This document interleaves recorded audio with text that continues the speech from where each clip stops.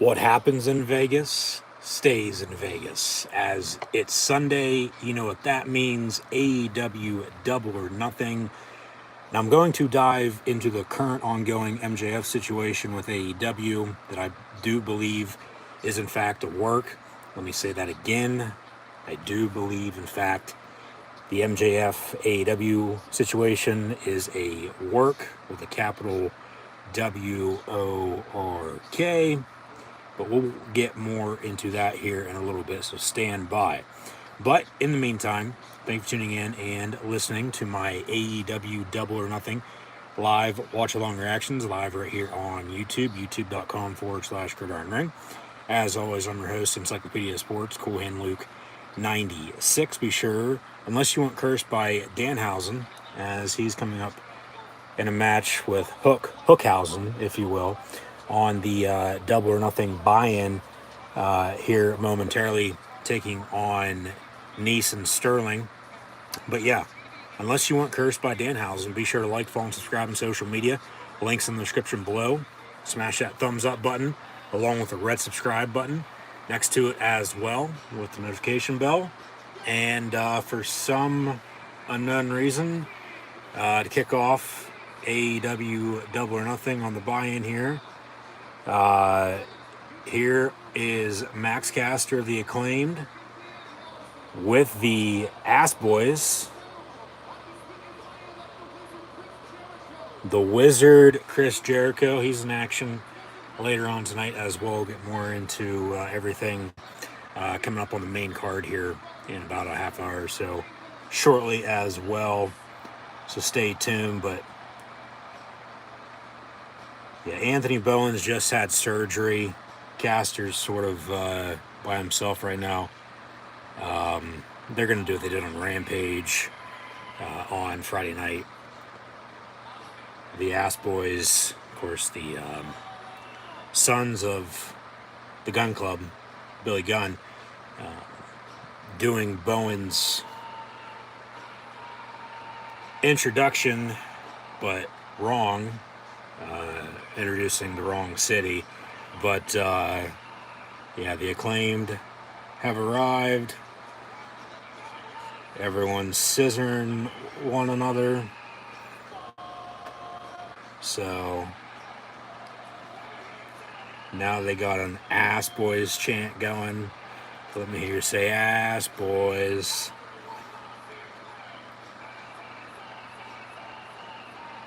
So they add that in right off the bat. Wasn't expecting that. Of course, they're going to continue to preview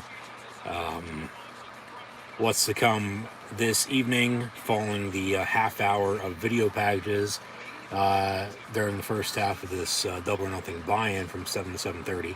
Now here at the bottom of the hour, going to go till 8 with one match on the buy-in. As mentioned, that is the tag team match with Hookhausen and Nice and Sterling. 13 total matches tonight.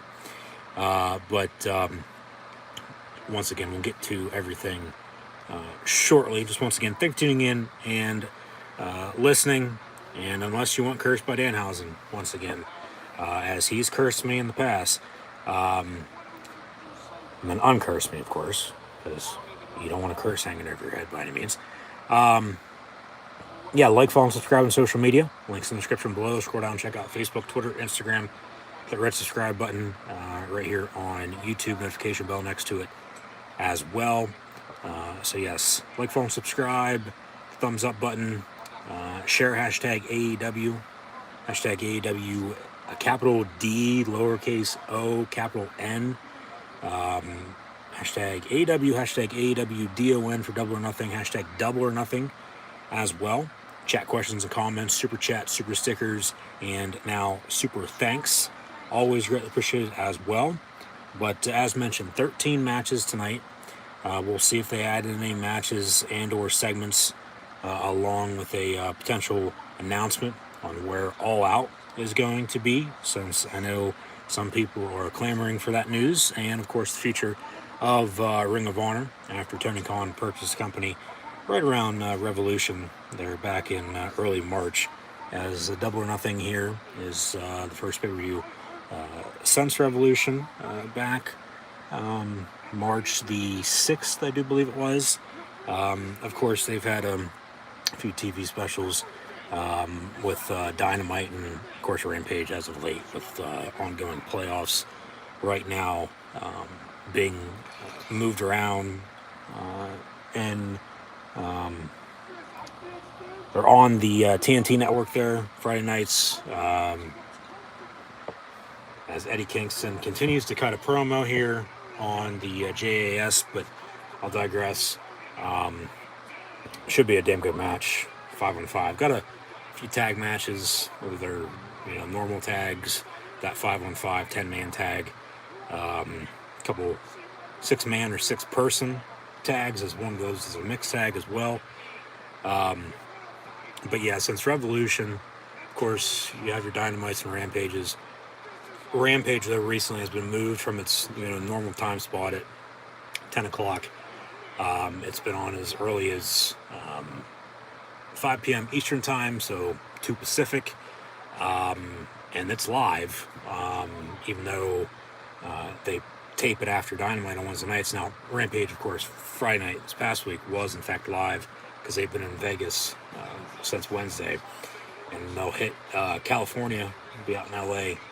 on Wednesday for the first time in AEW's history, as they just recently celebrated a 3-year anniversary, so congratulations. Hard to believe it's been 3 years already that, of course, All Elite Wrestling, AEW, has been in existence. New Year's, a few months after they all went all in Chicago, they formed AEW. A few months later, Memorial Day weekend, Double or Nothing.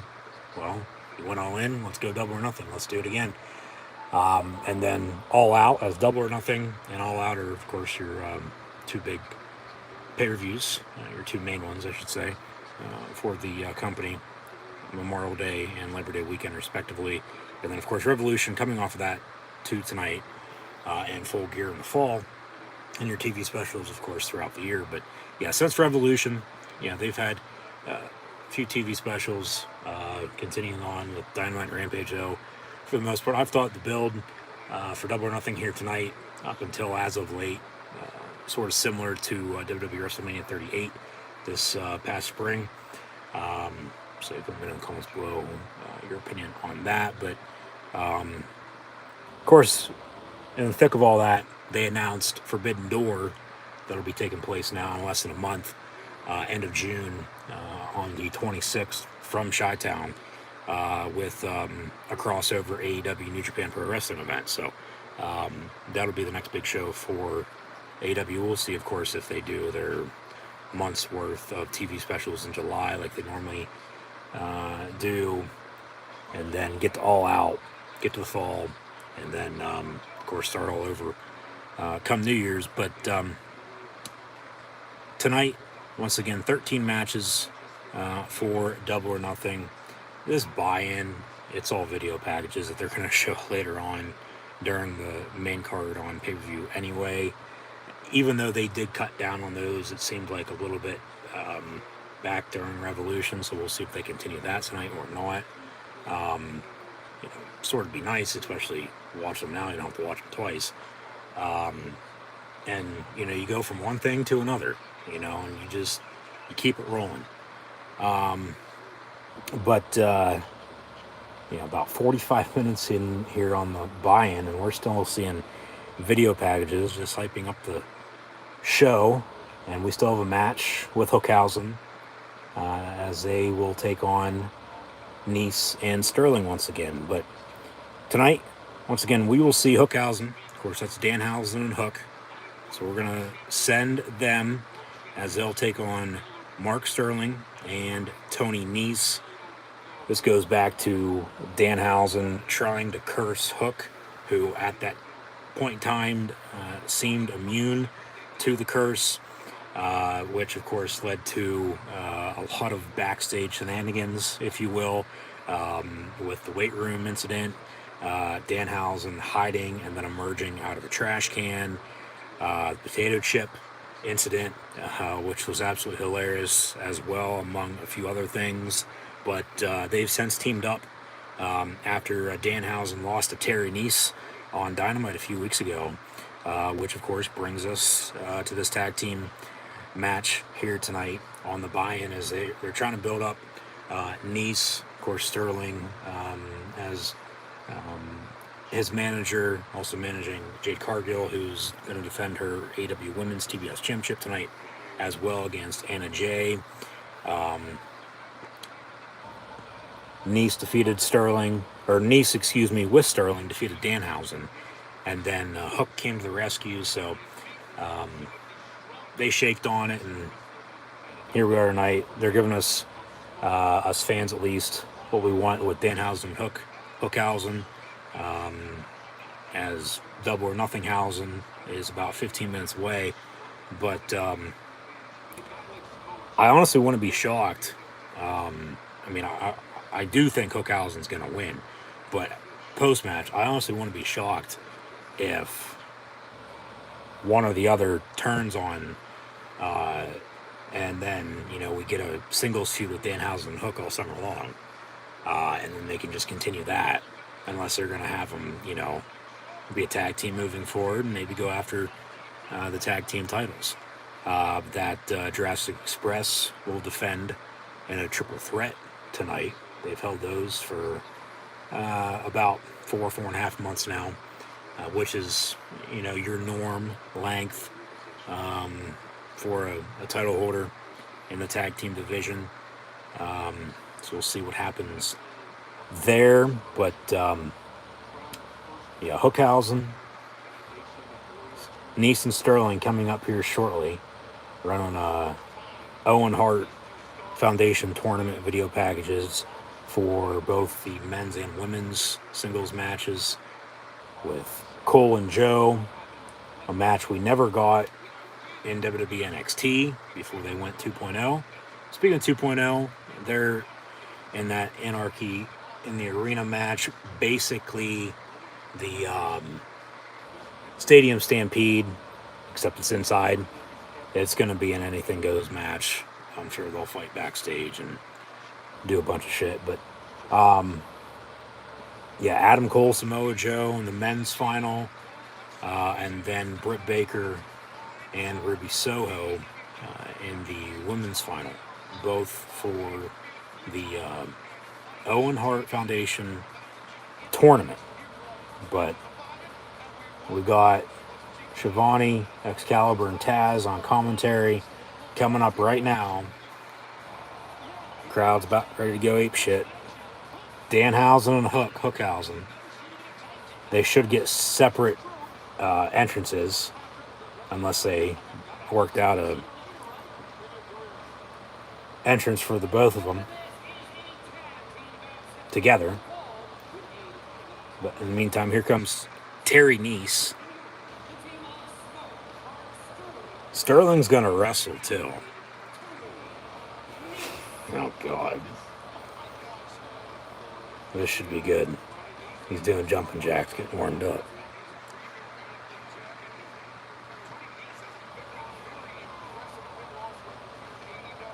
Sterling doing his best Goldberg impression, it seemed like there. Kicking the air. No pyro for either of them, but and rightfully so. But yeah, we'll get the rest of these matches here in a second. I really want to see this. Danhausen and Hook teaming up. Hookhausen gonna hopefully annihilate Nese and Sterling. Here comes Danhausen, who is very nice and very evil. He's 6'7" and weighs a ton. He is 0-1. He lost to Nese a few weeks ago. That's why we got this match tonight. But from somewhere far away, twice his height, and add a few hundred pounds, Danhausen. Here comes Hook. Taz is on commentary. the former Bucknell lacrosse commit, who's now one of the hottest commodities in pro wrestling today in AEW. Danhausen and Hookhausen.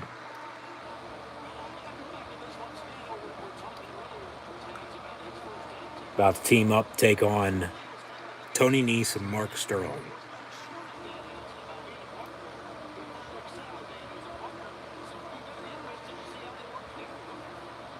I questioned at the time, of course, like, why the hell did Danhausen just lose in a squash? Especially to Tony Nese, of all people.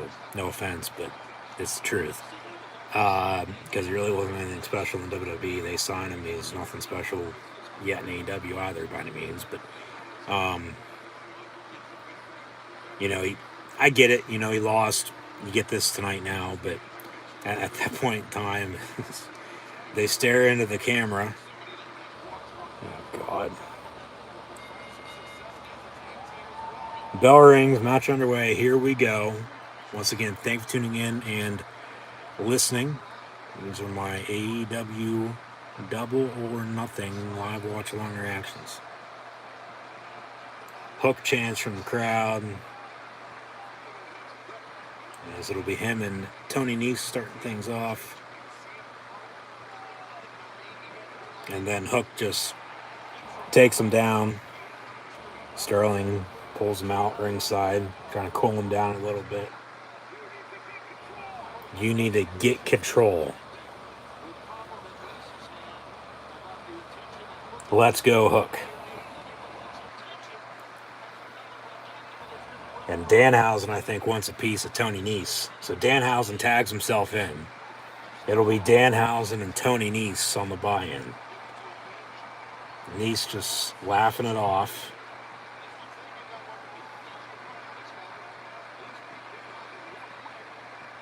Tony Nese gonna let him punch him right in the face. And then Danhausen puts him in a headlock. Off the ropes they go. Nice big shoulder tackle. Danhausen gonna hurdle. And then Nese misses with an elbow. Danhausen tags in Hook. Danhausen gonna go for the curse. So Danhausen has now cursed Tony Nese once again. Hook must not have been up on the ring apron because there was no tag made. And then a hurricane off the top rope by Hook. And then Hook curses Mark Sterling. And then Tony Nese out of nowhere, the big clothesline on Danhausen. Boos from the crowd as he punches him.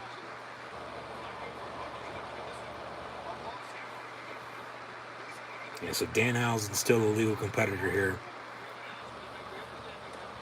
Tag made. So Mark Sterling's the legal competitor now against Danhausen. Kicking him into the corner. Sterling walks over to Hook. Hook stares him down. He tags back in Tony Nese. Doesn't want to fight anymore.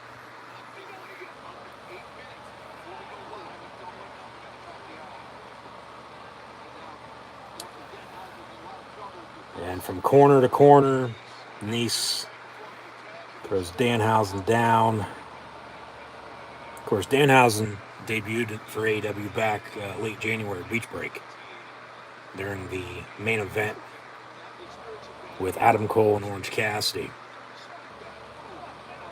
Was a part of Best Friends there for a little bit. Since then, well, it's been him and Hook going back and forth. Now they're teaming up. But one of the most funniest human beings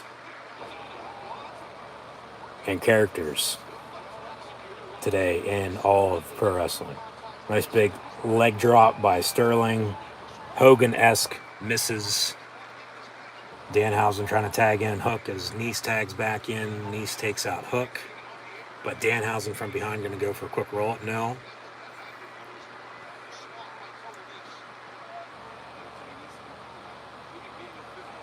Punch misses. Danhausen picks him up and slams him down. Going to go for another tag.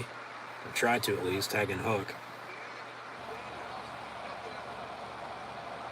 Hook chance. And Hook tags in.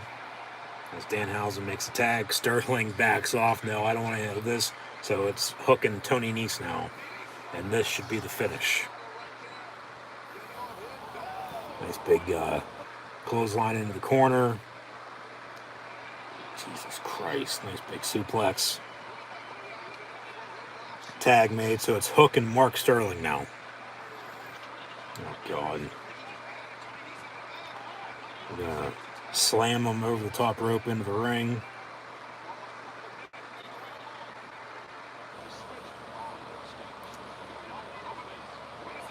And then Hook gonna slam Tony Nese out of the ring now. As Hook and Sterling are your legal competitors. Right on his fucking head. Shit.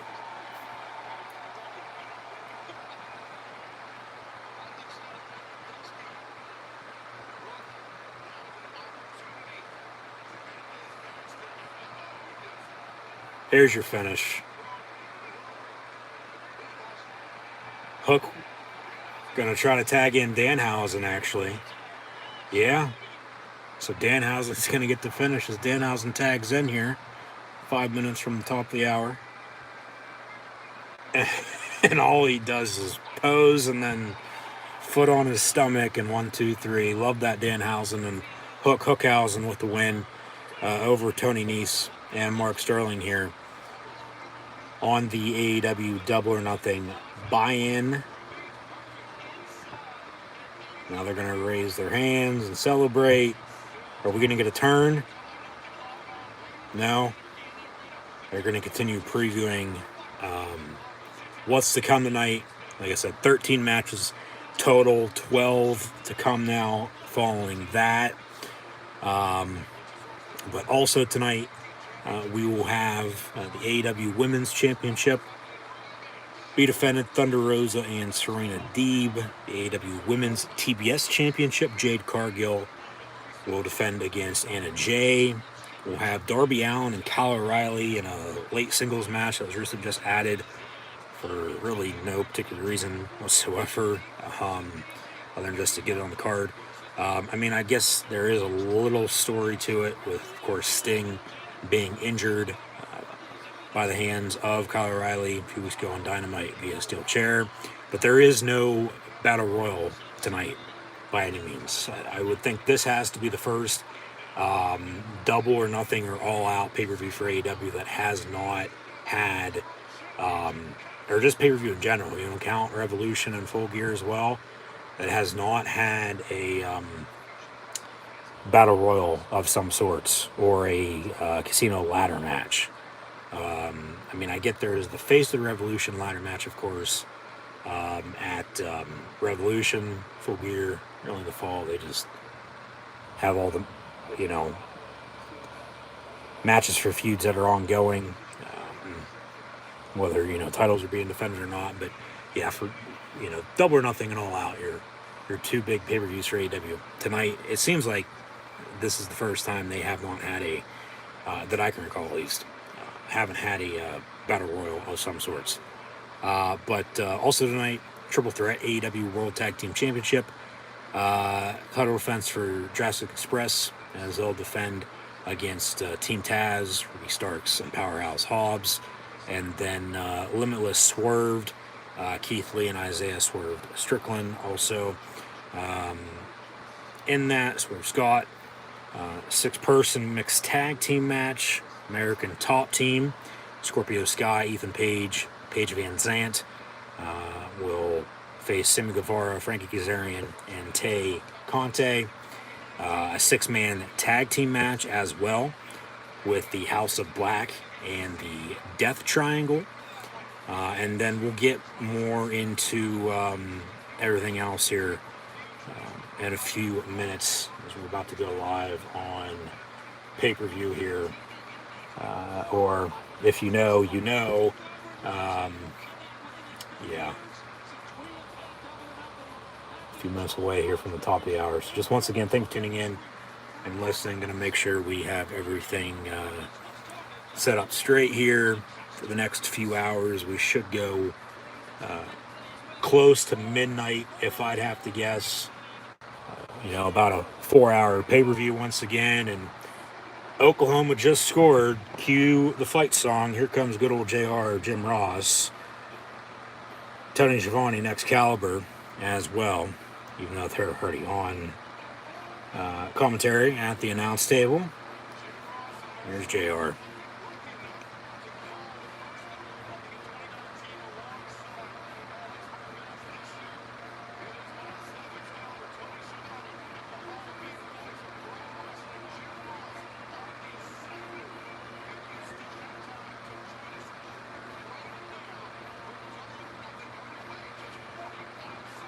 45 seconds. Make it 30 seconds. We're less than a minute away. Jim effin' Ross makes his entrance for Double or Nothing.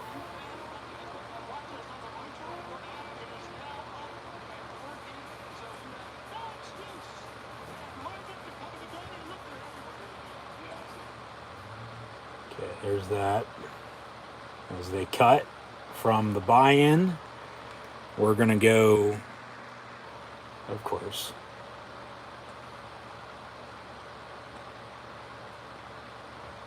we're going to go to, of course, Double or Nothing on pay-per-view now. Or, once again, if you know, you know. And we'll see what kicks off the night.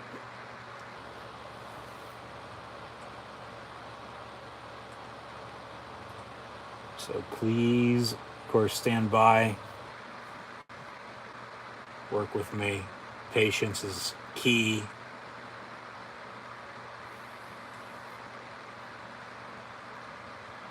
As Tony Schiavone actually just mentioned, there was, yes, some issues earlier.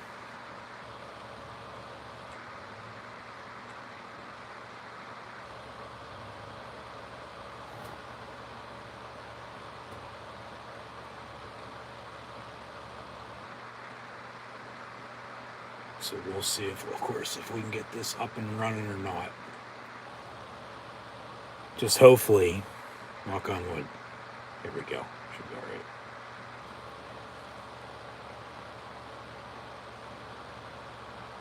Nothing that I actually am interested in kicks off the night, but we'll see. They always, try to start out with a bang and keep it going for the first hour or so. It might dip time or two at some point in time in the middle until, of course, you get to the end of the night, but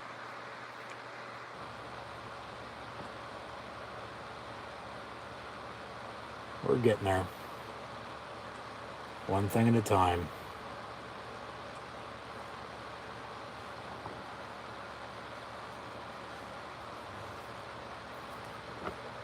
Maybe not.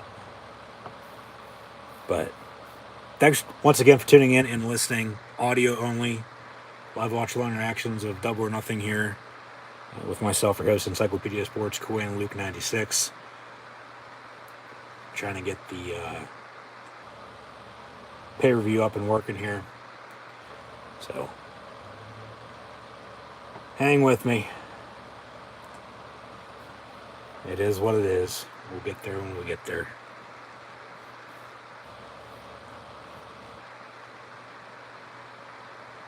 It's there.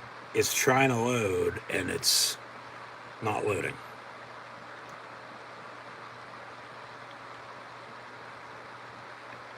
As nothing is playing, basically, long story short. So, of course, I'm going to try to continue this to see if I can get it up and running. Maybe, maybe not.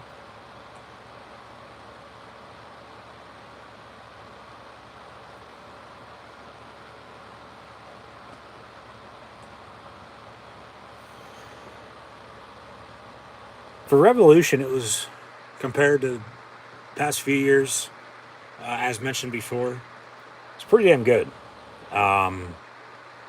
Really, no technical difficulties, no issues by any means. tonight right off the bat. I mean, once again, I can understand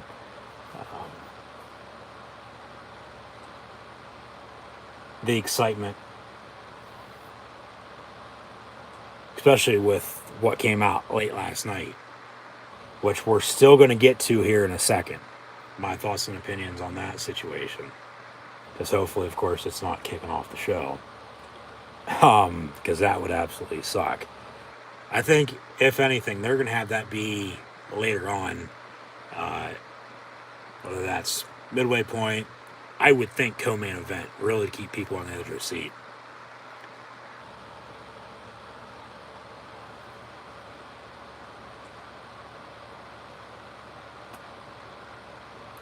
But as I try to, of course, continue to get this up and running, still to come tonight as well for AEW Double or Nothing. We have a tag team match with the Hardy Boys and the Young Bucks, Delete versus Elite. And then we're not going to be in Kansas anymore. However, we will have Anarchy in the arena because Chris Jericho is now a wizard. So we'll be off to see the wizard, the wonderful Wizard of Jericho. The Sports Entertainers Jericho Appreciation Society will take on the pro wrestlers of the Blackpool Combat Club with Eddie Kingston, and of course Santana and Ortiz, Proud and Powerful. And then the Owen Hart Foundation tournament, first with the women's. It'll be Captain Jack Sparrow, Britt Baker versus Ruby Soho, which makes her Amber Heard then, right? Right. And then the men's will have Adam Cole and Samoa Joe in a match, once again, we never got to see in WWE NXT before they both departed the company. MJF and Wardlow. And then the main event of the evening, AEW World Heavyweight Championship. Hangman Adam Page defending against Phil Brooks, CM Punk, after his debut with AEW late last summer. But this MJF situation with AEW right now, it's pretty interesting to say the least. Supposed to take on Wardlow here tonight. We'll see if the match, takes place or not, by any means. But of course, MJF, he's been talking about 2024. Of course, that's the next election year, along with his contract being up as well.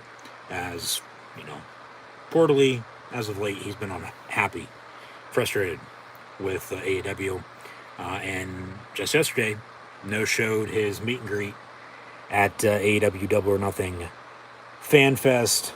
Reportedly, booked a flight out of Vegas. Didn't get on it though. So, like I said at the top, this is just a work, in my opinion, to continue to get people to buy up the tickets. There he is. They're going to start off the show with MJF and Wardlow. And he's there. Exactly. This is a fucking work. I told you at the top. Yeah. MJF saying back him up. He's going to get in the ring. So they start off with a bang. MJF and Wardlow. He ain't going anywhere. No. Not at least anytime soon. Bell rings. MJF rolls out.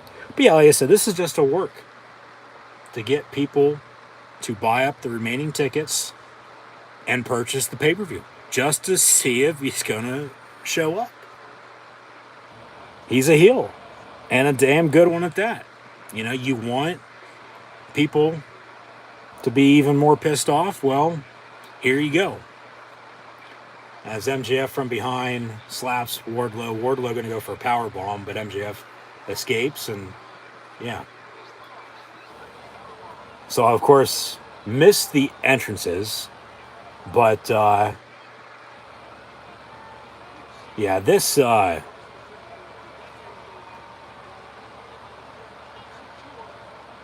puts the dirt sheets in a bad spot, which is a good thing.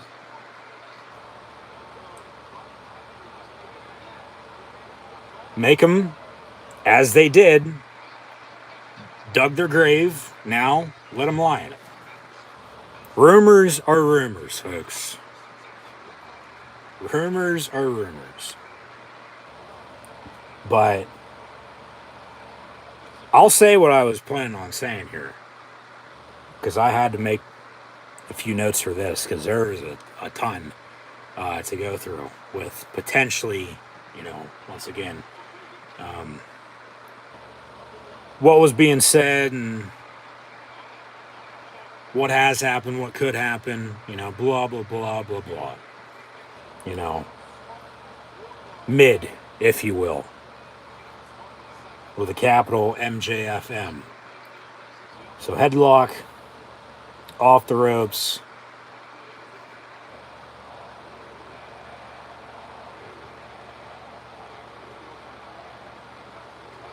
Crowd's chanting, fuck you something. MJF with a quick roll up. 1, 2, kick out 2.5. Wardlow has to win this. Because MJF, once again, can afford another loss.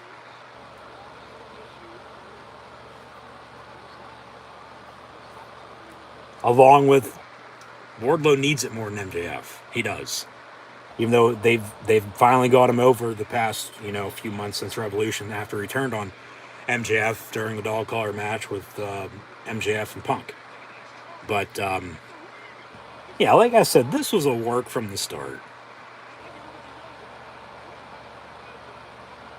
They take the Dynamite Diamond ring from MJF. Hazmat, your official. Bryce Remsburg, your zebra, for this opening contest for Double or Nothing. MJF Wardlow is, in fact, happening. You're just now tuning in.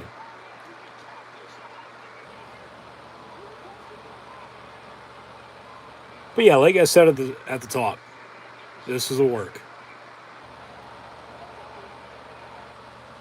Get people interested, make them want to tune in, and see if he's actually going to show the hell up. And he can make up, for what he missed yesterday at FanFest at another time. They shake it out. Wardlow doesn't let go, though. Of course, Wardlow used to be MJF's bodyguard in the Pinnacle. But they've since broken up, of course. But, yeah, this was a work from the start.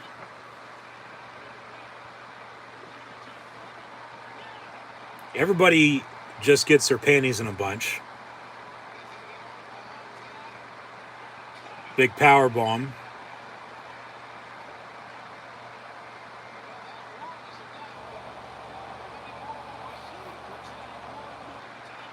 One more time for Wardlow here. Another power bomb potentially. Yeah, Wardlow recently, he's been getting the Goldberg-Batista Ryback comparison. And rightfully so. Really, all he's done is powerbomb people. Here he goes again with another powerbomb on MJF.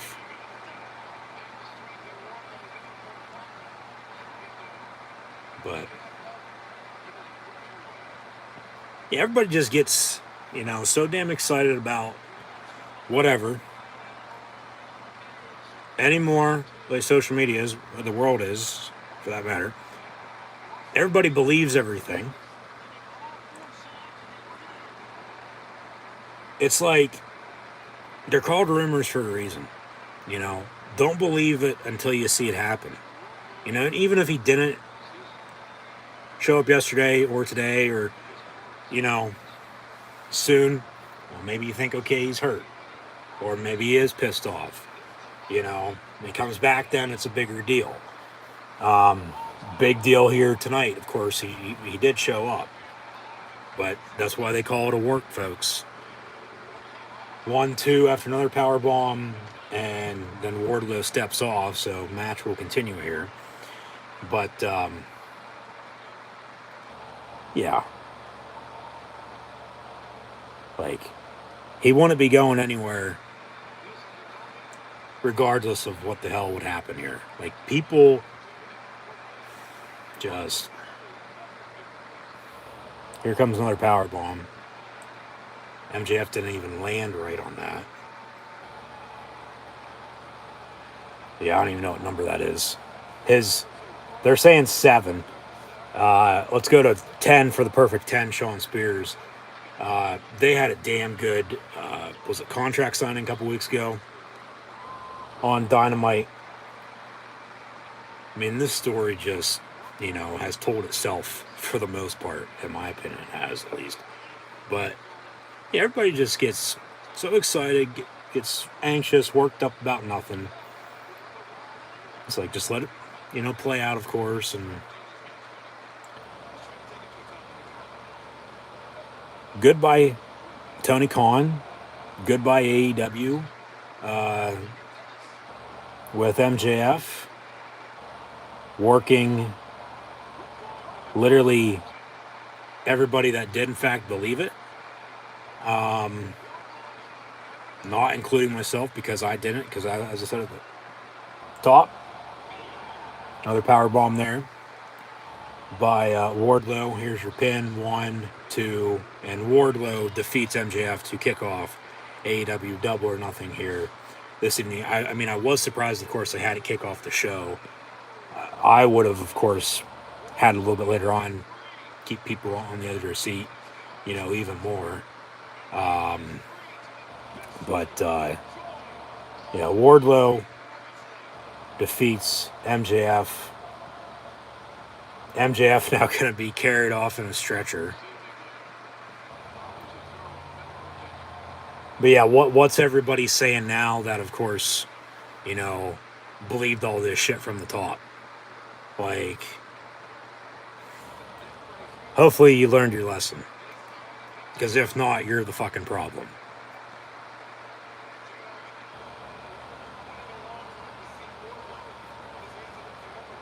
Yeah. As I said at the start of this Double or Nothing live watch along, audio only stream live right here on YouTube, I thought this was a work. And sure enough, it sure as hell was.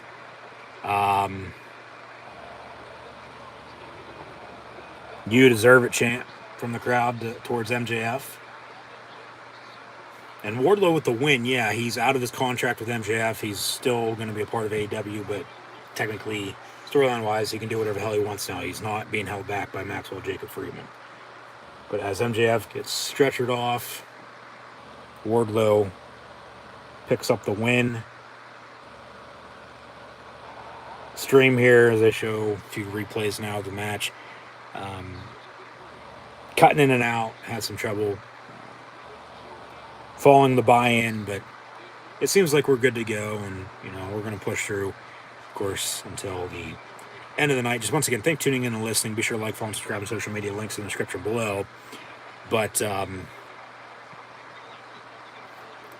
yeah, credit to AEW, credit to Tony and MJF. Just I wouldn't say the heist or the work of the century, but they just pulled off a damn good work on everybody that believed every ounce of it. And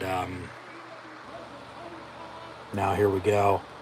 Shivani going to interview Wardlow at the top of the stage. Wardlow is hashtag all elite, even though technically already was. But once again, part of the story. Another reason that he had to win the match, which he did. Is somebody going to come out and attack him now? Are they going to set up something for him? Because I'll get back into what I think is going to happen with MJF, potentially, and what's going to happen in the main event later on. So, you deserve it, chant. A powerbomb machine, Wardlow.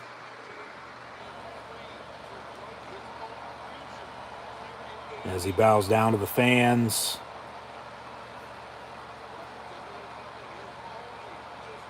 And they're going to continue to preview what's to come here tonight. We're 2 matches in, 11 to go. 20 after 8 here on East Coast, as it is just a little after 5 local time. It looks like it'll be the Delete Tag team of the Hardy Boys taking on the Elite Tag team of the Hardy Boys. I mean, the Young Bucks. They dressed up as Hardy Boys on Rampage, cosplaying to kick off that show, which was absolutely hilarious. We've gotten a lot of that recently. Of course, Kevin Owens dressing up as Stone Cold Steve Austin, right before WrestleMania. Ezekiel saying he's not Elias, even though we know he is. And then the Young Bucks dress up as the Hardy Boys. This should be a damn good tag match. I would expect a lot of high, scary spots, if you will. Especially by Jeff Hardy jumping off of something. Whether that be a ladder or a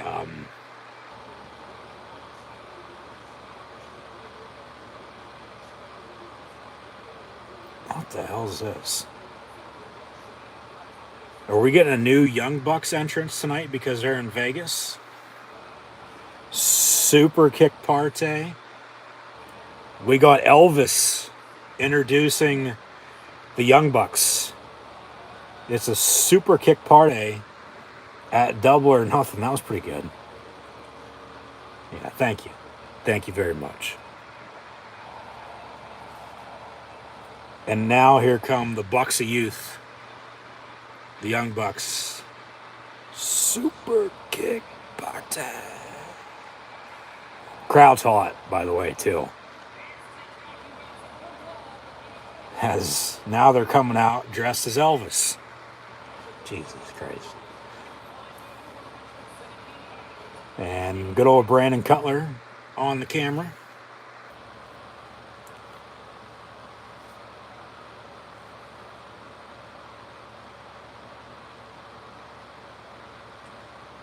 And of course, once again, hang with me, like I said. Starting off Double or Nothing, well,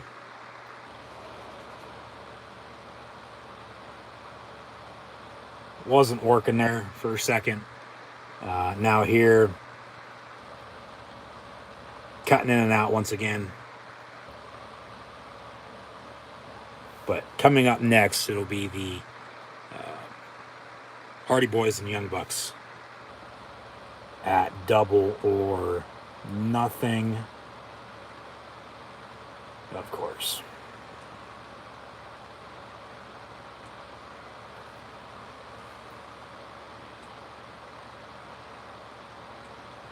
But yeah, starting off hot. Going to continue this trend here. It seems like at least, until 9 o'clock. We'll see what's going to be after this. But pretty loaded card, to say the least. They normally do stack these, pay-per-views because they only have 4 a year. Everything else sends a, TV special of some sorts. Of course, next month, they're really going to go big with the Forbidden Door event with, of course, New Japan Pro Wrestling. But, yeah, we'll see how this upcoming match goes. Could go either way. I mean, honestly, looking at this on paper, the whole show, all the matches, there's a few that it's like, all right, honestly, whatever the hell happens, happens. I could really care less about, but there's a few that, like, honestly, could go either way, as always. There's a few I would think clear cut, as we just saw with Wardlow to beat MJF. The women's titles along with Hookhausen on the buy-in there that we just saw about a half hour or so ago now. That was 100% lock. But yeah, of course, let me know in the comments below what you think is going to happen here tonight, AEW Double or Nothing, along with what you've thought of the show thus far. But just once again, thanks for tuning in and listening. We're going to try to get this back up and working here momentarily. As sometimes, of course, your hands are tied. You gotta let it do what it's doing. Is what it is at the end of the day. But yeah, there's that for the most part. And like I said, I'm still going to say what I was planning on saying for MJF and Wardlow. I was shocked they hadn't opened the show. I wasn't shocked that he showed up because I thought from the start, as I had said earlier a few times now, I thought this was a work, and it sure as hell was. So,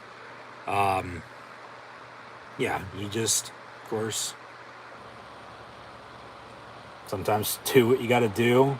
All right, we're underway with the Hardy Boys and Young Bucks. Saw the Young Bucks Elvis entrance. We'll see if we get a action figure of that by any means in the future. Of course, during FanFest this weekend with karaoke, all the meet and greets, they revealed more action figures to be released in the near future. But yeah, this is sort of, I guess, a dream match. From what I can recall, last time they faced off was the night before WrestleMania 33, when the Hardy Boys were rumored to have gone back to the WWE. They did, in fact, do that.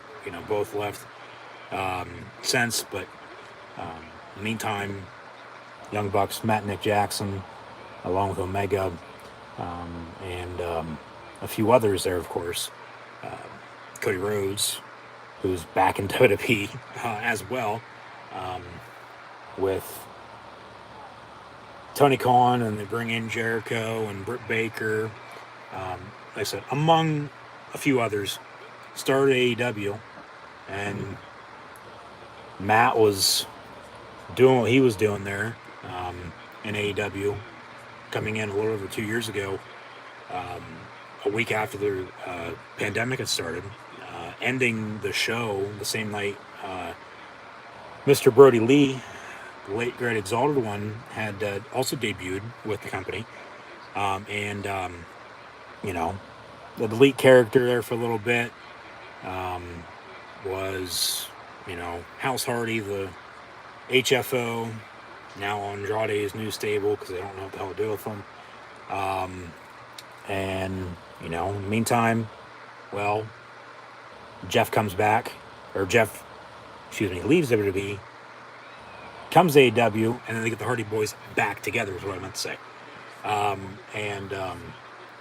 Now we get the Hardy Boys and Young Bucks here tonight at Double or Nothing. Like I said earlier, a few tag matches. This is a normal tag, as we saw in the buy-in as well, Hookhausen and Neeson Sterling. Got a 10-man tag with JAS and Kingston and LAX with the Blackpool Combat Club. That's a 10-man tag, Anarchy in the Arena.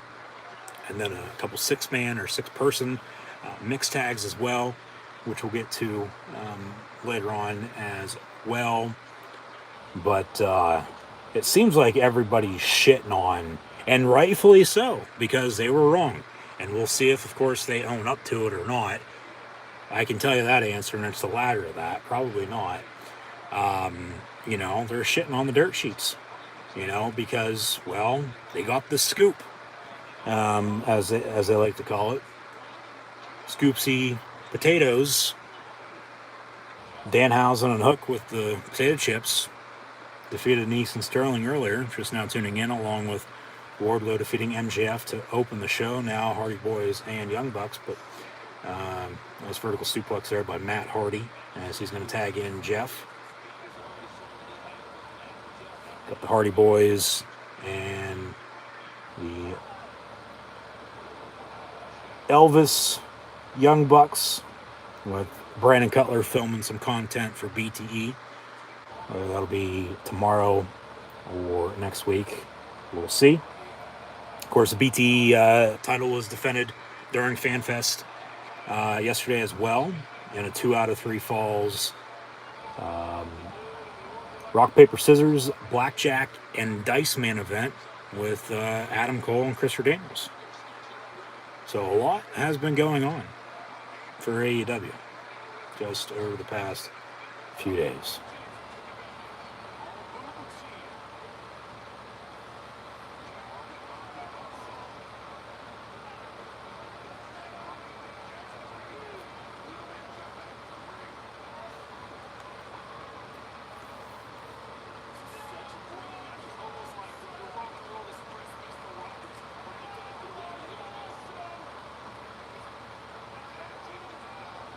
This is awesome chant. Young Bucks trying to get the crowd into it. They're more so than not saying fuck you to the crowd.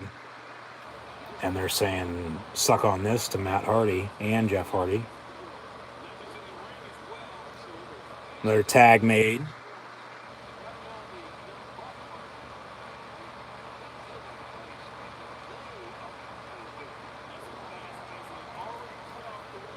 Who's on commentary? With JR, Shivani, Excalibur. Is that what's his name from Ring of Honor, or is that Ricky Starks, who's normally on commentary for Rampage? Which I wouldn't think it's him.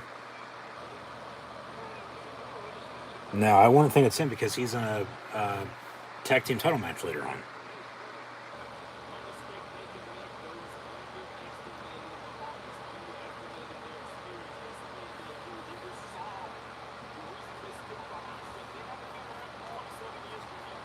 So Brandon Cutler going to pull down Matt Hardy as Jeff was going to make a tag. Thumbs up. Yeah, Rick Knox, your official. Didn't see it. So the match continues. Hardy's your face. Bucks, your heels in this matchup.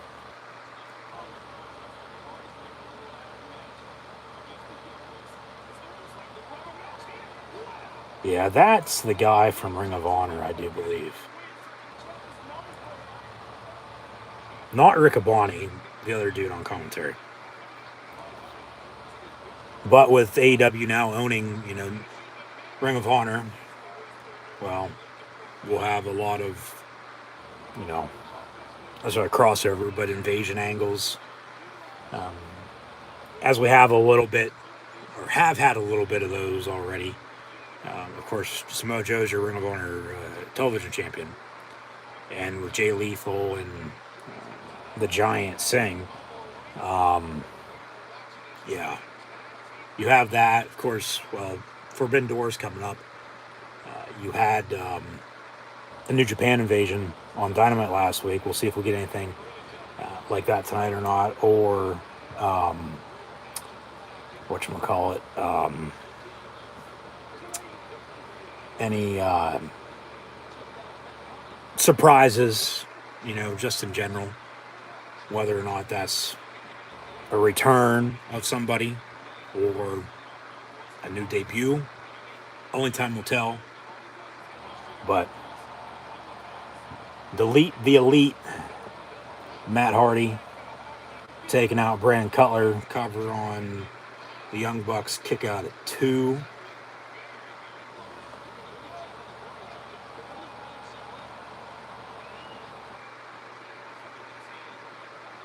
And we're going to get a twist of fate. No, off the ropes. So Jeff's in the ring, but Matt is legal ringside. Now they want Jeff to come a little closer. He flips him off.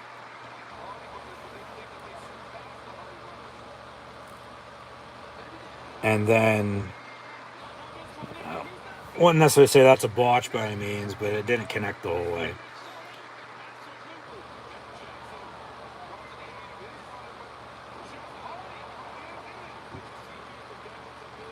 A little back and forth here with these two tag teams that. Okay, that was good. At least they finished it off strong with a kick off the ropes, and then they were caught ringside, but they all fell then. So, yeah.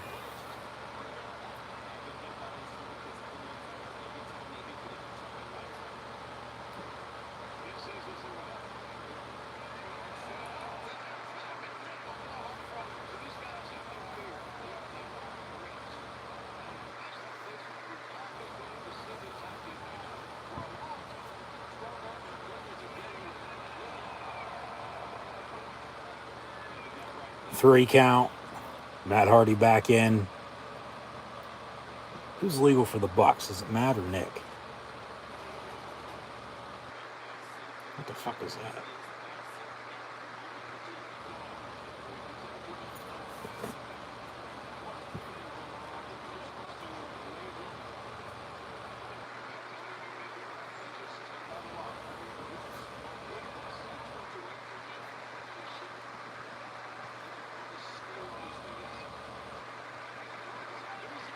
Matt Hardy saying bring it. So they hit him with a kick. Or, excuse me, a knee right to the face. Tag made. As they are in Vegas for Double or Nothing. Matt's going to move. No. Cover. 1, 2, and a kick out. I thought he would have moved on that.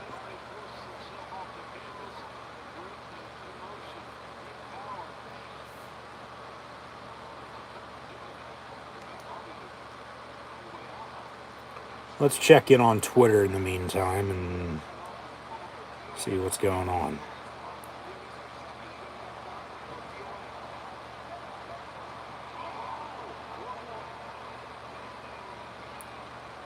AEW Double or Nothing is trending number 1. Cutler just got taken out. Looking like a Carol Baskin tiger.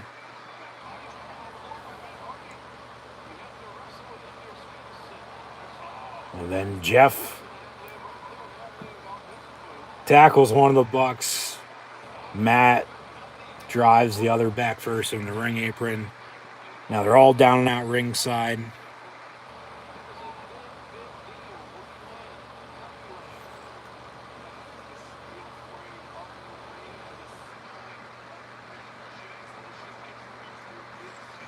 Let's see if anybody's issued an apology.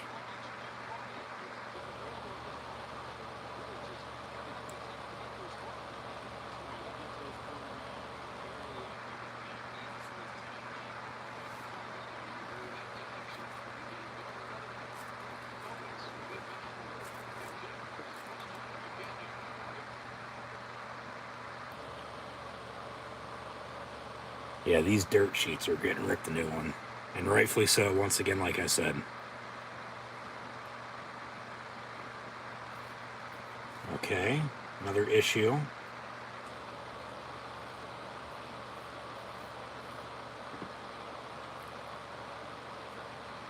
Hopefully we can get this back up and working.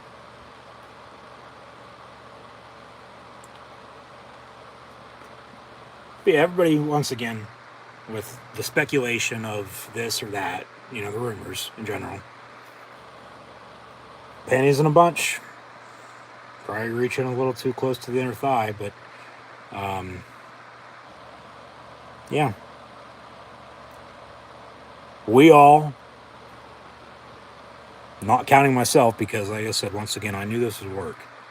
Or figured that much, that it, you know, probably would be. I'll say that.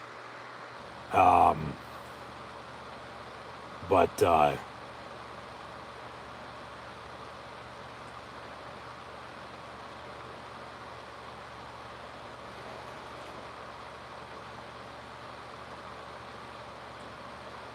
Yeah.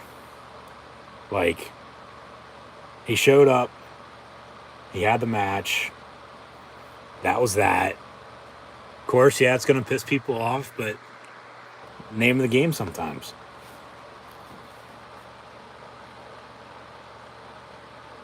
So as we try to reconnect once again here,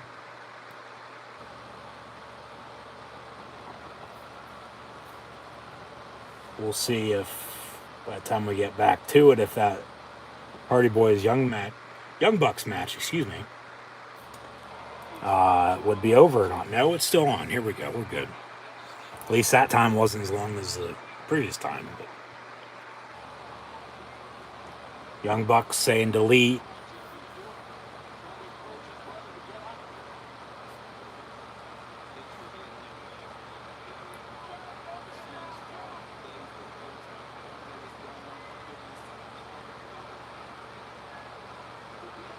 Now going to go for a super kick party. Yeah, just back and forth. One after another.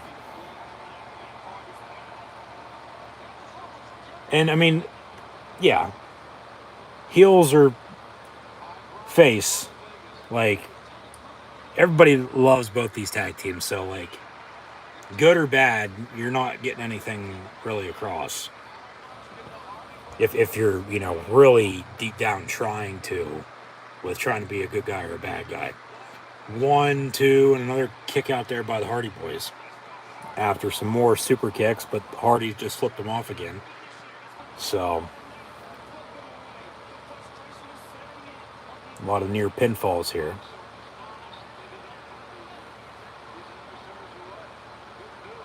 Is something wrong with Jeff? Because he's like bouncing around in the ring.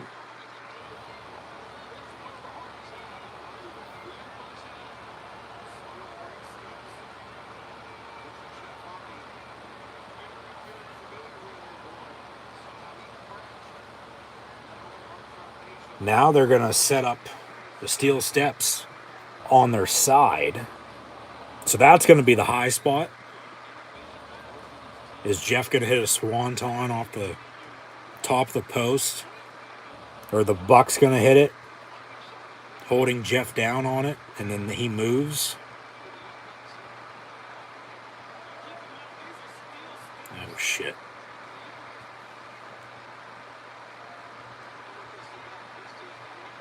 Now the Hardys are fighting back.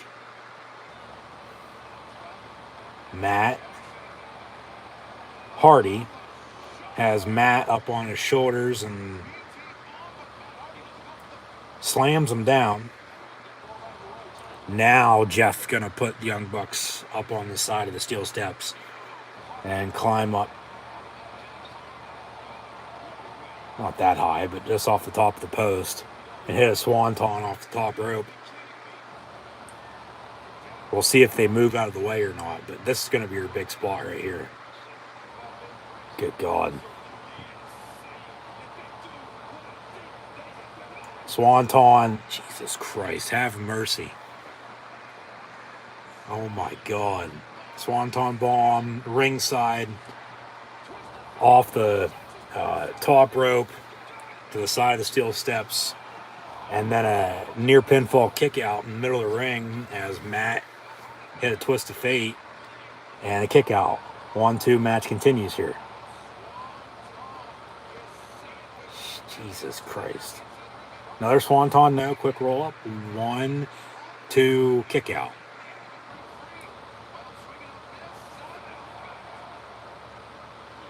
Now another twist of fate.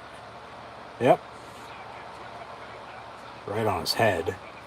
Now going to tag in Jeff. And Jeff's going to hit a swanton off the top rope once again, this time in the middle of the ring. And this will be your finish cover 1, 2, 3, I would think.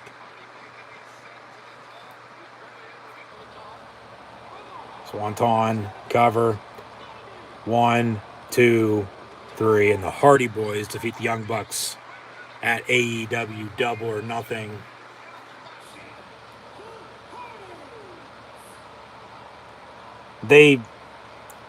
Both these teams didn't need a win by any means, but between the two, the Hardys needed it more, no doubt, yeah, because they just got them back together. And the first time in AEW, they're trying to tell their story together, compared to the Young Bucks, of course, who have been together for, well, these 3 years in AEW and for a lot of years prior than that.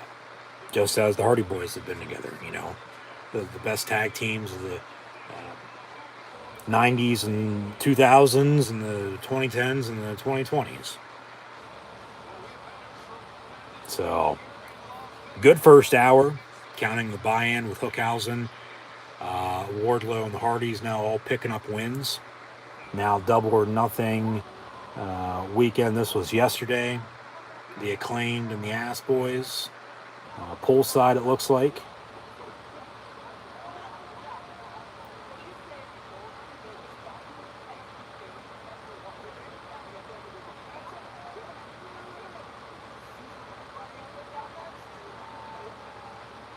As they are, with their fingers, scissoring each other. There's Mr. Ass.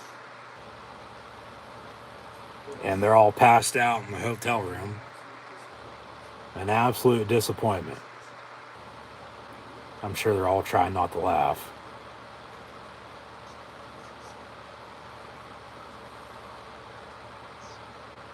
Oh, God. Okay, I don't know what the hell that was supposed to be for, but... Right next. That's a good one. Right now. The AEW Women's TBS Championship, Jade Cargill and Anna Jay. So this will give us a minute or two to really get into the MJF Wardlow situation with that match that kicked off the show here tonight. But I'm still, once again, going to say everything I was planning on saying. Might have to, reword it a little differently now. But this match, honestly, shouldn't be that long to begin with. Jade's probably going to win because she is undefeated still. This would be like a big shock if Anna Jay did win. She's still a part of the Dark Order, who, in my opinion, being a fan of them for the most part from the start, especially with, Brody Lee at the helm in charge, since he passed and since they've, returned to the road, they've sort of, lost their luster, in my opinion, but, they're still a Dark Order, and they're still, of course, a faction, a team in AEW, so we'll see, of course, how they can continue to build them, if at all, but yeah, here's Anna Jay getting a TBS Women's Championship opportunity here against Jade Cargill at Double or Nothing. So here comes the baddie getting special entrance with some of Vegas's finest dancers. But yeah, back to, once again, late last night with the MJF news. And in recent memory, for his frustration with, whether it's a contract issue or whatnot, who honestly knows? I'm not really going to get into that because I don't know, just like, everybody else that reports on this kind of wrestling news, doesn't know either, even though they think they do. And that's the thing, like, once again, they're rumors, and it's pro wrestling. It's scripted, by God. Like, get worked up about nothing. Once again, panties in a bunch, a little too close to the inner thigh there, SRS. But, yeah, with MJF in 2024 being unhappy, he no-showed the meet and greet, all that, including the flight, whether or not he was going to get on it or not, and then he didn't. Yeah, this was a work. Just to get people to, buy up the remaining tickets with however many were left, and then purchase pay-per-view on pay-per-view or your other options to watch it, including tuning in live or here on YouTube, listening to my live watch along reactions, and thank you for doing so. But yeah, just to see if he's going to show up. Everybody got worked, so we'll see what their side of the story is now, what they got to say about it. But really, doesn't matter. Nobody cares. But yeah, he's a heel, and once again, like I said, a damn good one at that. You know, you want people, even more pissed off. Well, once again, here you go. And I believe that's honestly like where I had left off, because I had got to this right at the top of the hour after discussing what I discussed during the buy-in with the Hookhausen match as well, and then a tech issue with the stream, and now back to it, and they had it, kick off the night, which that's what I was surprised about once again. I would have personally, had it later on just to get, people to stay in the edge of their seat, keep them interested. Hey, this match is still to come. When they know, okay, he's going to show up, but honestly, we don't know or didn't know if he was or not. And that's the part of the work, of course.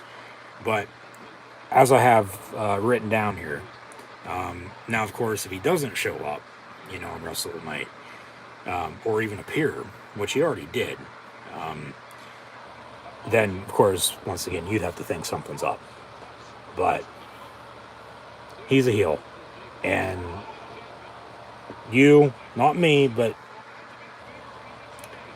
And I'm sure there's others out there, my side versus everybody else that got worked as well. Yeah, like...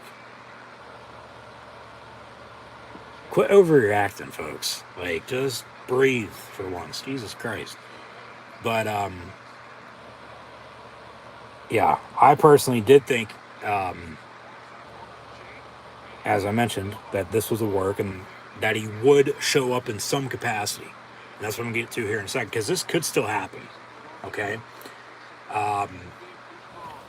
Storyline-wise, it makes a lot of sense. And it would have made sense either way they would have went with it. But they still have the match, and Wardlow wins. So, yeah. He was, at one point in time, rumored to have not, what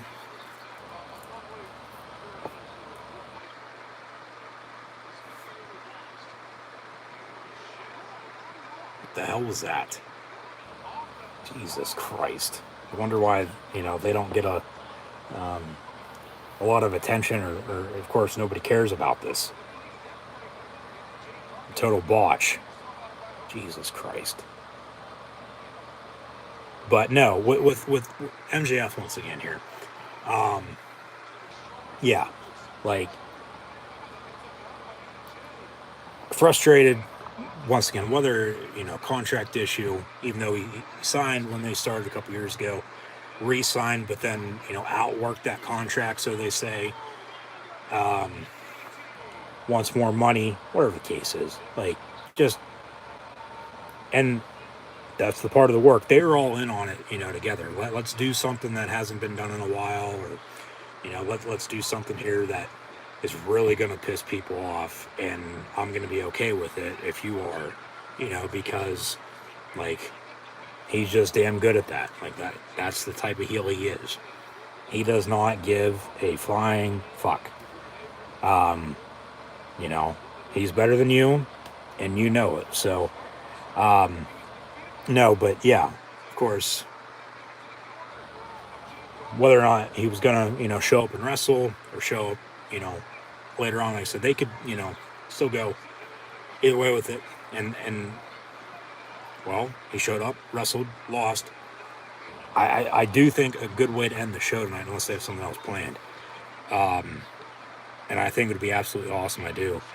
Talking about heel heat once again to piss everyone off is that, well, He didn't no-show the Wardlow matches, did FanFest. Showed up, lost, but he can still show up later on. Maybe something backstage, but yeah. To end the show, if this is contingent on if in the main event for the AEW World Heavyweight Championship that CM Punk defeats Hangman Adam Page to become the new world champion, guess who comes out to close the show? Stare down. There's your title feud for the world title, and then you get the match at All Out. Probably have MJF win it. Because, well, people were bitching that, Punk hasn't done anything since he came to AEW. He should have won the world title off the bat. Well, once again, what if he didn't want to do that? He decided to, or they, as a company, decided to do what they did with him, and now here we are. People are going to be even more pissed off once he wins, but after then he loses the title whenever he loses. Just because, well, people always got to be pissed off about something, it seems like. But as this Jade Cargill and a J match continues, Sterling came out, neck brace and a crutch, after they lost him and Nice to Hookhausen earlier. And then Johnny Hungy of the Dark Order, came out from behind. And back to a pretty even playing field now with Cargill and Jay. But, Jade Cargill and Anna Jay. Yeah, Cargill and Jay. Threw myself off there for a second. But Malcolm Bivens is all in with AEW. Is he going to be Jade Cargill's new...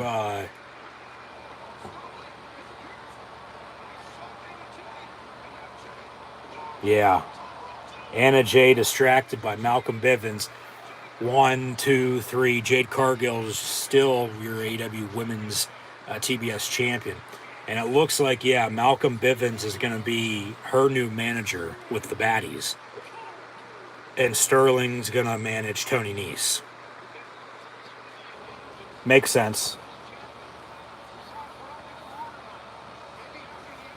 And you got, who's that, Sky Blue and Red Velvet with Jade Cargill as well. One has green and pink hair, one has red hair, and one has blue hair. And Malcolm Bivens is bald. Now Chris Statlander running down to the ring.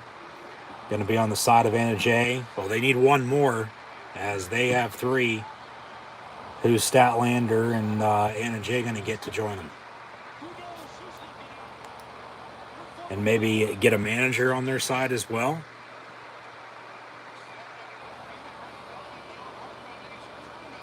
And we get some music. The Fallen Goddess. Oh, Ember Moon, all right.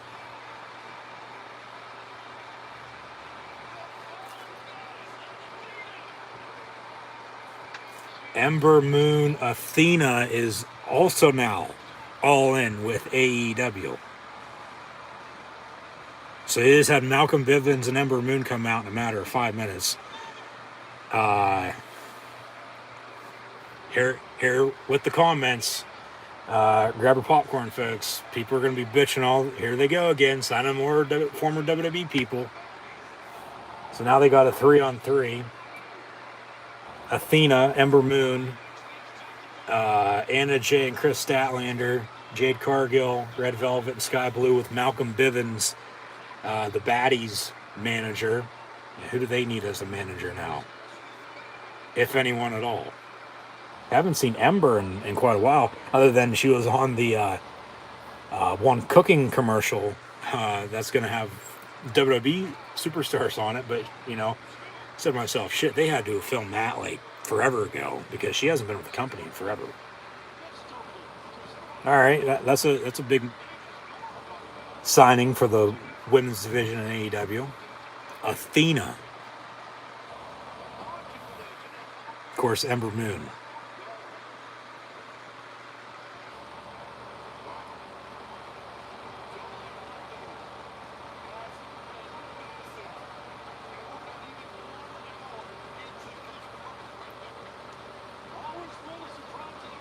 Always full of surprises, says Tony Schiavone.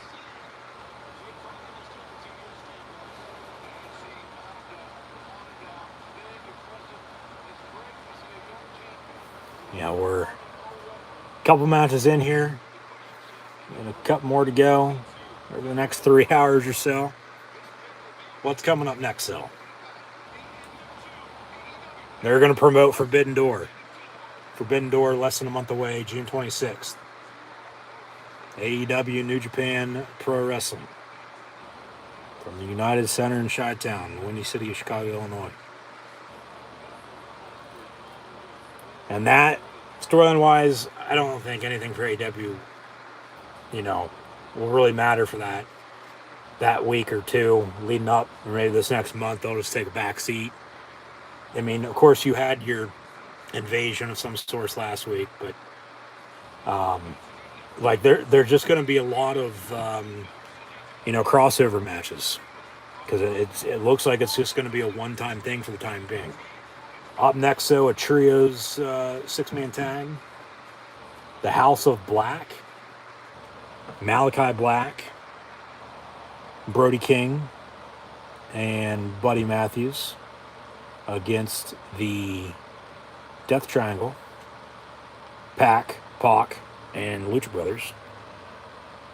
So, lights have gone out, and we're going to have the House of Black entrance here. House of Black with a new, what is that, a reddish pink logo with swords on it. Oh, they're going to give them, okay. That was a banner is what that was, that felt. All right. Nice backdrop.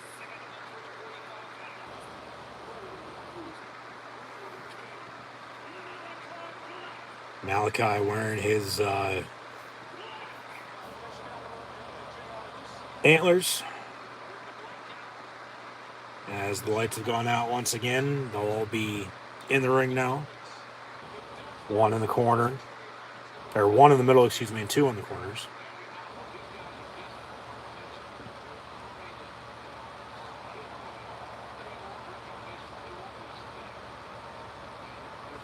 And remember, AEW, compared to WWE's new Judgment Day, with Edge, Damian Priest, and Rhea Ripley, and potentially adding a few more members, AEW started this first with the House of Black.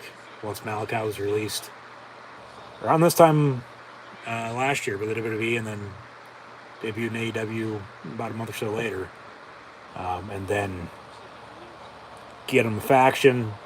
You get the Death Triangle back together, and well, voila, here we go with the match tonight. A 6-man trios tag team match.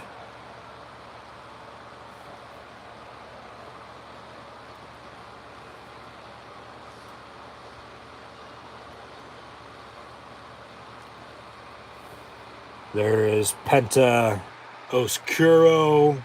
Ray Phoenix is back from injury. And the Bastard.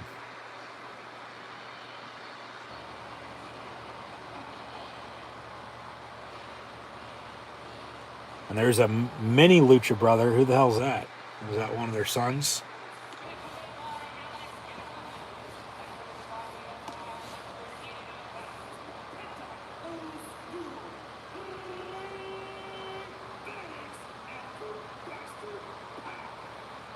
Death Triangle.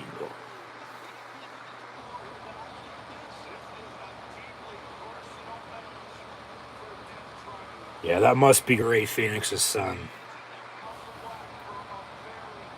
Pretty cool for him to, go out with him. Pac's actually wearing a mask, too.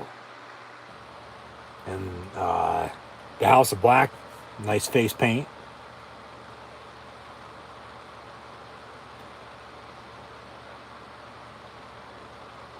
And now we get another issue.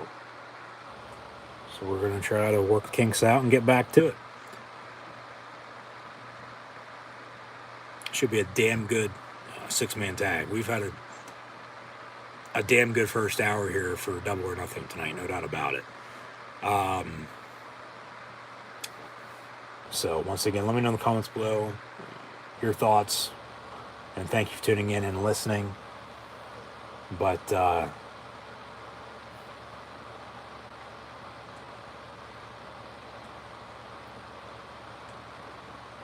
we're gonna try to get back to it here in a second.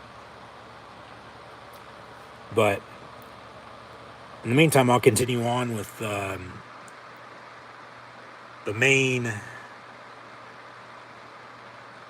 big topic coming into tonight, and that was, of course, with MJF. But yeah, have MJF now come out to close the show if CM Punk wins world title, and then take us back, work us at least back into the most recent CM Punk and MJF feud. However, of course, this time it'll be for the AEW World Heavyweight Championship. So, yeah, we'll have the best in the world and scum of the earth. That should go together quite well, I would say. Wouldn't you? But, yeah. Wardlow was better than MJF tonight. He knows that now, but yeah, just overall, let me know in the comments below, of course, what you think of that. Yeah, that's where I stood and sort of still stand on all that, because, well, rumors are rumors. But in the meantime, I'm going to try to get back to Double or Nothing here, see if it'll reload. If not, well, we got a couple more hours to try to figure it out. But yeah, just as always, once again, thanks for tuning in and listening. Be sure to like, follow, and subscribe on social media. Links in the description below. Thumbs up button. Share hashtag AW, hashtag AWDON, hashtag Double or Nothing. Chat questions and comments, super chats, super stickers, super thanks. Always greatly appreciated as well. And right now, a six-man tag trios match with the House of Black and the Death Triangle match. You know, once again, that could go, honestly, either way.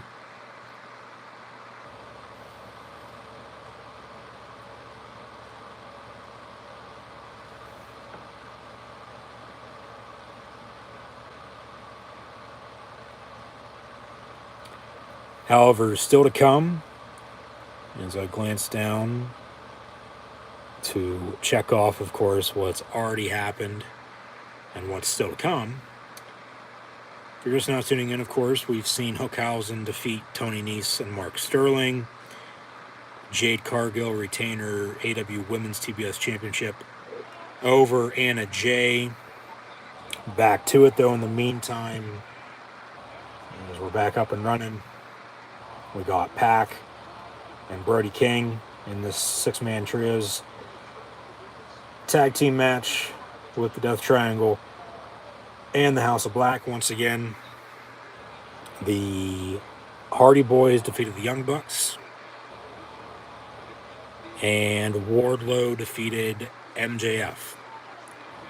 But as we have this six-man tag continue, still to come, Thunder Rosa, Serena Deeb for the AW Women's Championship, Darby Allin, Kyle O'Reilly, a triple threat AW World Tag Team Championship matchup with Jurassic Express, Team Taz, and Limitless Swerved, the six-person mixed tag, as well with American Top Team and Guevara and company.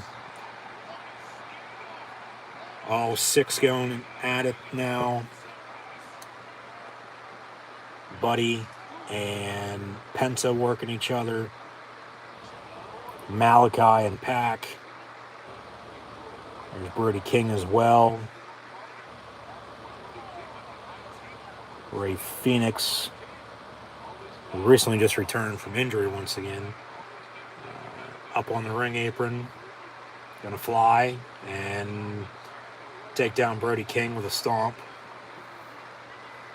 And now going to Malachi. Penta from behind as Malachi takes out Ray Phoenix. Penta, nice big clothesline. Buddy Matthews off the top rope. And a double knee.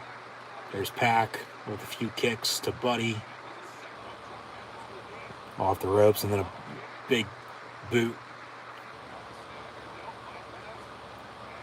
Jesus Christ. Nice big clothesline, and now everybody's down and out. So nice sequence there by everybody.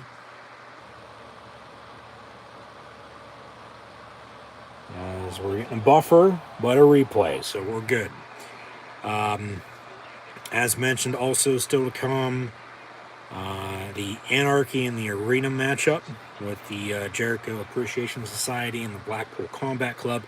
The two men's and women's final matches in the Owen Hart Foundation tournament with Britt Baker and Ruby Soho and Adam Cole and Samoa Joe.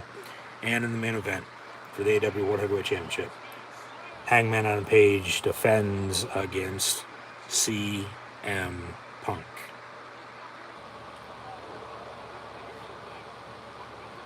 Brody King gonna tag in Malachi Black.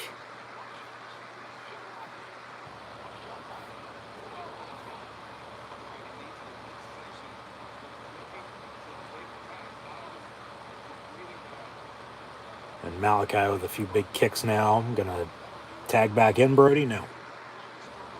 Nice big headlock now in the middle of the ring.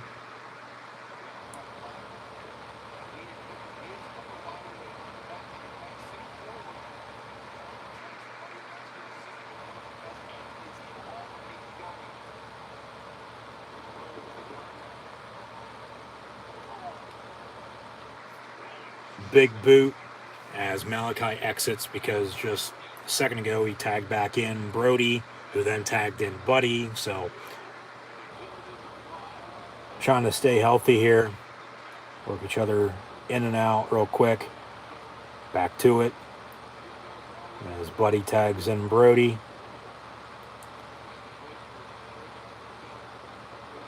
And Brody into the corner on the Bastard, who, yes, did wear a mask, but only in the entrance, not wearing it, of course, during the match here, along with the Lucha Brothers. That had to hurt for Brody King, especially being as big as he is. Missing with a cannonball in the corner as Pac moved out of the way. Pac trying to tag in Ray Phoenix. He does just that as he goes after Malachi and Buddy, but they're not the legal competitors as Brody King is. So now some super kicks. Uno, dos, tres. 1, 2, 3. They kick him again. Zero, miedo. And then they go flying over the top rope, taking out. There's that Malachi and Brody ringside. Yeah. Where's Buddy at? Yeah, Brody's the legal competitor for the House of Black, as Ray Phoenix is for the Death Triangle here, so they're going to go at it now. This is awesome. Chant from the crowd. This match is pretty awesome. This is pretty damn good. Both tag matches, all 3 tag matches thus far have been damn good. Don't want to, of course, miss out and forget about the buy-in with Hookhausen picking up the win. But there's been a lot that's happened since. That's how jam-packed this Double or Nothing is here tonight. And once again, what a first hour we've witnessed.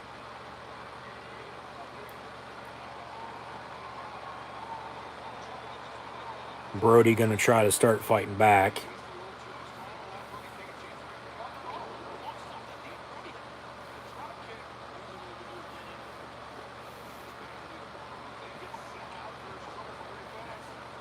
Ray off the ropes. Suicide dive, taking out Buddy. Actually, a little bit of a botch. Buddy was supposed to catch him. He he did, but he didn't, and then he picked him up and vertical suplexed him on the floor. So, I mean, I guess they, ended it strong. Pac taken out. Oh, they're taking out all of each other now. Jesus Christ. Yeah, Pac did something to somebody, and then Malachi took out him. And now here comes Brody King, who's the last one standing. And, yeah. Suicide dive by Brody King, or is he going to jump over the top rope? Throat slash. And Brody King over the top rope. Well, just barely got all of it, but he got it. It took him out, so that's all that matters.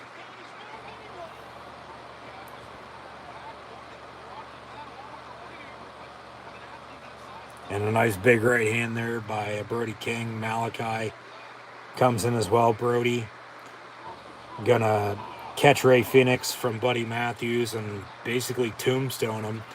Landed right on his head cover, 1-2, but then a breakup as they all run into each other and break up the count. So, match going to continue here. Hopefully Ray Phoenix is okay, because of course he just came off an injury, broke his leg on Dynamite back early January, and just got put on his head.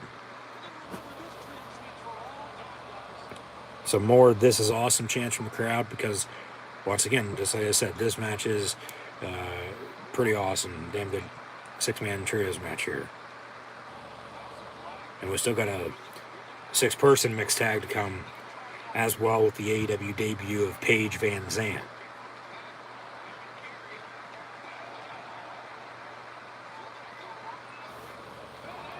Double super kick by the Lucha Brothers to Buddy. Double super kick from the Lucha Brothers to Brody. They tag in the Bastard Pac. Triple super kick to Brody King. And Malachi from behind. And then a kick from Pac to him. Gonna pick him up. Put him right on his head as well. Cover. 1, 2, and then Buddy breaks it up.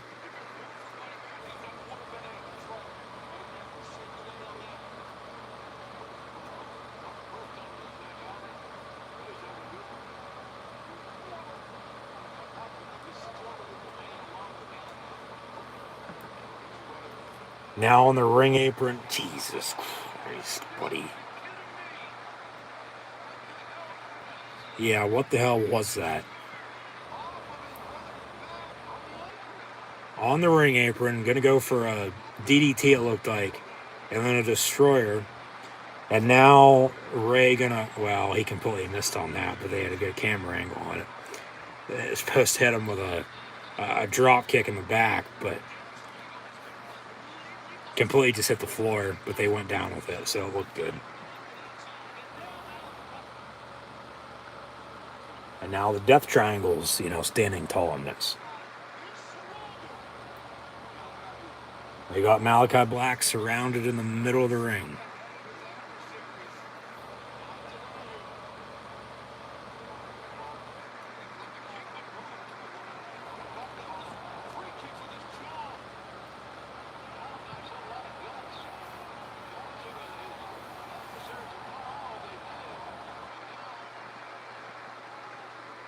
Zato, Miedo.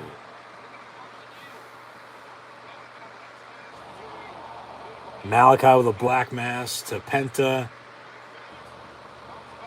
Malachi with a black mass on Ray Phoenix. And also, well, he misses on Pac. Pac hits him with a Pele kick, excuse me. And now he's going to go up top and hit him with that, shit, what'd they call it back in the day? Well, Buddy gets him to get down. He kicks him. Going to hit a double or a triple on this now. Or off of, oh, he jumps over Buddy, and Jesus Christ. Nice splash on Malachi. And then a suplex. They're showing out tonight. Shit. And rightfully so, they should. It's pay-per-view. Malachi from behind, going to go for a black mass on the Bastard, but then He reverses. Ref didn't see it and hit a suplex on him.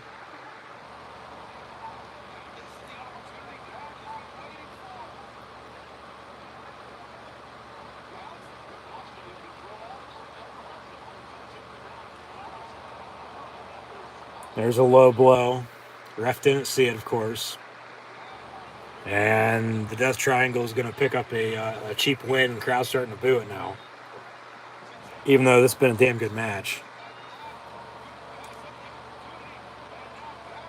The lights have gone out. Okay, shit. The lights have gone out at Double or Nothing.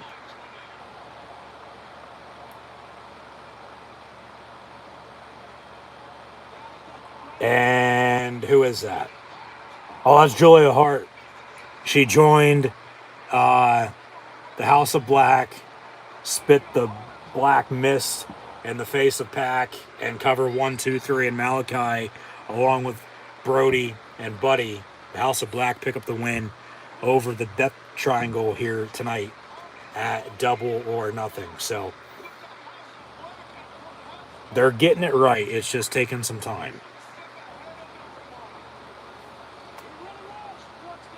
And this will most definitely make or want WWE to add another member to the Judgment Day with Edge, Priest, and Rhea, because they got 2 men and a woman. House of Black now has 3 guys, 3 men and a girl, a woman. So yeah,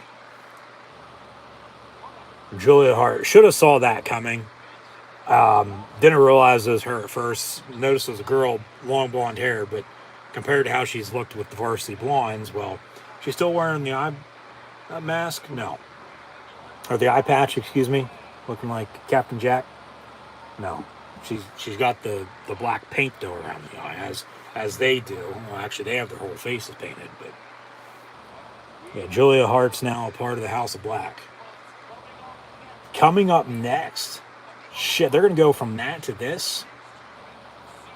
The men's final in the Owen Hart Foundation tournament. It'll be Adam Cole and Samoa Joe. And they'll give us a video package for this. So we can sit back, relax for a second before we get another barn burner for the next 20 minutes or so.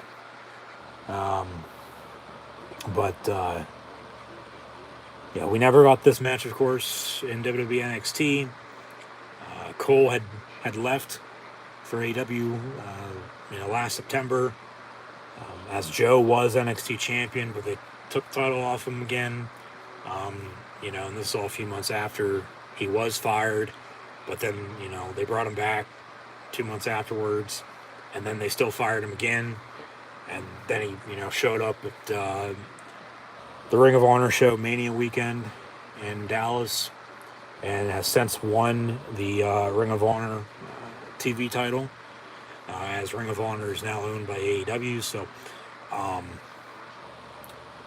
Adam Cole, Samoa Joe coming up next at Double or Nothing in the men's final in the inaugural Owen Hart Foundation tournament. And here comes Adam Cole, baby.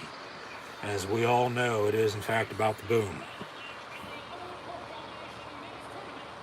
And they have an Owen Hart Cup and 2 titles sitting up on the top of the stage. Baby! One's pink, one's black. Cole comes out in pink trunks. So I'm sure somebody's going to be getting to work on that design for a 2K. Among a few of these other attires from this evening. WWE 2K22 has in fact returned and, came out since last time I live streamed an AEW pay-per-view, which was Revolution. Tonight, Double or Nothing's been the first since, but of course, during Adam Cole's entrance, it has to give me an issue. But in the meantime, we can do the boom. And the Adam Cole, baby. And then we'll see Samoa Joe come out. And then we'll get a 5-star match with the two.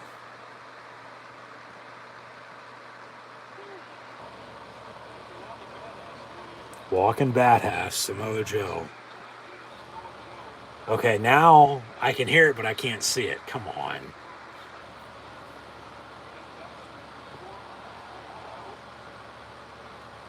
How about, yeah, we'll reconnect once again. Tonight, it's given me a little bit more trouble than it did a couple months ago for Revolution, but it is what it is at the same time. Like, oh well, what can you do?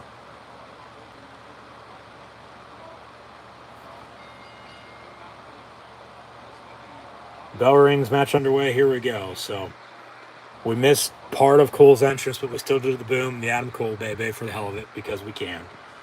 Samoa Joe, with his new fire entrance, has entered as well. So here we go. They lock up. Cole's in pink trunks.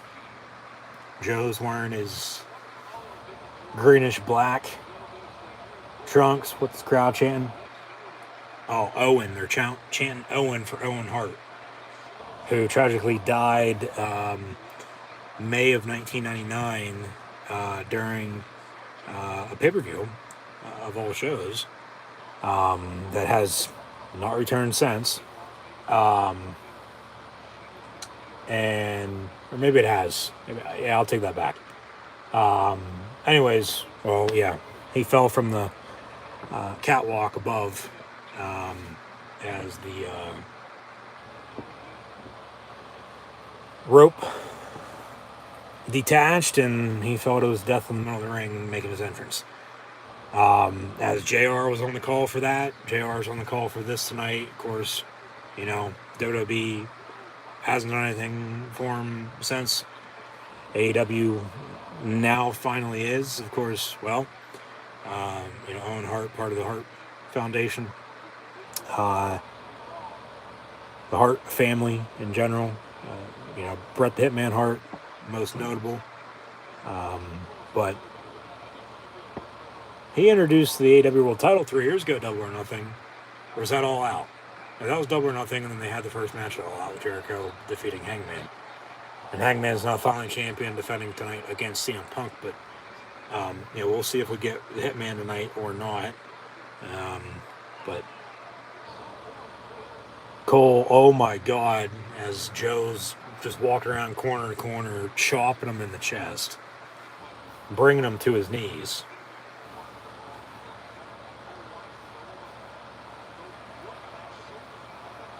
Joe's gonna kill you. Joe's gonna kill you.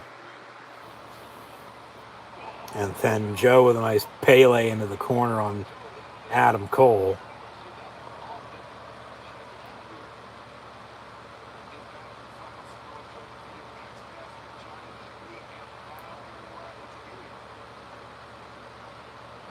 Yeah, the Owen Hart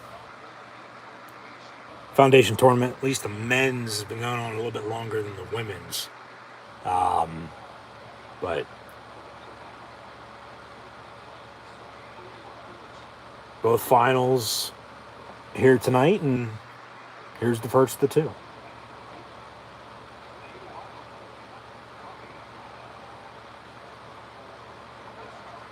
Samoa Joe, nice big shoulder tackle there in the middle of the ring. Cole sent ringside.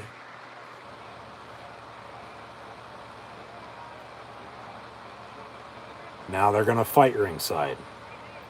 Chop to the chest, right up on the ring apron, and see one of the fans' reactions. Like, oh my God. Another one right in the chest.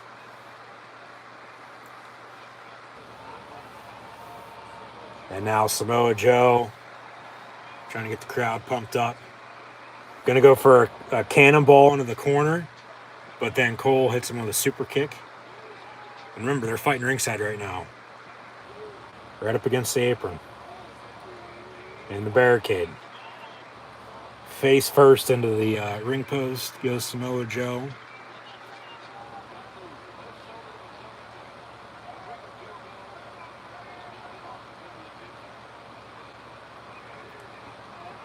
And again, another face first shot by Cole to Joe on the ring post there.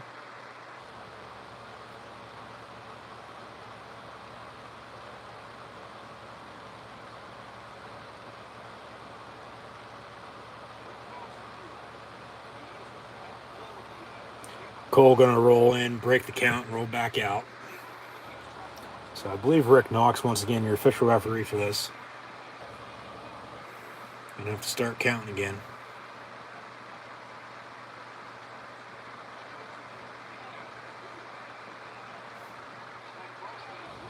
Actually, shit, that's not Rick Knox. I didn't think he was working full-time with AEW. He only did like a match or two. Mike Chioda is officiating this match at Double or Nothing. Adam Cole, Samoa Joe in the Owen Hart Foundation Tournament final on the men's side of things.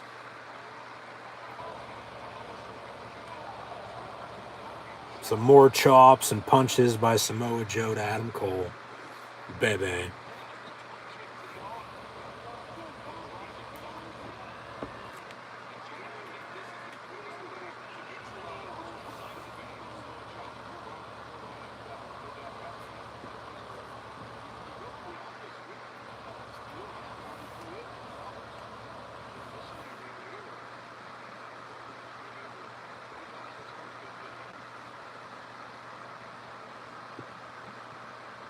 And of course, another issue.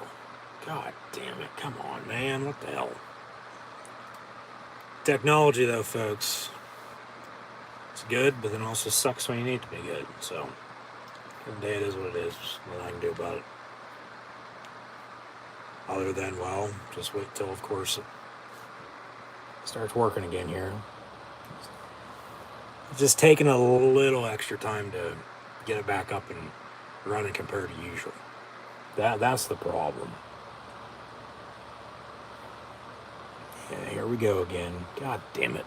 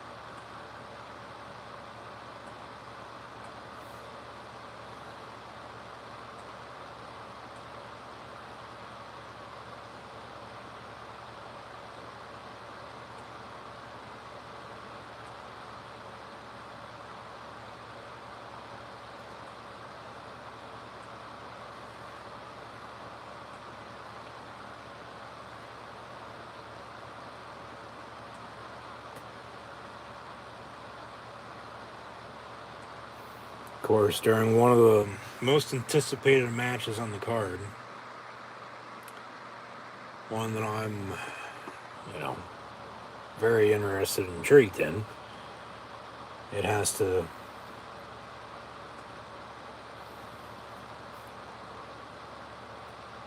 decide to really go on hiatus and decide to quit.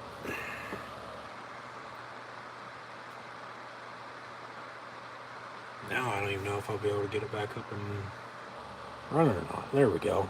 To an extent, it's there, but it's not.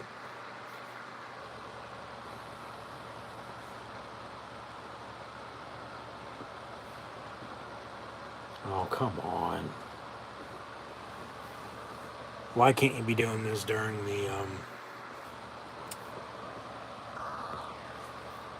as here in the meantime, we are still trying to reconnect to continue watching AEW Double or Nothing here.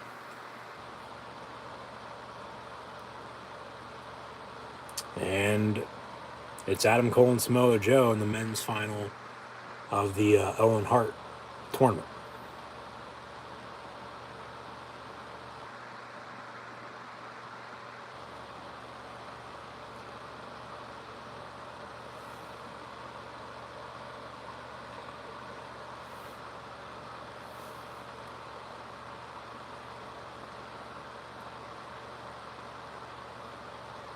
So as it, of course, takes its good old time here.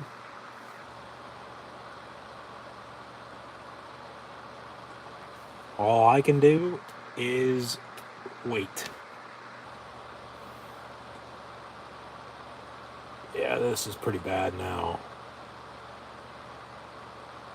Compared to, of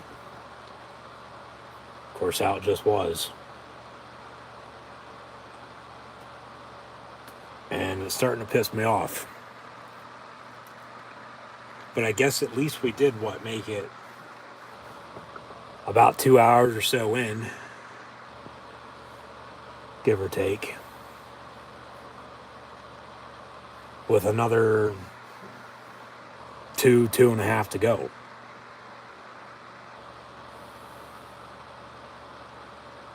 If only we can get it back up and working. That's the only damn thing about it. Come on, man. What the fuck?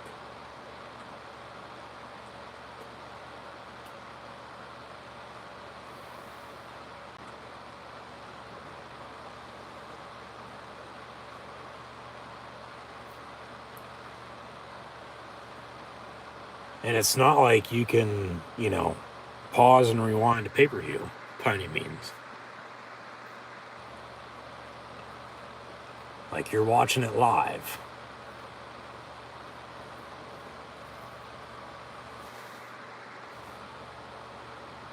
And if you miss anything, just, like back in the day, you're not going to see it. You're missing it. Come on.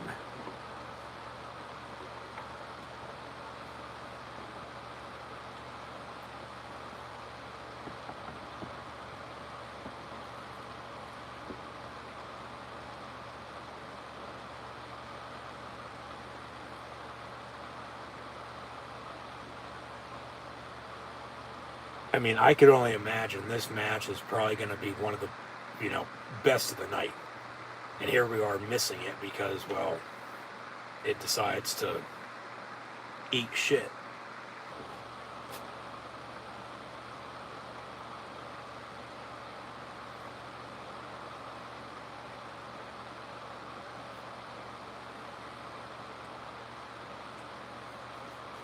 And of course, if worse comes to worst, well, stick with it and see if it gets back to working, and or, try to find some results.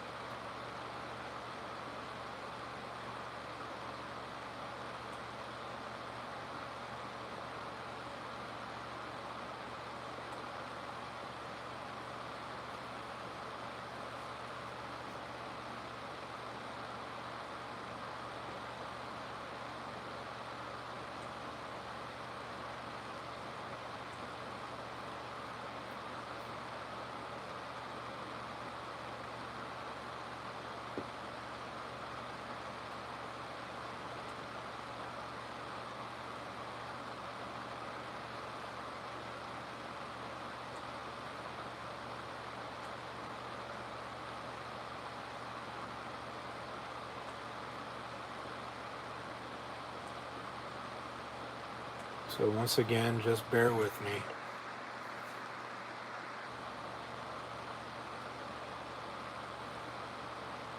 As long as we can get back to it, see the finish of it, and see some highlights, I think I'll be okay about it, but as long as they haven't moved on. Because right now, I'd say they're about 15, almost 20-minute mark.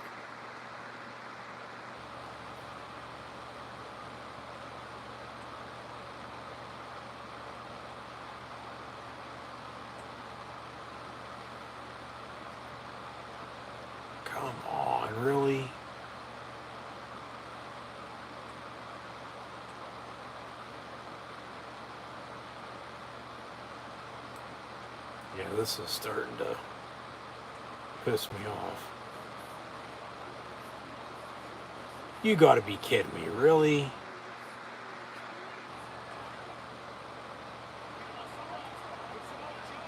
Okay, we can see the finish of this. I guess we're about, I don't know, 5, 8, 10 minutes behind now.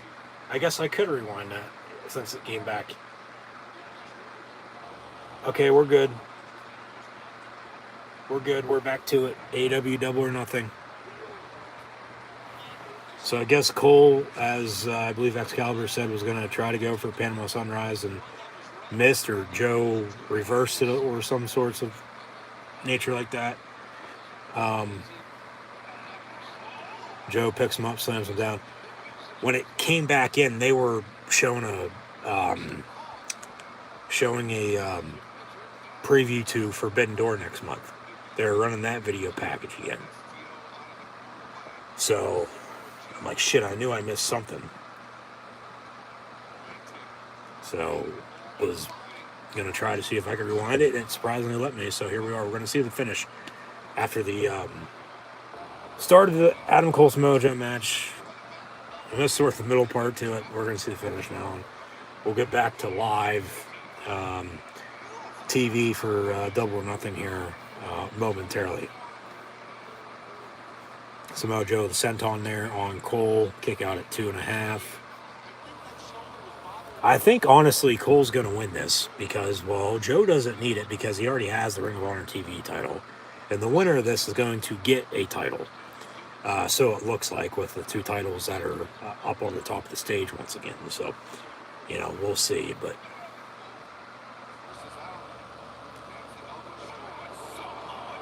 Samoa Joe with another cover. 1, 2, another kick out by Cole.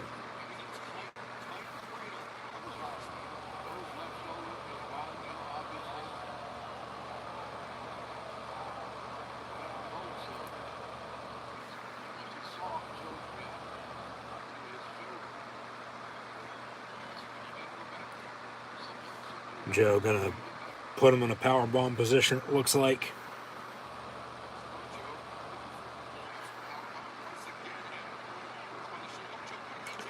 And then Joe has to drop Cole with the reversal and then a Pele, but it was the back. Cole was going to go for a knee, but Joe hit him with a clothesline and kick out at 2 once again.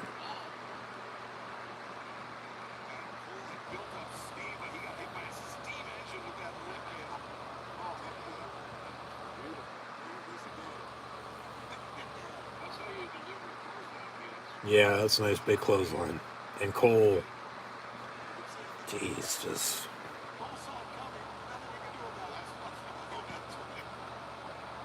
got sent straight to hell.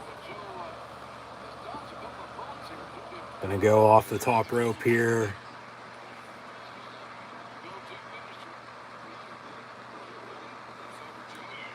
Cole actually jumps down, but then another big running knee. A little high by Cole. Kick out at 2 by Joe.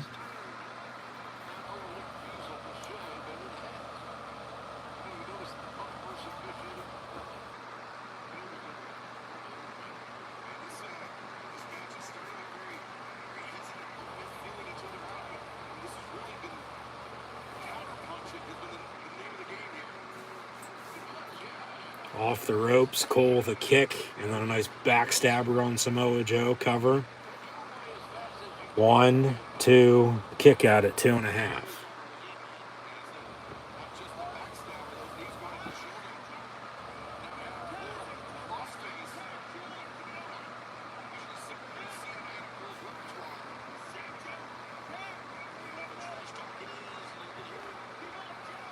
Cole with a submission on Samoa Joe.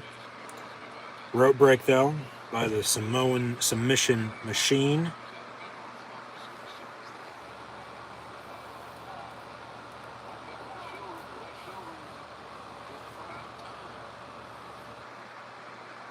Cole blows him a kick, or blows him a kiss, excuse me, was going to go for a super kick. And then Joe power bombs him, kick out at 2. And then a submission on Adam Cole now by Samoa Joe.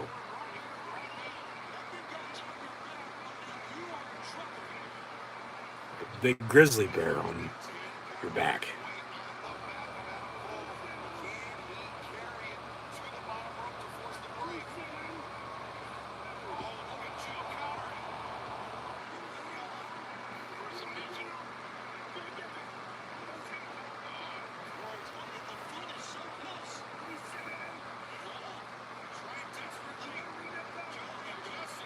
And then Cole with a rope break. So ref Mike Chioda will break it up.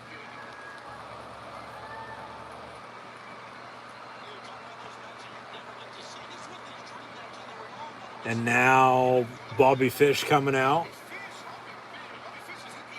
Bobby Fish is the ref didn't see with a distraction on Samoa Joe. Cole with a kick, now going to go for the knee to the back of the head.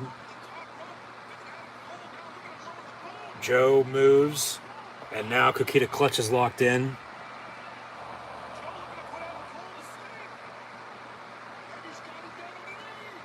And now Bobby Fish once again, well, he gets knocked out by Joe.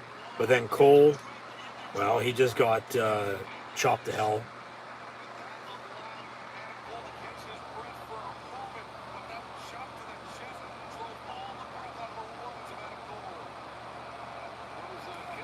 And then a kick by Cole. Nice big super kick by Cole now. Joe on his knees, another super kick. 2 in a row. Now here's the knee to the back of the head. Lowering the boom. Cover. Adam Cole cover on Samoa Joe to win the men's Owen Hart tournament. 1, 2, 3. Adam Cole picks up the win, and once again, we all know it's about the boom. Adam Cole, baby. So Adam Cole wins the men's Owen Hart tournament once again, which makes you only think, well, Britt Baker's also probably going to win the women's Owen Hart tournament as well. But we'll find out sooner or later as she'll take on Ruby Soho. Adam Cole celebrating. Clean 1, 2, 3 win over Samoa Joe. Joe's already the Ring of Honor, television champ, so didn't need to win this. Gives Cole a title for right now, I guess. He's bleeding from the mouth a little bit. I think he's all right. Boom.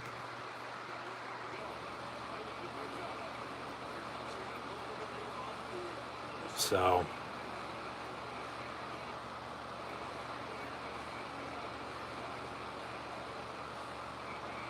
Cole gonna walk up the ramp.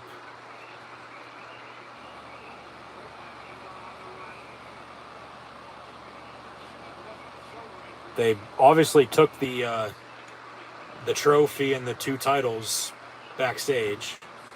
Here comes Adam Cole, gonna do the baby. No, he walks off. Another Forbidden Door video package. This is the one that was running whenever I, got back in. And yeah, we're about 8.5 minutes behind.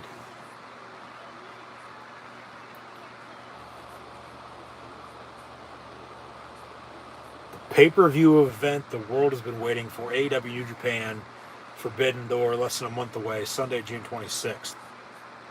I'll have live watch-along reactions live right here on YouTube, so be sure to tune back in. Okay, what do we got next? Are they going to have the women's final to the Owen Hart Foundation tournament next?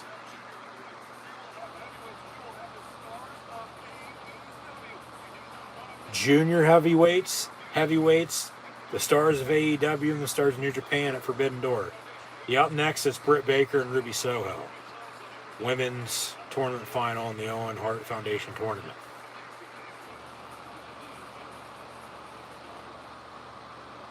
So they're going to run a video package that we already saw. We're going to go live. And, they're going to be fighting in the middle of the ring. Ruby in control of Britt Baker. Hopefully I didn't miss anything with that video package I already saw, of course, as mentioned once again on the buy-in, or of course as well with the entrances by any means.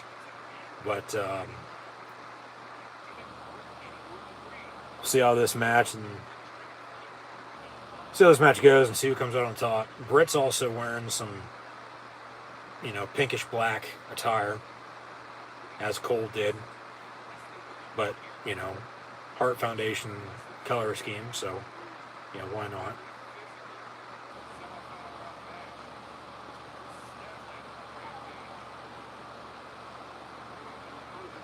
And I guess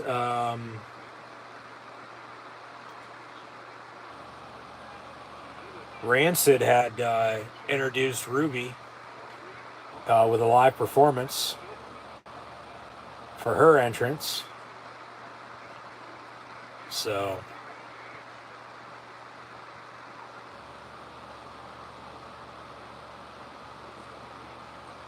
her destination was unknown after WWE release.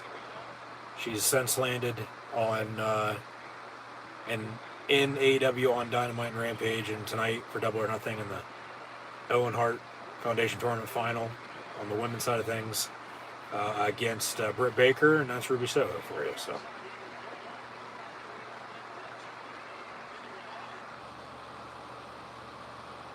we'll see who comes out on top.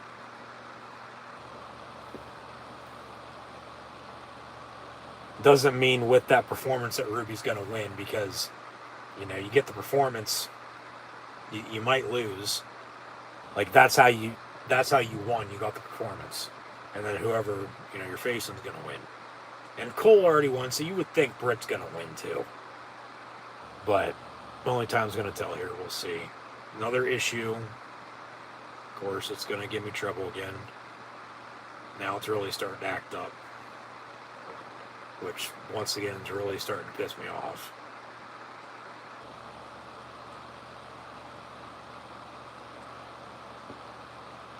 All I can do is just keep trying it, refresh them. Of course, seeing if it's going to continue to work here or not.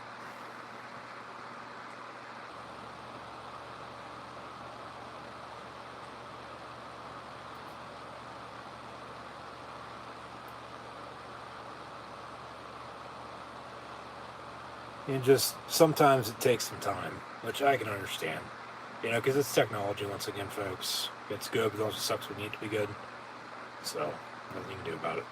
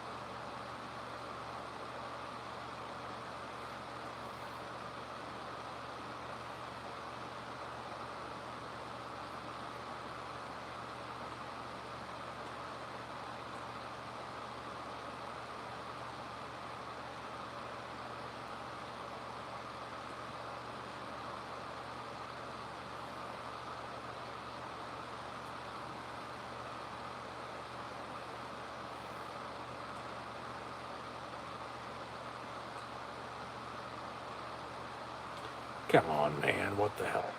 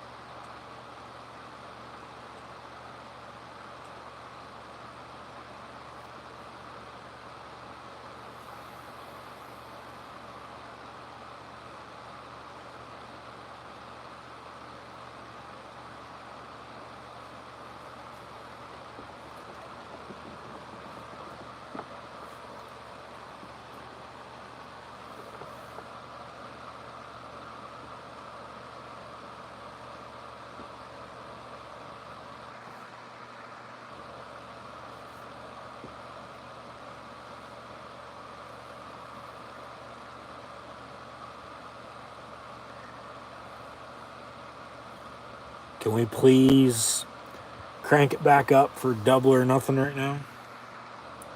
Get this stream back up and rolling. Huh? Come on, let's go.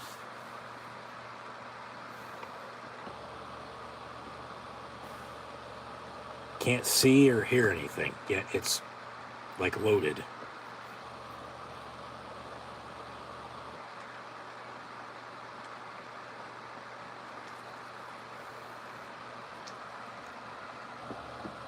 Like, honestly, it could have done this for this whole match. I'd rather, have saw the whole Cole Joe match. But of course, what can you do?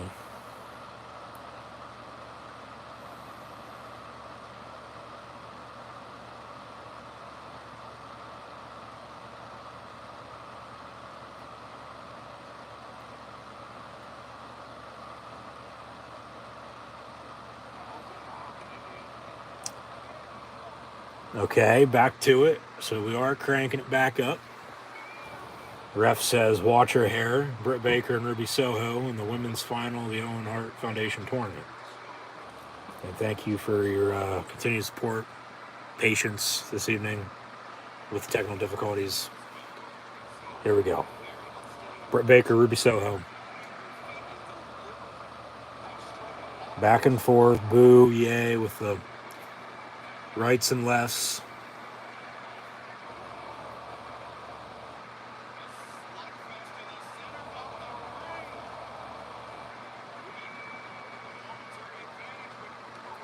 Britt with a nice big right hand right there. Shit.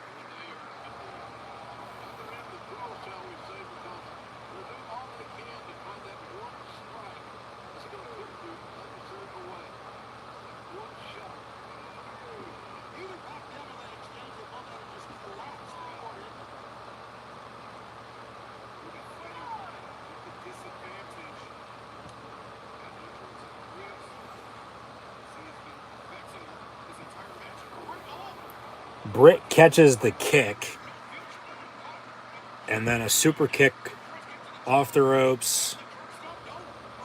Quick roll up, 1, 2, kick out.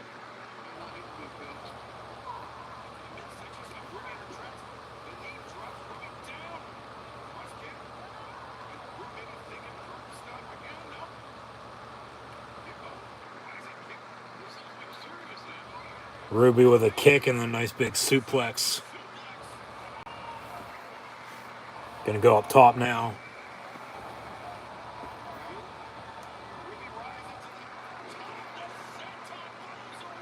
Cover, 1, 2, kick out.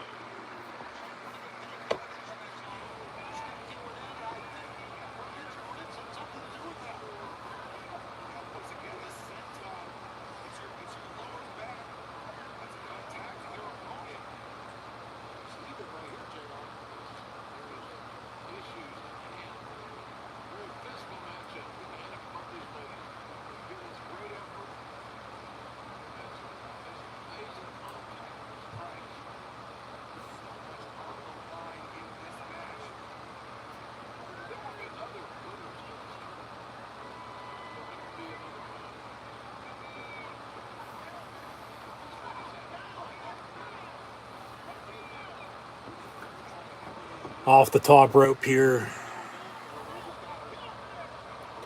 Britt just drops her.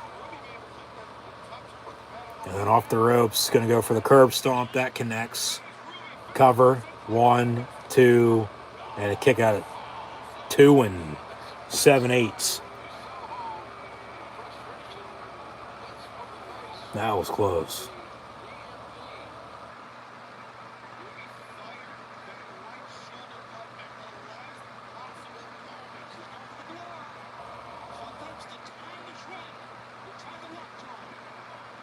Britt gonna put the glove on.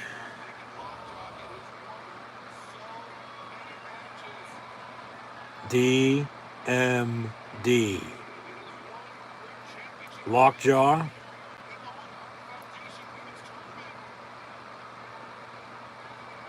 Ruby fighting back. And then a punch to get her back down. Britt gonna put the lockjaw back in again. This time for real now. But Ruby grabs the hand.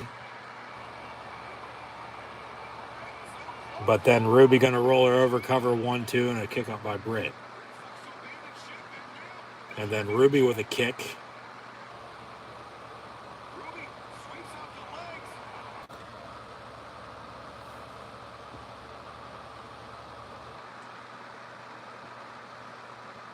Yeah, it looks like Ruby's going to hit a sharpshooter here on Britt Baker, but in the meantime, once again, another issue. So we've been, yeah, there we go again. God damn it, what the hell?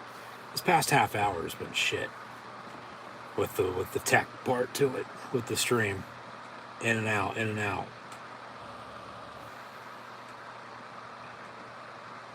Come on, man, what the hell? Nothing I can do, though, so... Gotta, once again, try to...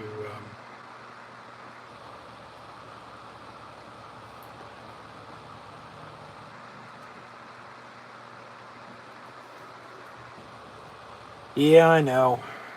Hey.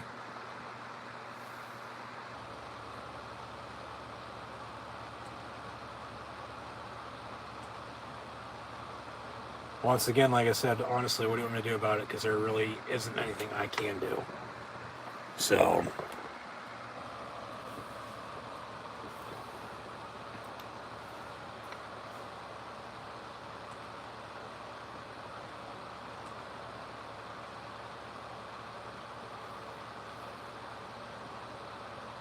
I mean, really, I think we're just missing the finish to the women's final. It's just not me. From what I've read, everybody's having trouble watching Double or Nothing tonight. I don't know what it is. So... yeah, just once again, like I said, bear with me. Because it's normally not this bad once you can get it reconnected. Tonight, for some reason, it's just taken forever to reconnect. Longer than usual. So that's what, once again, hands are tied. Really nothing I can do about it other than just continue to retry. So patience is key, once again. Best way to explain it. But once again, thanks for the continued support. Thanks for tuning in and listening. Be sure to subscribe if you haven't done so already. But yeah, once again, like I was saying, I think just missing the finish to the Owen Hart women's final with Britt Baker and Ruby Soho. Yeah, sharpshooter match might still be going on, honestly. And if not, once again, back to the match we just saw, it did allow me, for some unknown reason, which I was happy about, because I didn't think it was going to let me, because it hasn't before. It let me, rewind it, so got to see the finish of that, so we can still, try to find the finish of this, too.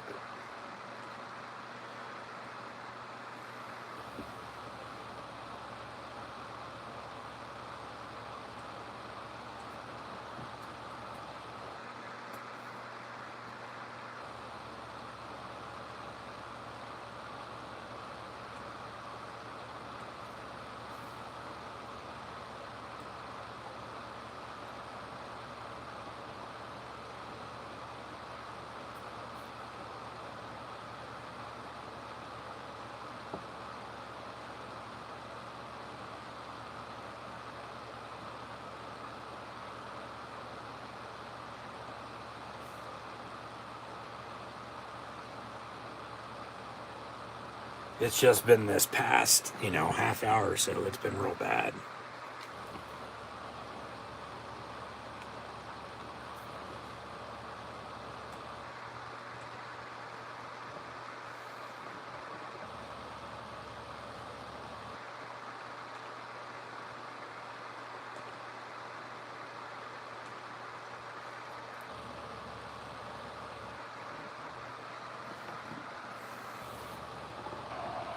There we go.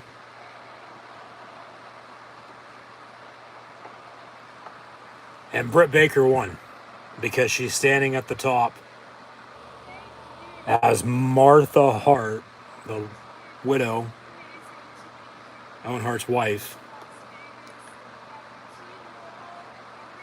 Yeah.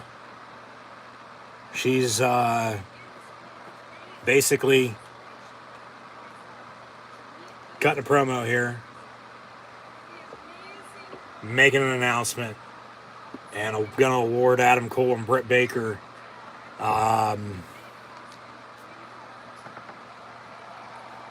the Owen Hart Foundation Tournament Trophy and the 2 championship titles that go with it. So Adam Cole and Britt Baker are your inaugural winners. And once again, sorry for any technical difficulties with the Double or Nothing stream here. Not the actual YouTube stream here from actually watching. That's out of my hands. Nothing I can do about that. So personally, if something happened with that, yeah, I can figure that out. Of course, figured this out too, but just take some time. We're going to celebrate Owen Hart once again in the squared circle.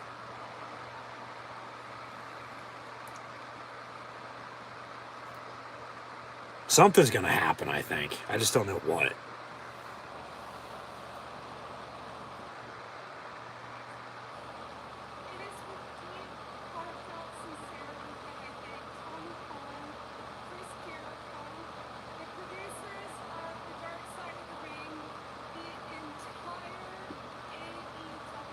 Martha Hart with her thank yous to Tony Khan, Chris Jericho, Dark Side of the Ring, AEW for doing this.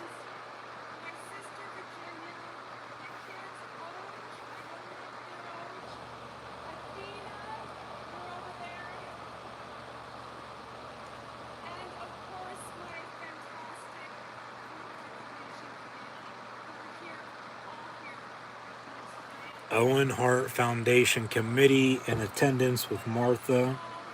Well, I believe it was on what? Dynamite or Rampage this past week? One of the two. With Dynamite.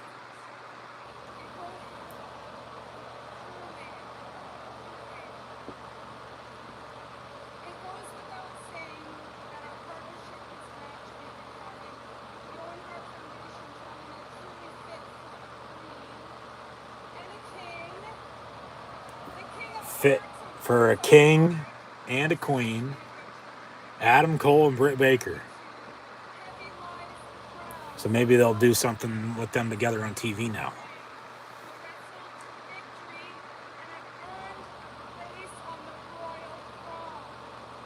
Earned a place on the royal throne. Martha Hart has a very long speech she's giving right now.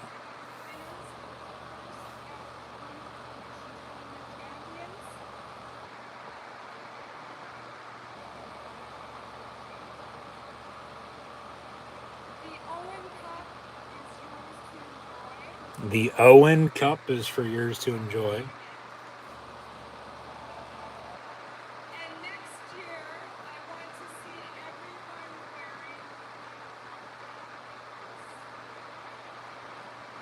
Next year when they bring it back, we'll see who wins that.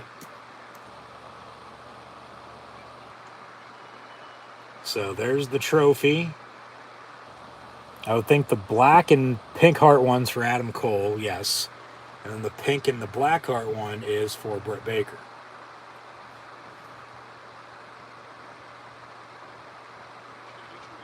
So each will get a title belt. It's a strap.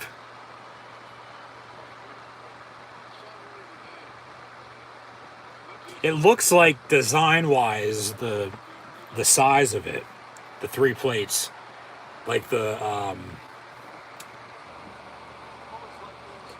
UK title, but then the squares to it are like the AEW Women's title,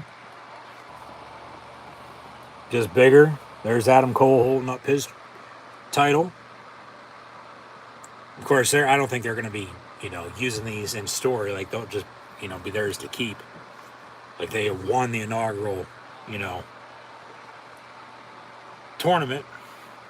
Britt's title is the same. The only thing that's different, I think, let me see, Adams again. Yeah, his strap, the leather is black. Hers is pink. DMD chant now from the crowd. Something's got to happen to end this.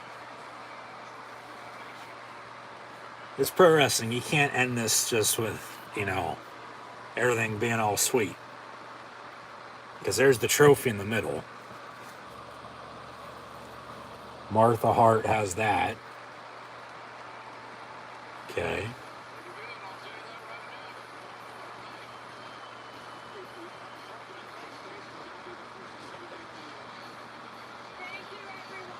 She says thank you, and she'll walk off. Thank you, and good night. Maybe Omega's coming back. Not for this, but sometime soon. Cole and Baker, Adam and Britt, they stand tall and they go to commentary. So, have a Anarchy in the Arena, a 6-person mixed tag still to come, along with the AEW Women's Championship being defended, Darby Allin, Kyle O'Reilly, a triple threat, AEW World Tag Team title defense, along with the main event of the evening, Hangman Adam Page and CM Punk for the AEW World Heavyweight Championship.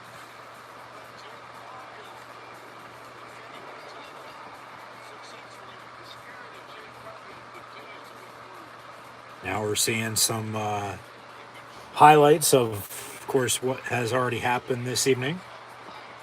And we'll get into the full results a little bit later on.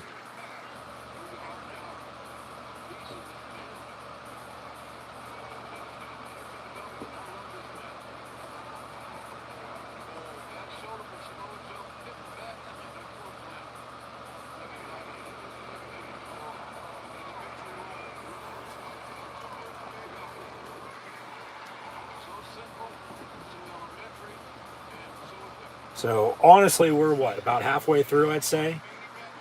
Yeah, main event, Hangman Adam Page and CM Punk for the world title. What's coming up next, though?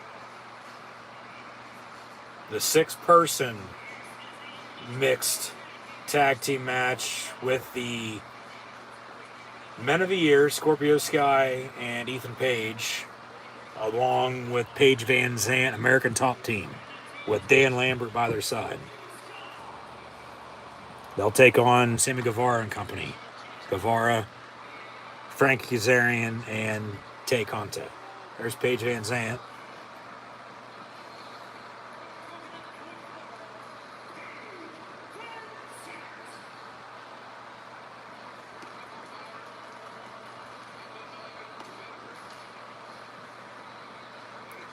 She'll be making her AEW in-ring debut here tonight. Yeah, her husband's front row.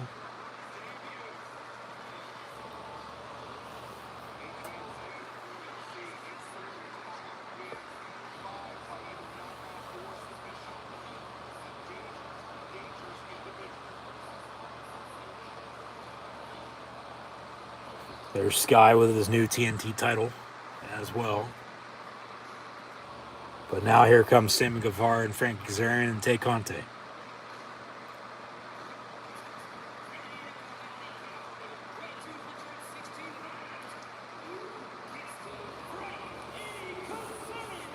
Oh, that's right. They broke into the American Top Team headquarters and stole those damn titles.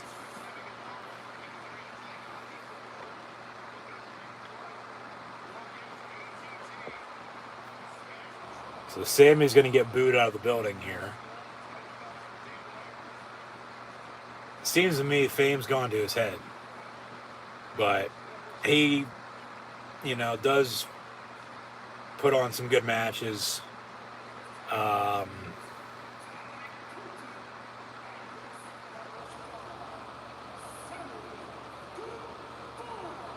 Why is Tay Conte looking like Brandy Love in, well, if you know, you know, one of those videos?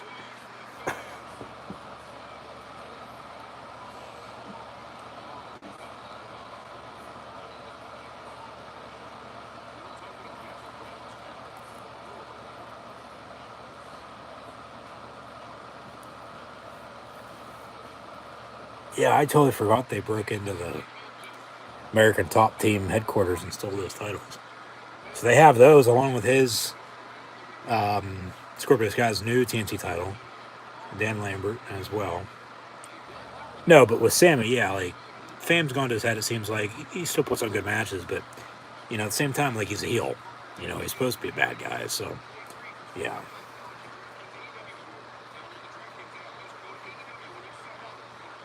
Paige is gonna put Tay in her place for one.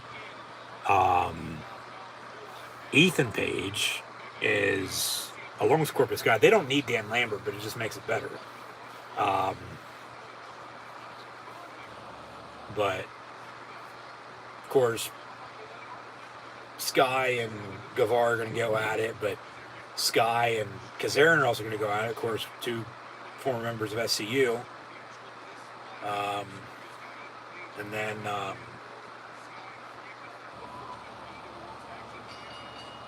like they'll all do whatever, but yeah. Paige is going to put Tay in her place. Sky and Guevara are going to go at it. Sky and Kazarian are going to start things off. And yeah, Ethan Page will just take them all. But this is a mixed tag, 6-person mixed tag, so men have to fight the men, women have to fight the women.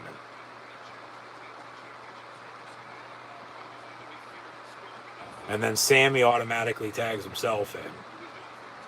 But then Sky wants to tag in Ethan Page. And he's going to do just that. So it'll be Sammy Guevara and Ethan Page.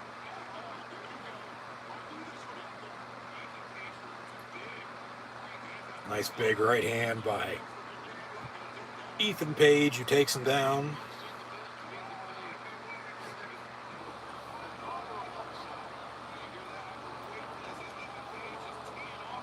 I mean, yeah, Frankie Kazarian, honestly, you gotta feel bad for him because SCU, like, they broke up because Daniels really can't wrestle anymore. You know, Sky's doing this thing with Ethan Page, and now Paige Van Zant's in it. You know, Sammy and Tay are a couple in real life. You know, I mean, I get it all makes sense, but yeah, at least I guess Frank Kazarian knows what the hell he's doing compared to the other guys. No offense, but still, like, come on now.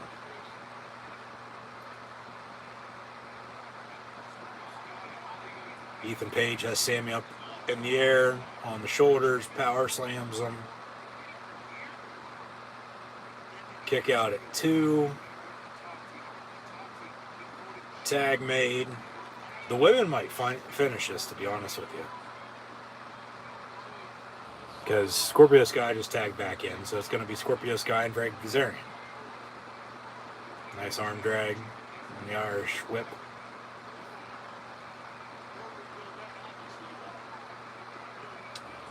But, yeah, after this, like I said, I feel like we're about halfway through. We got 1, 2, 3, 4,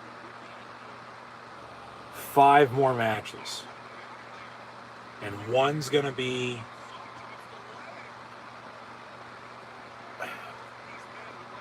I want to say pretty long, but, you know, decent amount of time would be the Anarchy in the Arena match.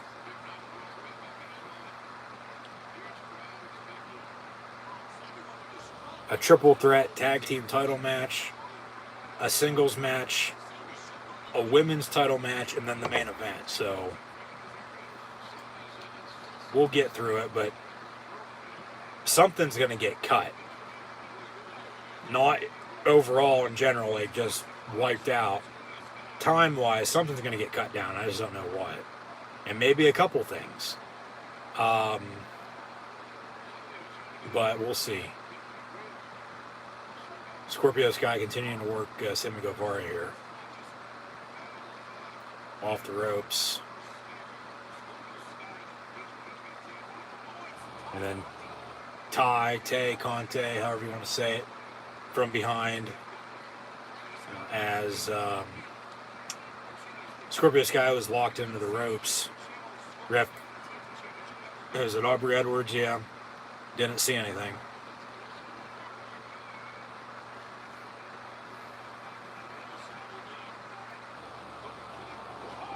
Sammy with a cutter off the top rope, taking out Sky.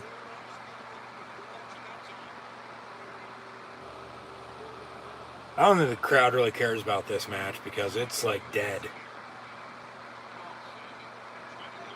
He walks over, flips off Paige Van Zant. Ref distracted, and then Tay gets in the ring, helps out Sammy as they vertical suplex Scorpio Sky. Sammy with a cover on him, kick out. So, yeah, well, no doubt about it, American Top Team's winning this now, but,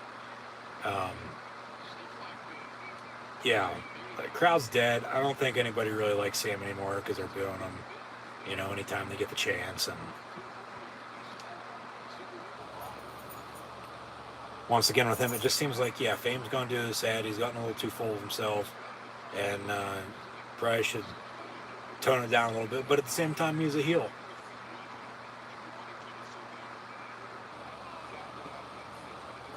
What you doing, big dog? What's up, buddy?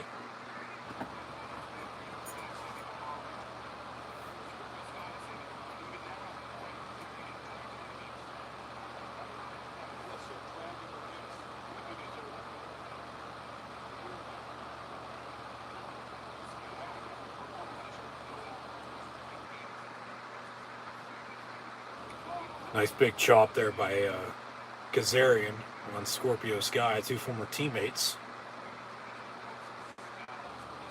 Yeah, I feel the women are going to finish this because Paige hasn't been in at all.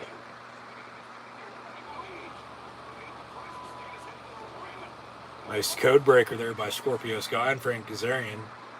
He's going to try to tag in Paige Van Zandt. Here comes Tay. And she runs across the ring and takes out Paige Van Zandt. Dances her way back to her corner that she's used to working.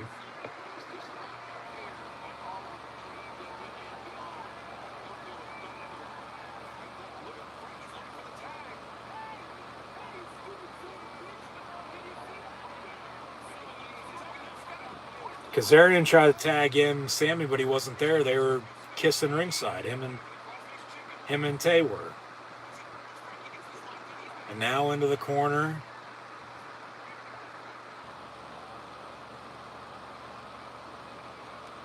Tag made. Sammy's legal. So Sammy tags himself in. And now him and Kazarian are button heads, pushing and shoving each other. Sammy saying, no, I tagged in, get out. And now from behind, poke to the eye, it looked like, from Scorpio Sky to Sammy Guevara.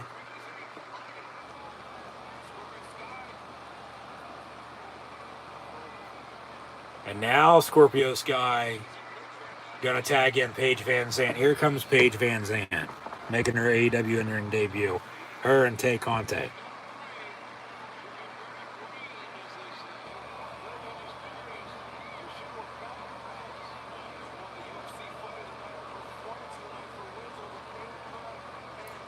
You fucked up, says Paige Van Zandt. She picks her up and slams her down. A lot of badonkadonk right now going on. Nice big clothesline. Another one.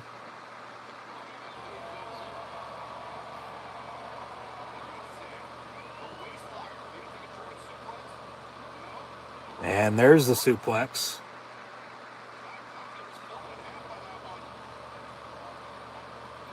They are both wearing fishnets. There's an elbow. Nice pinkish and purple ring attire as well. Sammy from behind, gonna break it up, pull Tay Conte down. But Paige Van Zandt, punch right to the gut. So Paige is fighting Sammy Guevara right now. Nice big DDT.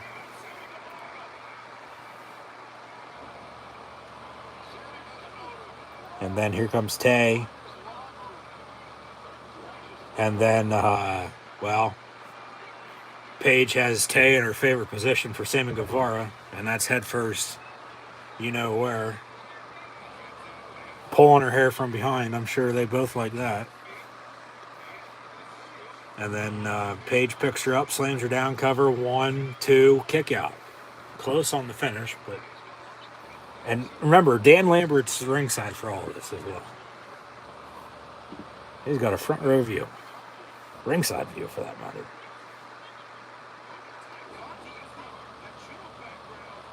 Tay telling her to get out. Well, they're illegal. You're fighting her.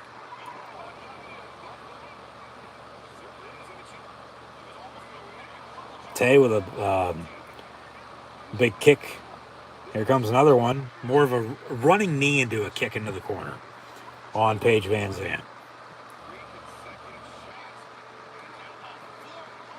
Cover, 1, and a kick out.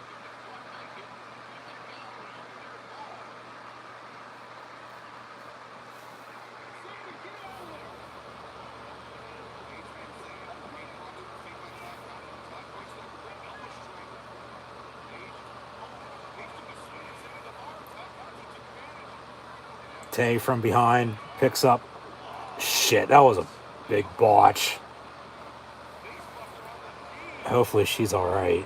Hopefully they're both alright. Sammy and Tay kissing now. Making out, but... okay, here comes Scorpio Sky. Paige Van Zandt and Ethan Page. They're all staring each other down. Where's Frankie Kazarian at? They're saying, hey, come on, let's go. Like, no, Kazarian's going to join them. They're going to all attack. Yeah. Kazarian's going to join. Well, he says, fuck you. Shove it and walks out.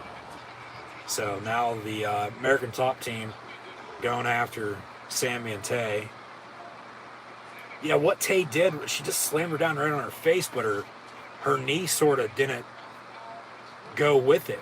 Her knee buckled and just an awkward landing. And then they all got up and then did that, and then Frankie told him to shove it. And there's Frankie. Okay, back to it. Just hitting the DDT over the top rope on Scorpio Sky. And now he's going to tag himself in, as Tay's not the leading competitor anymore. So one of either Scorpio Sky, there's a cutter. Cover, I'd say Scorpio Sky, okay, cover 1, 2, and a kick out. Yeah, it has to be man versus man, woman versus woman, as it was just, Paige and Tay there for a little bit.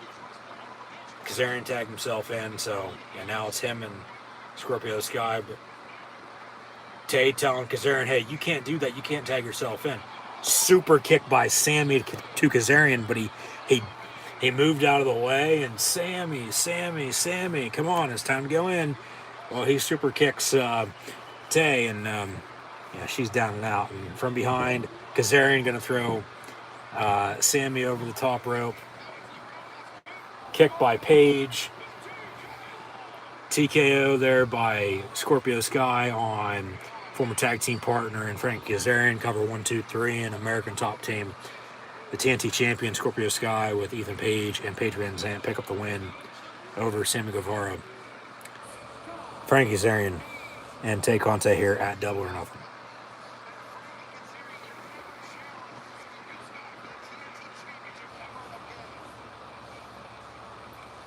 And yeah, with the win, that's right. If American Top Team won, as long as Scorpio Sky is TNT champion, Sammy Guevara can never challenge for the TNT title ever again.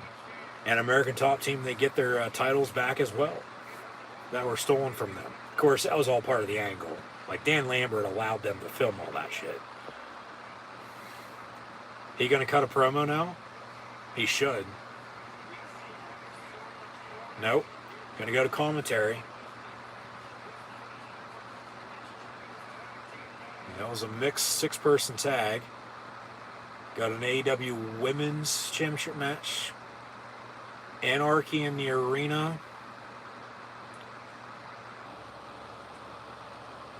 Along with... what am I missing? Oh, Darby Allin, Kyle O'Reilly. And a basic singles match. Unless they're going to move that, say, to Dynamite. Cut it from the show. And then, of course, the main event of the evening. Yeah, I would think they're going to cut, like, in general, like, off the card, Darby and Kyle. Like, make it the fucking opening match to Dynamite on Wednesday for the hell of it. Or somewhere, like, 9 o'clock hour, or even be the main event.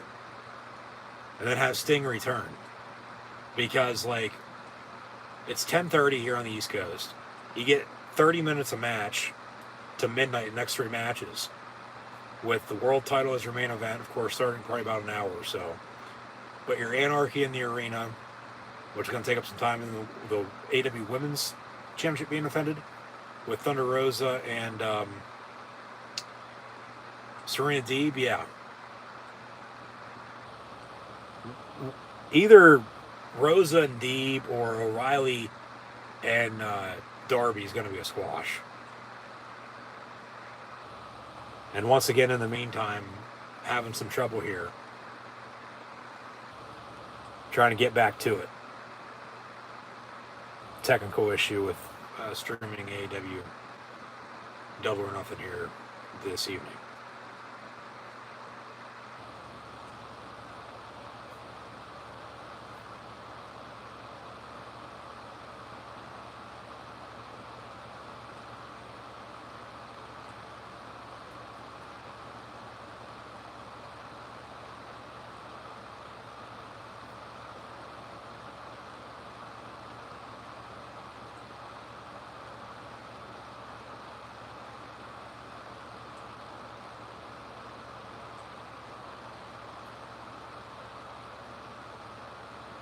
And coming up next, it'll be Darby and Kyle O'Reilly. Okay, so I guess in the meantime, we can probably miss that, honestly, if this ain't going to work.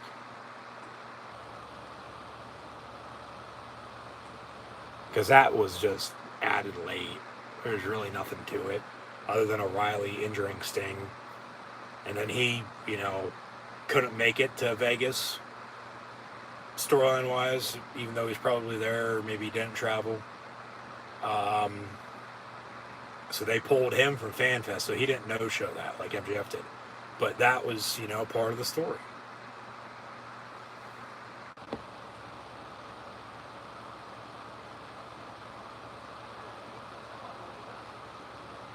Okay, we're going real quick with Darby and O'Reilly here. Hell, do they even give them entrances? Like, they went quick. I don't know.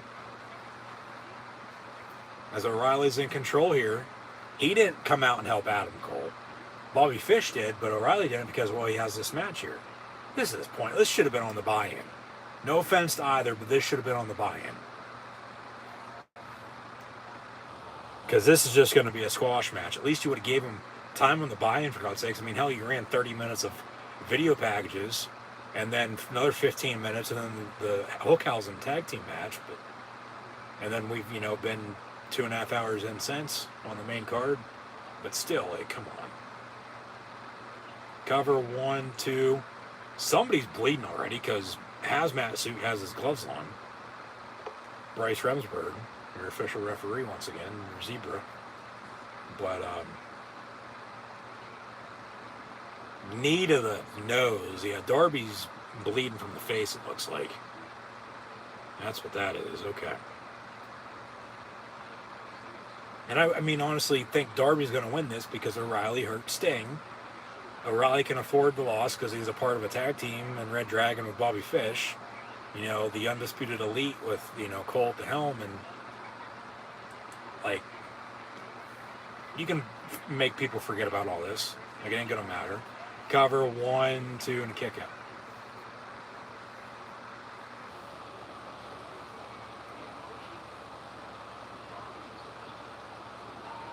Chop block to the back of the left knee.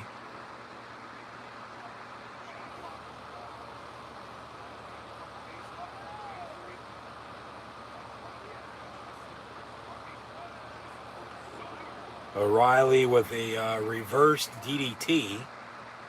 Back first. Yeah. Stingers from Darby, if you will.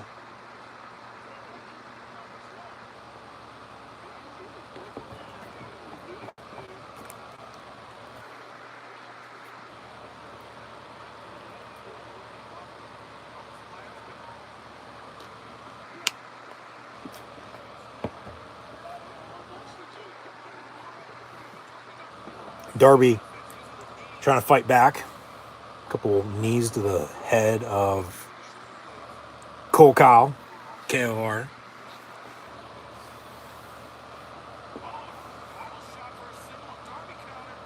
O'Reilly going to go for the John Moxley clothesline, but then Darby reverses it and sends him ringside.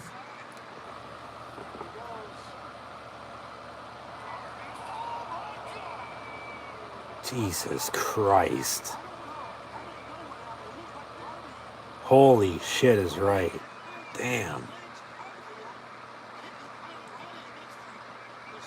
Somebody fucked up. Let's see a replay.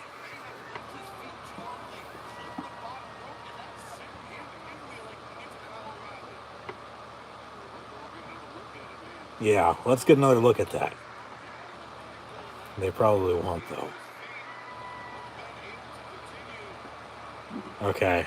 Round of applause from the crowd. They're both okay, which is all that matters. That was scary. That could have been worse than it was.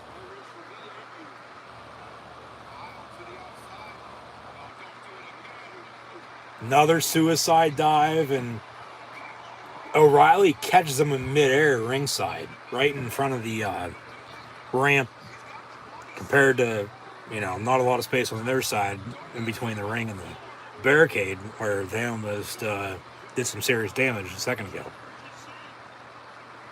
But you got to finish this match in the ring. You can't have him tap out or submit ringside. Yeah, he literally caught him on the suicide dive. I think maybe that's what they were trying to do on the other side. And hey, let's do it on the other side now. Let's try it again.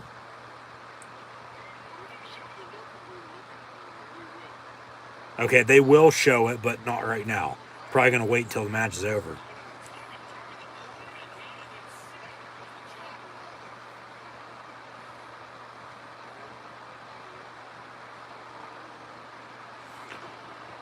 Cover. 1, 2. More of like a cover submission. He had him locked in on a submission, and then he rolled him up and pinned him too, and then kick out. Now O'Reilly just punching and kicking him back and forth.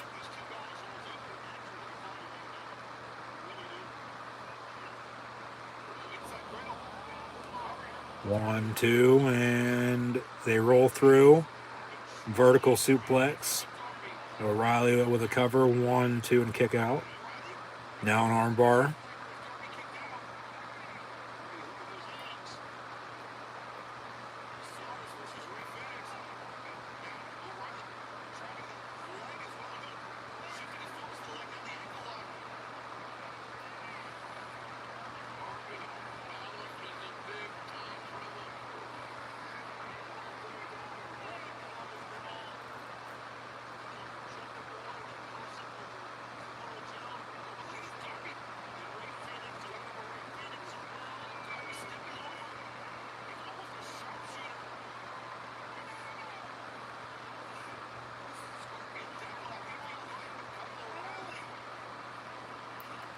Darby has him locked up, trying to get a rope break. He does just that. So Darby lets go of the submission. It's like a half-ass sharpshooter is what it was.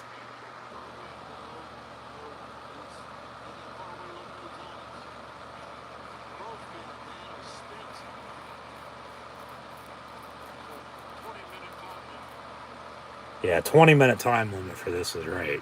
No doubt about it.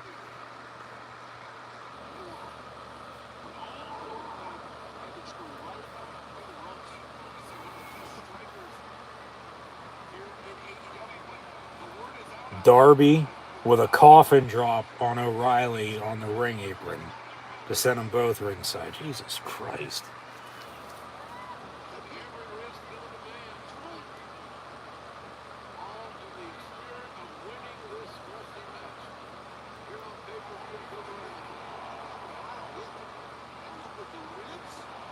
Yeah, hit him on his side.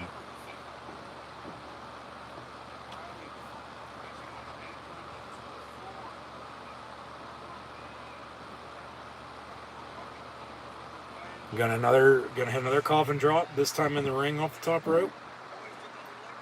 Yep, but O'Reilly caught him again. Gonna try to put a submission on him. Cover. Yeah. 1, 2, kick out.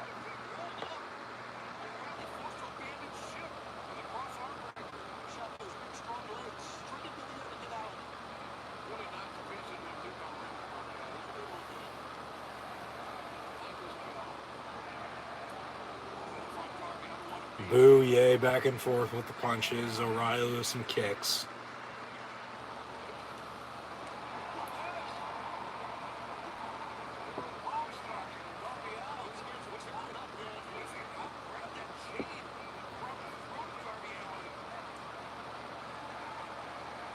And now they're both just like curled up in the middle of the ring.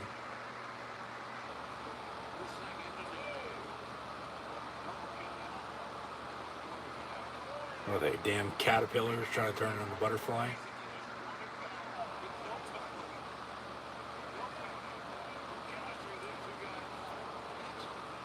From behind, O'Reilly grabbing the necklace of Darby Allin. Ref can't see it.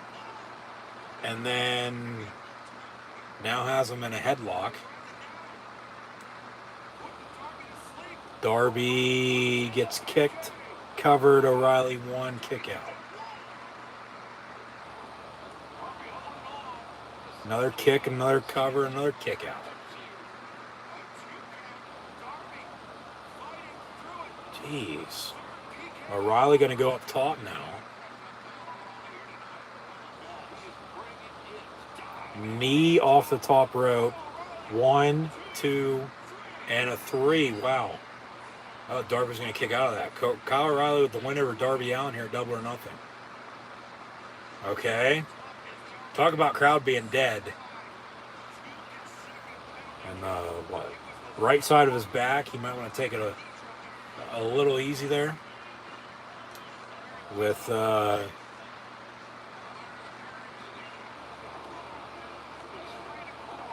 hot glass.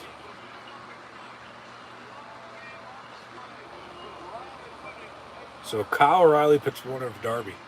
That's a surprise. A little shock and awe for you. Coming up next, Thunder Rosa, Serena Deeb for the AEW Women's Championship. So that just went 15 minutes. They'll give this 15 minutes. The Anarchy in the Arena will be a half hour. Just thought to myself, too, potentially, is this going to be taped like the Stadium Stampedes have been, or is this going to be live, or what the hell is going to happen? I don't know. And then they give a half hour from 11:30 to midnight for the main event with Hangman and Punk for the world title. So, all right. Got 3 more matches here. Another hour, 15 or so. Just once again, thanks for tuning in and listening. So we're officially 10 matches in. With 1, 2, actually, shit, we still got the Triple Threat World Tag Team Championship match as well as 4 matches. Or 9 matches, and I totally forgot about that. Shit, they still got to do that too. Fuck. Or is that getting cut? Or are we going to go to 12:30? Or is this going to be a squash? 60-minute fucking time limit, my ass.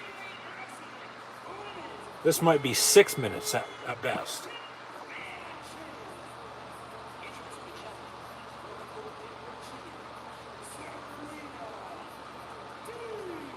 It'll be Thunder Rosa and Serena Deeb. Okay, that Triple Threat World Tag Team titles. The Anarchy in the Arena. Then the main event. Man.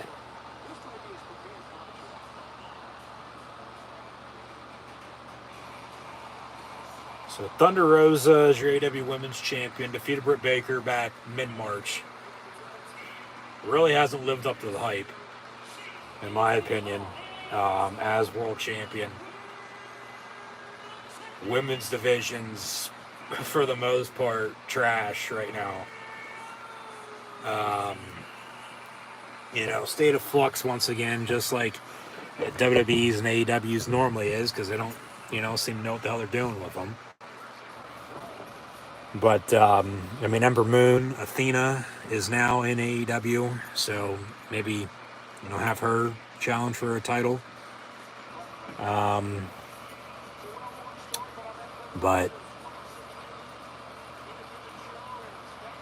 you get by at the end of the day, whether it's by the skin on your ass or not. Man, like for WWE women, SmackDown, you sort of have Ronda and Shayna. Raw, it's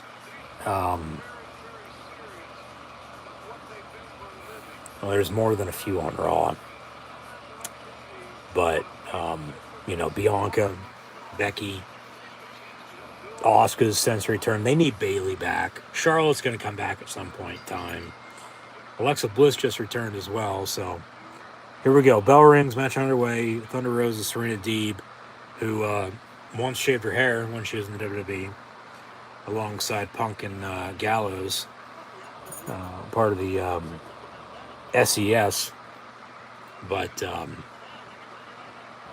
Thunder Rosa should pick up the win here, I would think, to retain. But we'll see.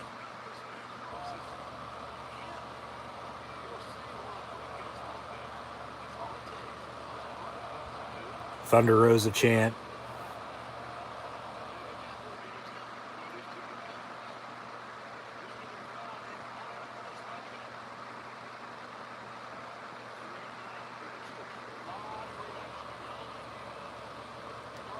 They could still get by on time.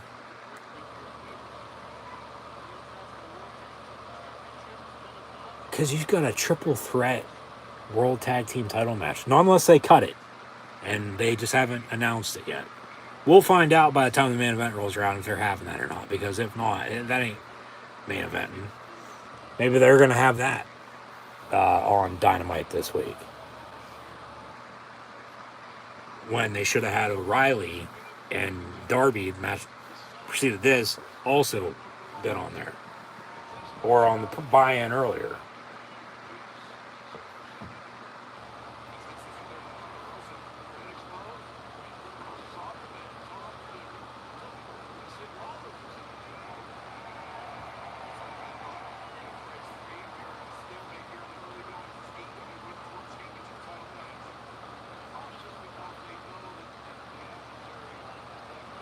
But Thunder and Serena going to lock up in the middle of the ring.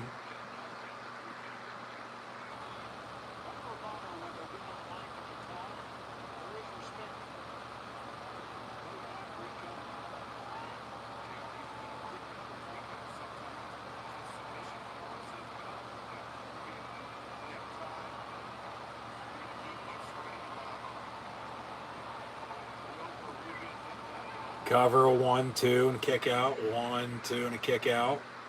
1, 2, and a kick out. Third time's charm. About 4. No?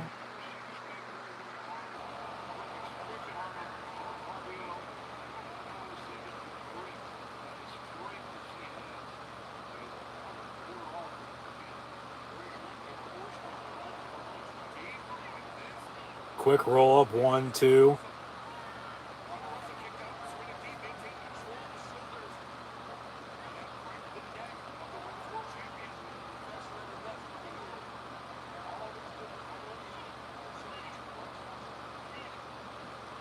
One, two.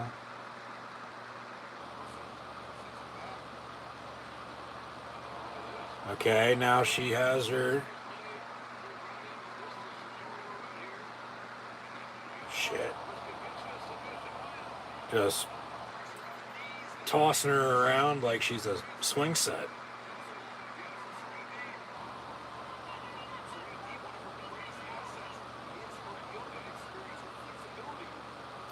Cover 1, 2. Crowd doesn't care about this match either, other than chant for Thunder Rosa every once in a while. This is wrestling chant now, okay.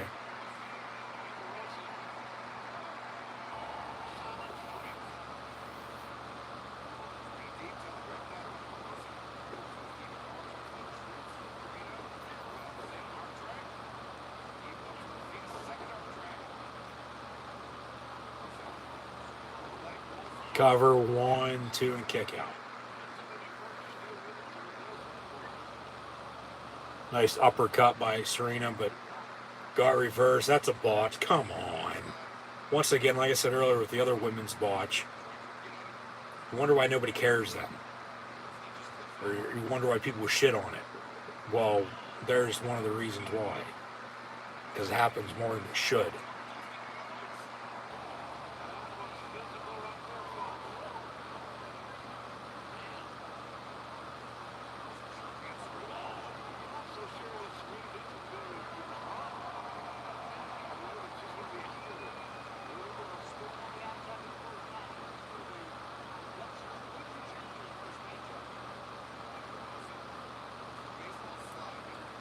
Now ringside, back into the ring. Man, come on. Just finish this damn match already. Jesus Christ.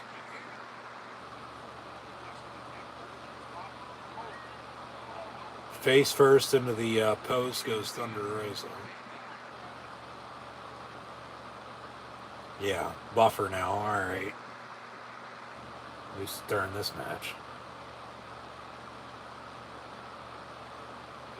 There we go. Yeah, it was really bad there about an hour and a half or so ago now. Between 9:30 and 10, it was really acting up. And not, once again, like I said, then there's really nothing I can do about it. Cover, 1, 2, kick out after, what was that, neck breaker? Yeah.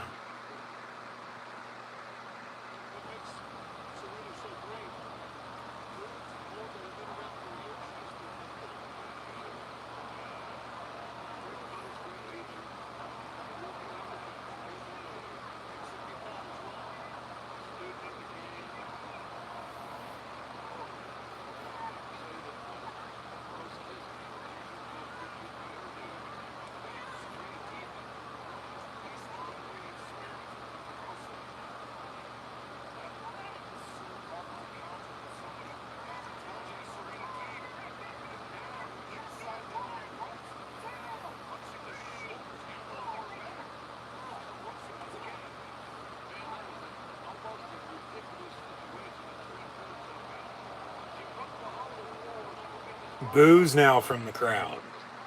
If that's not saying how bad this match is, or pointless this match is, I mean, come on.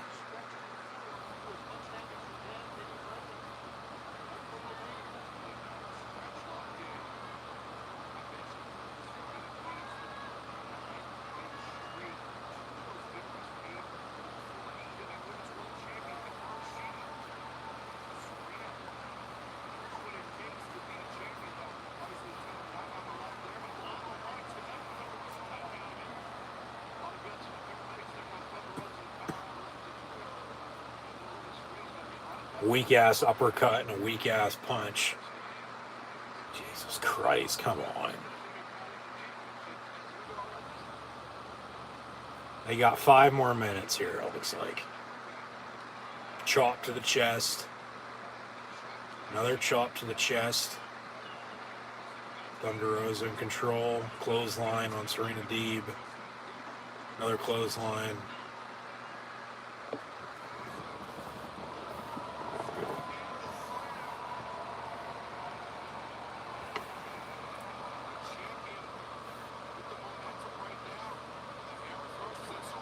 Face first goes Serena into the middle turnbuckle.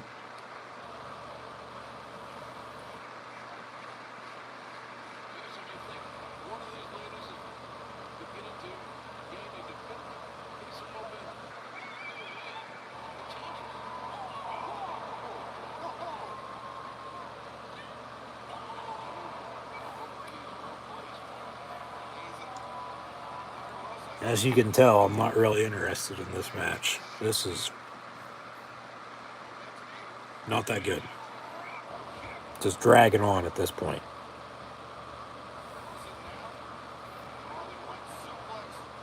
One, two, and a kick out.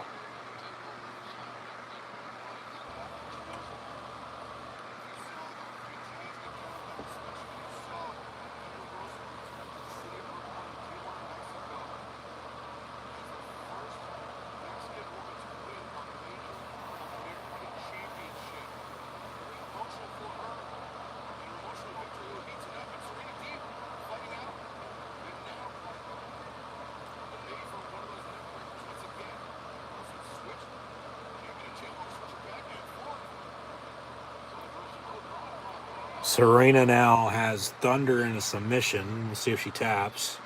Probably not.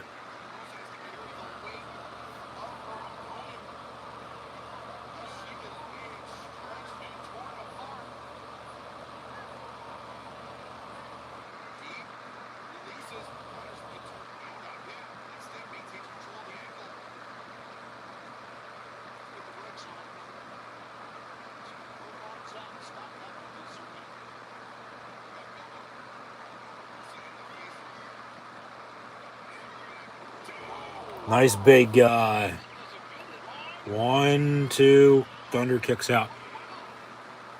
Gonna have to see a replay of that. Talk about replays. They never did show us I just remembered. Scary spot there by Darby and O'Reilly. They just ended that match and went to this. Because they know they're running short on time. Yeah, they're probably going to cut that triple threat World Tag Team title match now. When they should have cut the Darby O'Reilly match.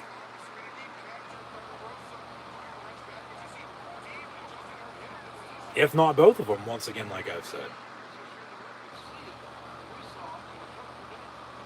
1, 2.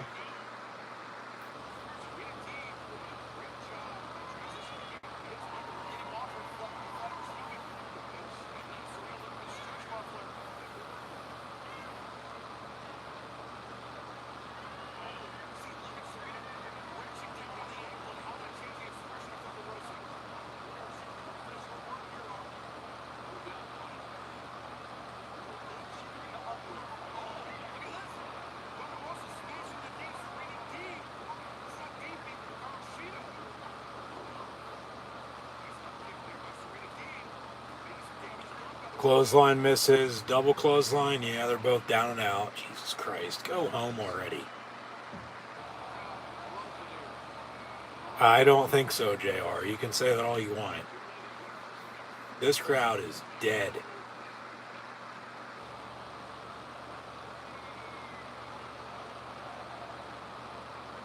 The crowd's counting with the official. So if that doesn't tell you how bad this match is or how uninterested we all are in this, I mean, I don't know what does that.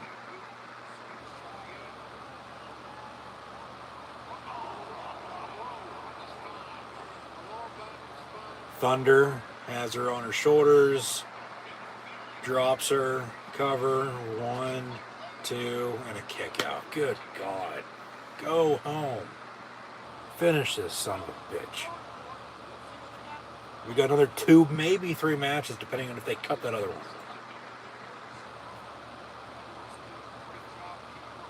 Which that tag title match, I'm not really that interested in it either, because, like, it's pointless. No offense to Jurassic Express, but recently the tag team division's gone a little out of whack since Revolution, I'd say. At least for, the title scene, at least. But I really want to see the Anarchy in the arena, and of course the main event, see if Punk's going to win the title or not, or if Hangman's going to retain. So we'll see what happens here.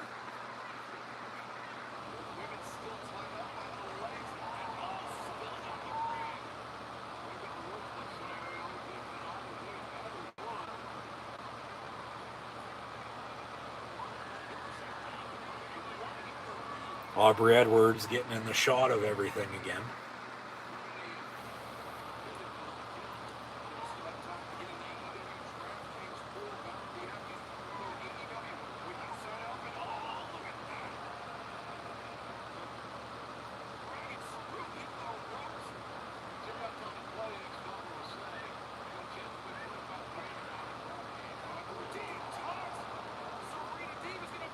Serena cover.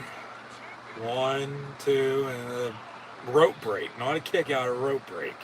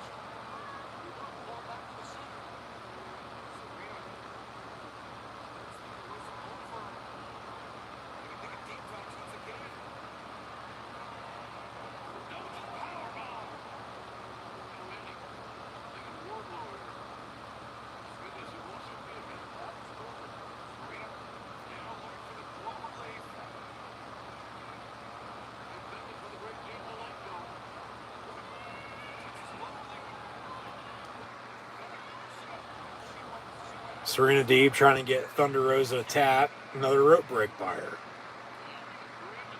They're really giving this match time. I don't know why, but they're really giving this match time.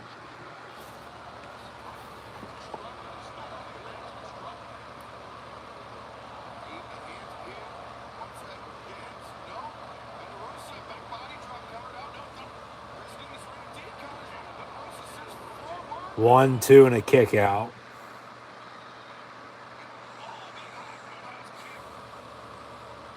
Thunder Rosa holding her left knee now. And then, well, hits her right knee on the middle turnbuckle, so both her knees were shot.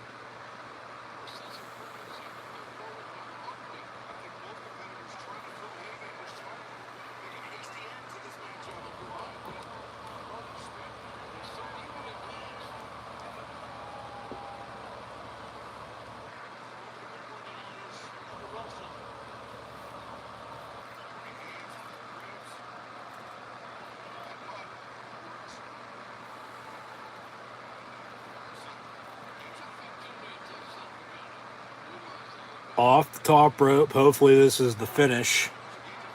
Vertical suplex. Rolls it through. Now she's going to pick her up.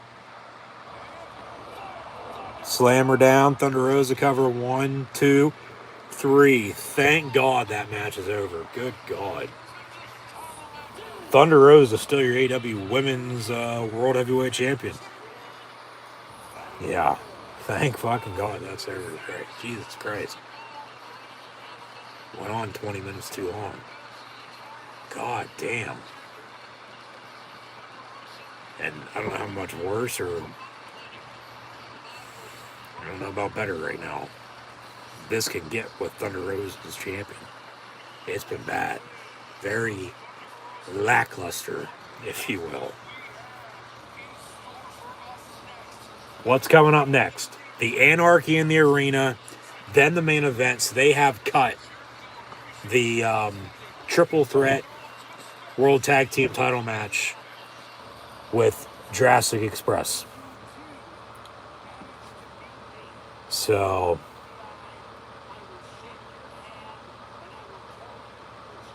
of course, unless I missed it during technical difficulty and it was like a 5-minute match, they haven't had it and they're not going to have it. Because here we are a little past 11 o'clock. I am live.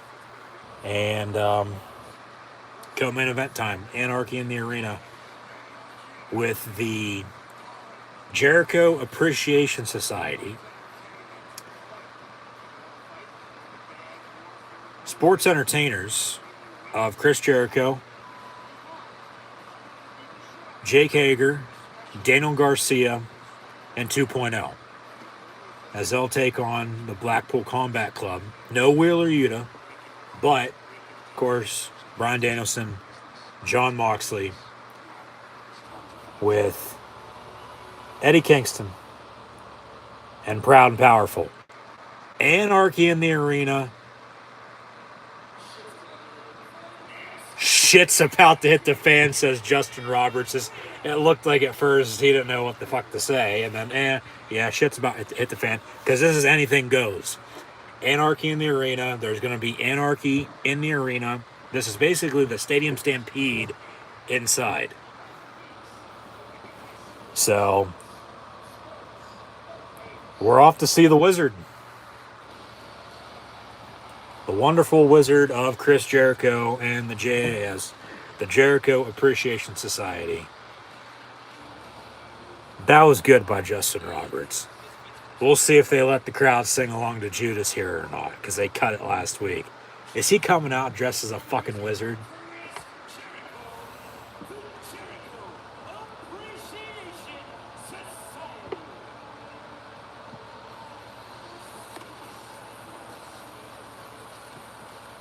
Who are they supposed to be? They're all dressed in white. It's Memorial Day, not Labor Day.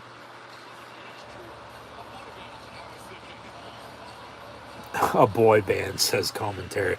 They're all dressed in white, have the JAS logo on the back, and they're wearing those, shit, what are those hats called? White, the ones that,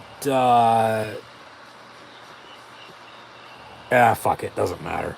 Because they're going to be taking those jackets and hat off anyway.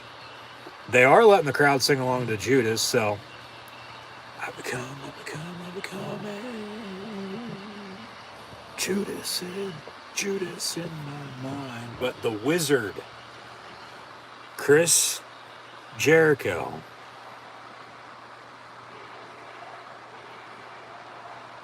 gonna lead the JAS into battle in the Anarchy in the arena. And now it's time to crank it up and go into the top of the ninth. Throw him the heater, Ricky. Here comes a group of wild things. The Blackpool Combat Club, Bryan Danielson, Jon Moxley, with Toto, Eddie Kingston, since Jericho's the Wizard, and LAX, Santana and Ortiz, Proud and Powerful. They're all coming out to Wild Thing. Through the crowd as well.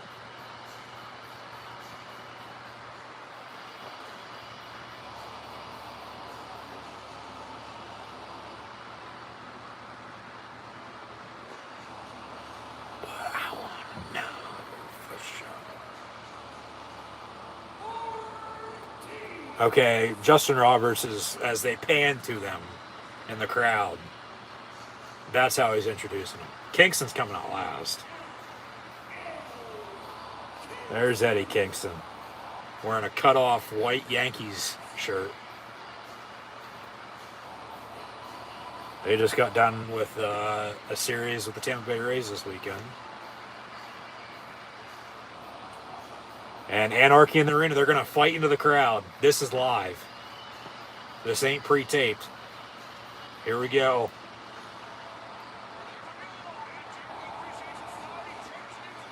And Brian's working one half of 2.0. The other working Mox.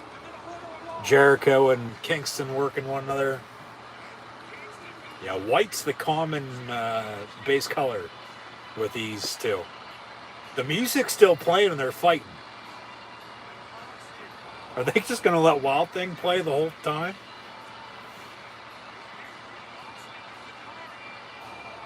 The music is literally still playing and they're fighting.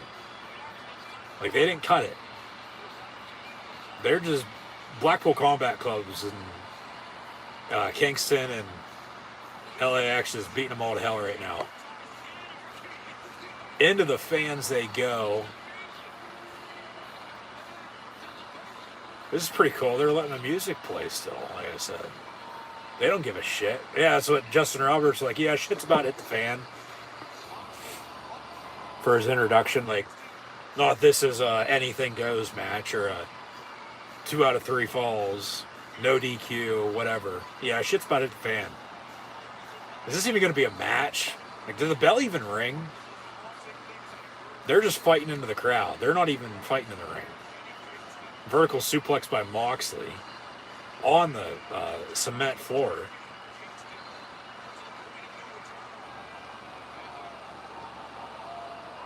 Ringside now, who is that? One half Santana Ortiz and somebody. Brian's in a tarped off camera spot working one half of 2.0, beating him all to hell. There's like 5 officials, making sure, these fans don't get involved. Jericho says, we're done. We're walking out. I'm finished. So this was a squash is only going to be a couple minutes? And literally, the music is still playing too, by the way. This is pretty damn good. This is different,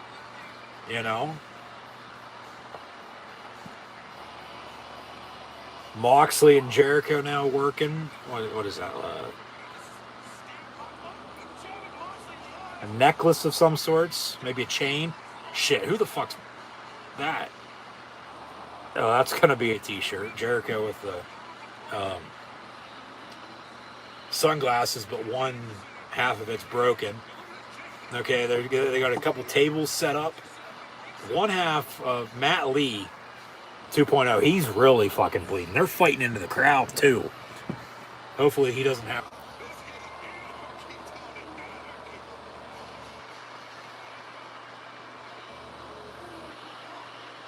Anarchy is right. Jericho and Moxley were fighting on a scooter. Moxley had him in a headlock. Now they're by the camera. Yeah, the decision has to come in the ring. Okay, in the ring, double vertical suplex by Santana Ortiz to Jake Hager. Big Jake, if you will. We'll see who comes out on top and who the loser. Matt Lee is really fucking bleeding. Jesus Christ. I'm surprised they're allowing them to continue to fight up into the crowd like that, with him bleeding like that. Was that a monitor of some sorts? Oh, Jericho, that's the music bar. Yeah. Unplug that so the music cut. Crowd hates that.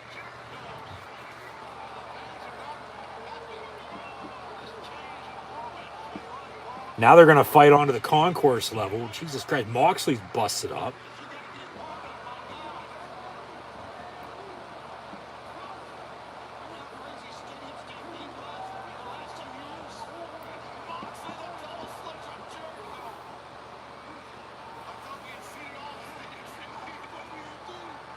Yeah, this is basically the indoor stadium stampede. Anarchy in the arena. Matt Lee and Eddie Kingston bleeding.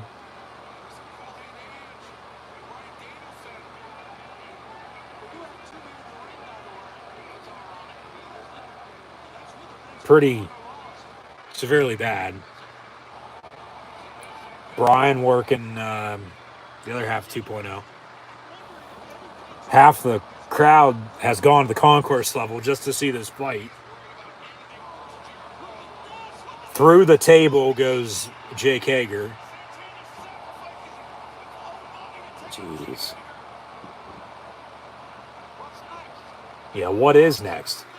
They're ripping the camera out of the... Jeez. This is crazy. Absolute nonsense. Moxley and Jericho are going to go to the ring. Somebody just speared somebody through a table ringside. I don't know who.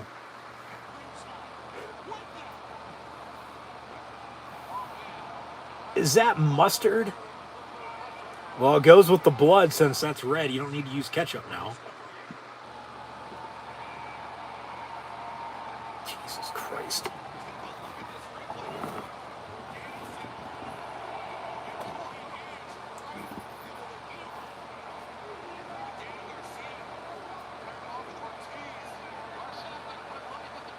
And now Daniel Garcia.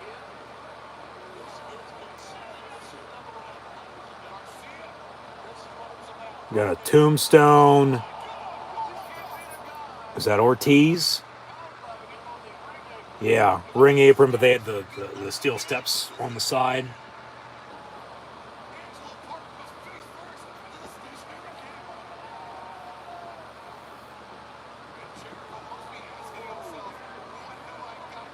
Now into the merch stand. Eddie Kingston throws Matt Lee.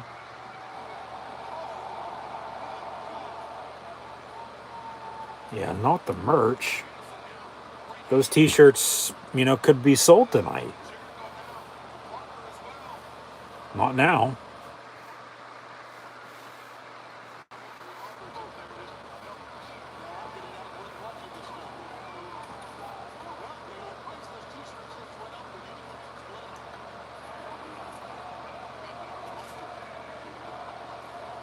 The crowd in the concourse is chanting "Fuck him up, Eddie! Fuck him up!" And it's like you can hear it as if it would be in the actual arena with 20,000 people. Like that's how loud. With everything going on, Shivani just had a good line that the price of the T-shirt just went up since it has the blood of the, two competitors on it, whether it be Kingston or Matt Lee. Bleeding like a fat sow.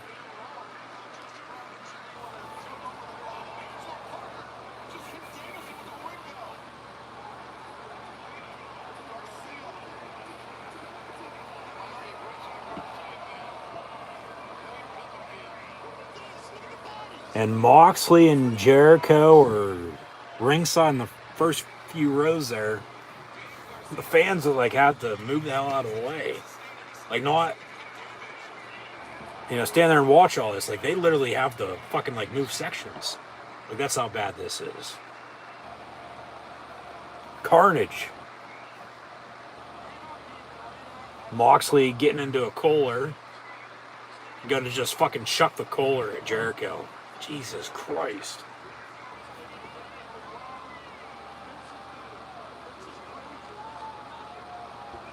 Because there's fans, I'd say so. Yeah, those Stadium Stampede matches were good though. But they only did those because of the pandemic. And they're in, Duval there, Daly's place, empty. Are they going to go down the escalator?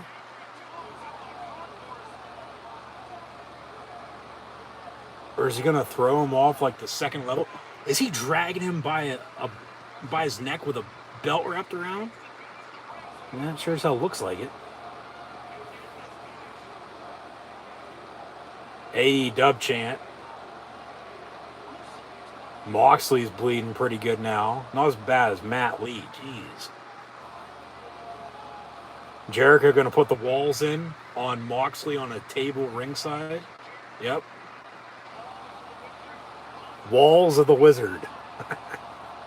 And then, of course, the table falls because there's too much weight. Kingston telling everybody to move the hell out of the way. Daniel Garcia going to reverse it and throw him into the wall. Remember, this is all concourse. I'm sure they've fought, for the most part, the whole way around the arena now. Damn. Haven't seen much of Brian lately. He threw somebody into the camera, but there's Matt Lee. Shit. Suicide dive by Moxley. I don't know where Danielson went though.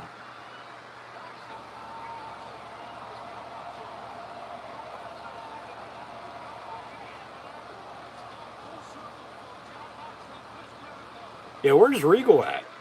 You'd think William Regal would make an appearance during this somehow. There's Brian working Hager. He's bleeding pretty good. He had an injury scare there just recently. Almost, of course, messed up his lower body with the ramp being connected to the ring there about a week and a half, 2 weeks ago or so now.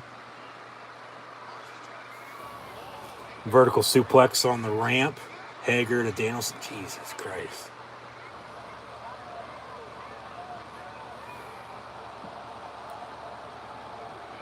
Still fighting on the concourse. I would think they got another 8 minutes to go to the bottom of the hour. Maybe 15, 20. They still could have that triple threat tag. We might go to 12:30, if so, because that would go to midnight. And then you still have your main event. The ring's being ripped apart. They've literally ripped off the top rope. The four turnbuckles are being used now as weapons. Moxley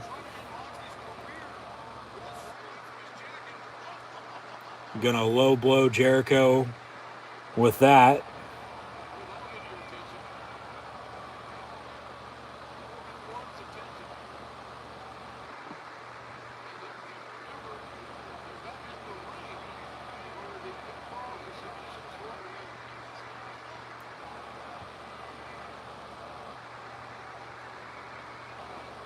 And okay, the fans are just jam-packed in the concourse level now, just following all this. They're in a freight elevator fighting each other.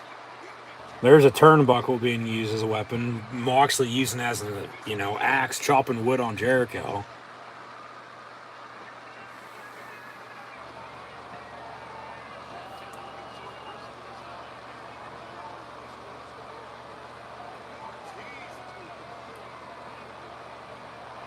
They got a couple more tables set up in the back on the floor. This is awesome, chant.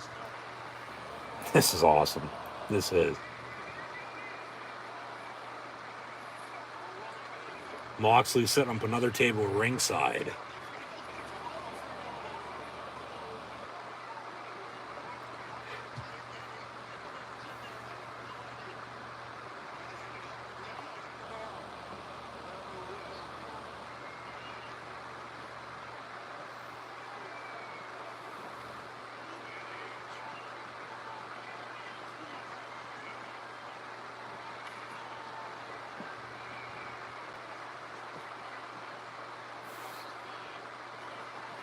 Moxley with a big gut punch to Jericho, and you heard him backed off.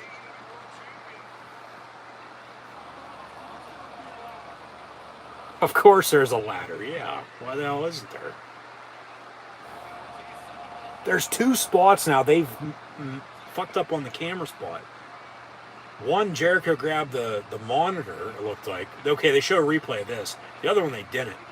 But Jericho was just sitting in the chair ringside, and then Moxley with a running knee took him out. Another one, they panned to something else when they got ready to do something. Oh, God. Barbed wire table.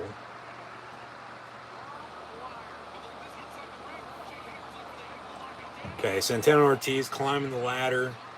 They got 2.0 on separate tables. They're going to jump at the same time and take them both out, it looks like. Hager's working. I believe that's Brian in the ring in the corner, working his ankle.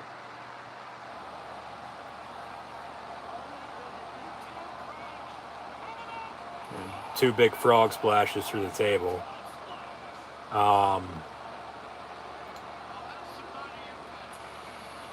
Jericho with a fire extinguisher right to the face of Moxley, who's covered in blood, by the way.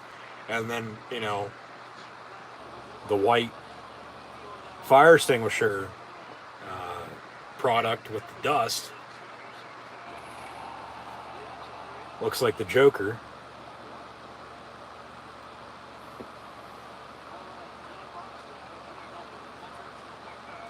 Yeah.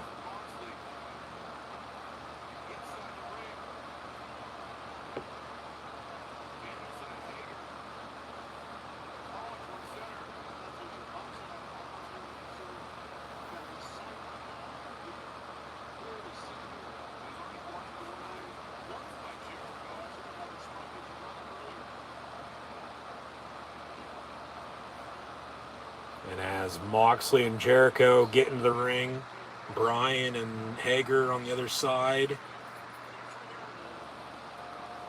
There's somebody in an elevator, they say still.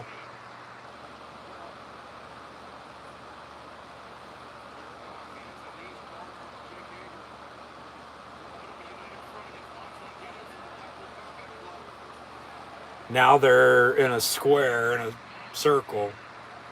Literally in the squared circle, but they're just all punching each other right now. Yeah.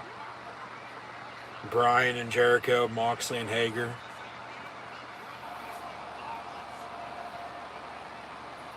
I already hear people bitching, of course, because they're all four former WWE guys fighting in this AEW Anarchy in the Arena main event right now in the middle of the ring. Oh, Moxley and Bryan, double elbows to Jericho and Hager. Yes chant from the crowd.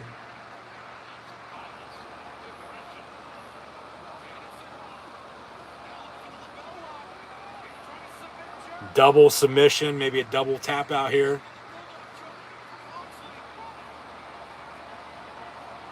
And here comes Eddie Kingston carrying a can of gas. He is covered in blood and he's carrying a can of gas. Remember, they still have that barbed wire table.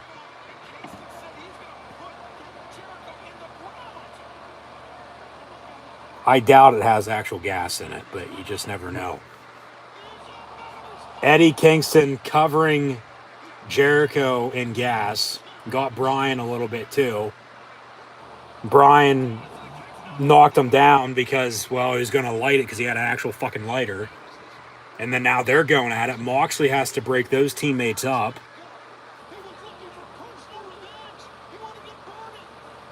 Yeah, Kingston wanted to actually burn Chris Jericho. He brought out actual gas. Whether it was gas or not, beats me. But, of course, now we get a fucking buffer and a disconnect here. Come on.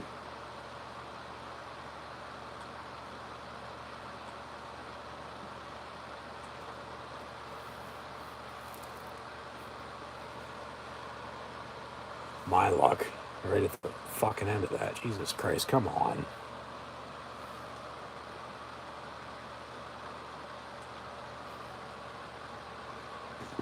Yeah, Eddie Kingston next. He might pull a Brian Pillman.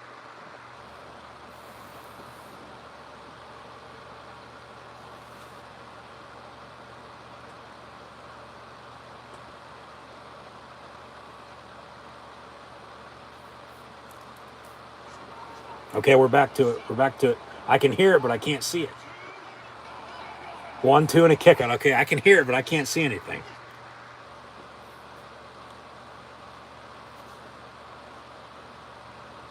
Now I can't hear or see shit.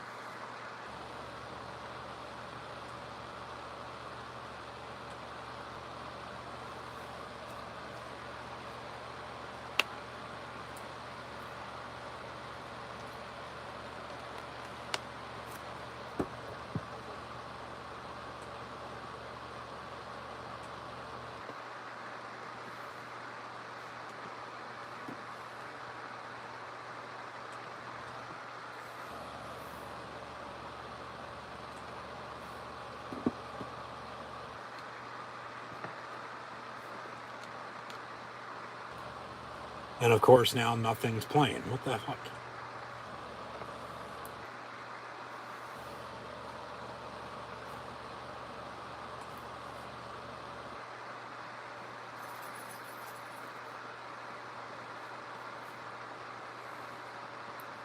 Hopefully I'll be able to, of course, rewind this again. Catch the finish of it.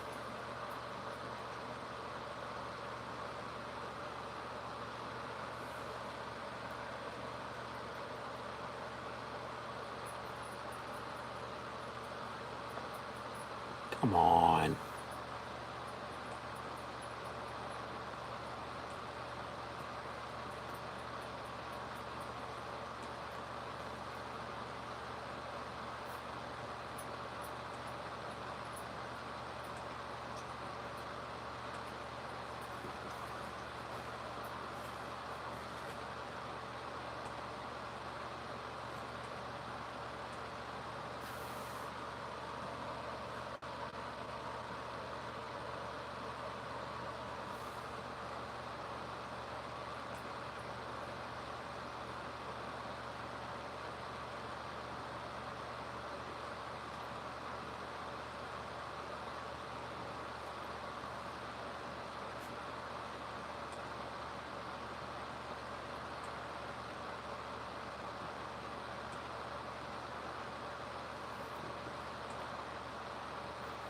Okay, I got it back, but now I can't fucking hear anything. There we go. Okay. Yes kicks in the middle of the ring by Jericho. Or by Brian Danielson, excuse me, on Chris Jericho. This one's working pretty good. Okay.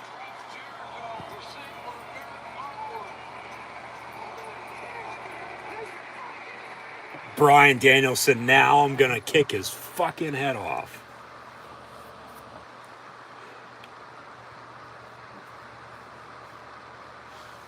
And, of course, another buffer. God damn.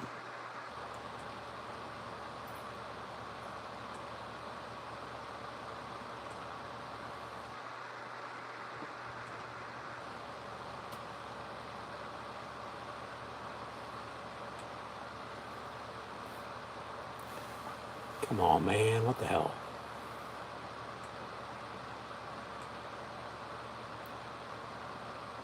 This is really bad with the buffer.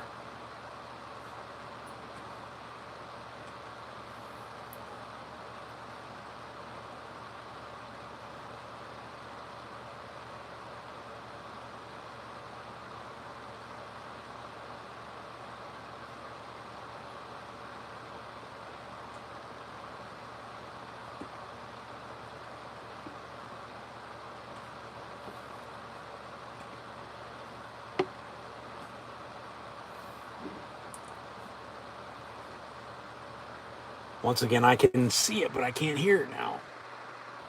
But it looks like the JAS just picked up the win.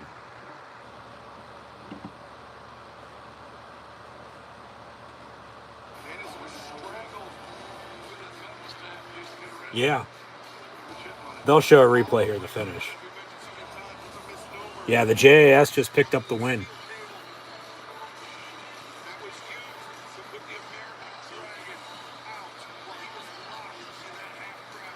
Well, they're trying to continue to get, this over. Because other than Jericho, I mean, Hager hasn't done shit in his almost 3 years with the company. 2.0, WWE released him, probably too soon. And Daniel Garcia's young. They're trying to get him all over when people know who, Brian and Mox are and, Eddie Kingston, who literally tried to light Chris Jericho on fire.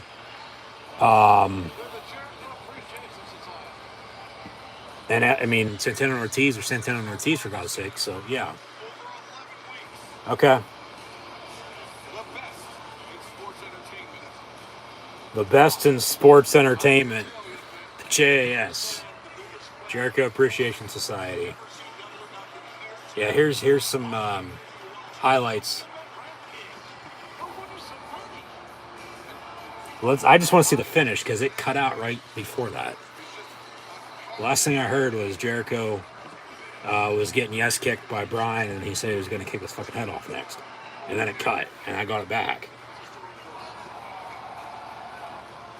It's been pretty bad tonight compared to usual. Buffering and Hager came out of nowhere from behind with a fucking baseball bat, Floyd, and chop blocked Brian in the back, and then they got him to say I quit. So Jericho, Garcia, Hager, and 2.0 pick up the win in the Anarchy in the Arena.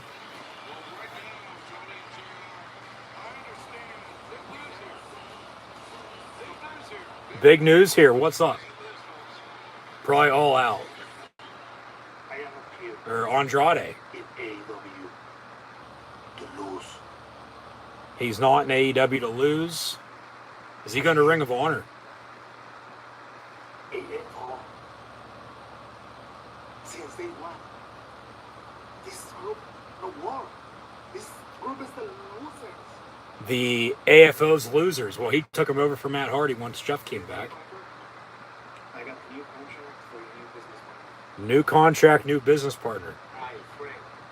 Andrade's friend. Andrade just got married yesterday, by the way, to Charlotte. Who's Andrade's new partner? The Bears. You know him? Somebody's knocking on the door. Open the door. Who is it? This is big news, says JR.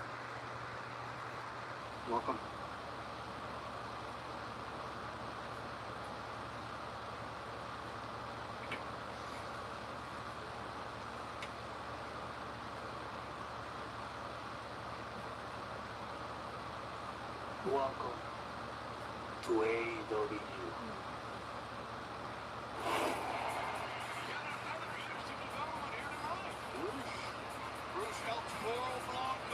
Rush El Toro Blanco is alongside Andrade now.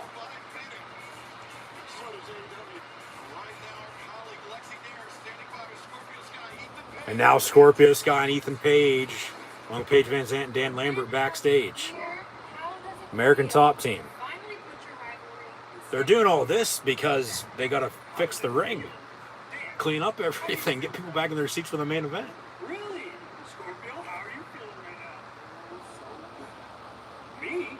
For a dude that's been pretty pissed off every single week for the last couple months, I feel pretty great.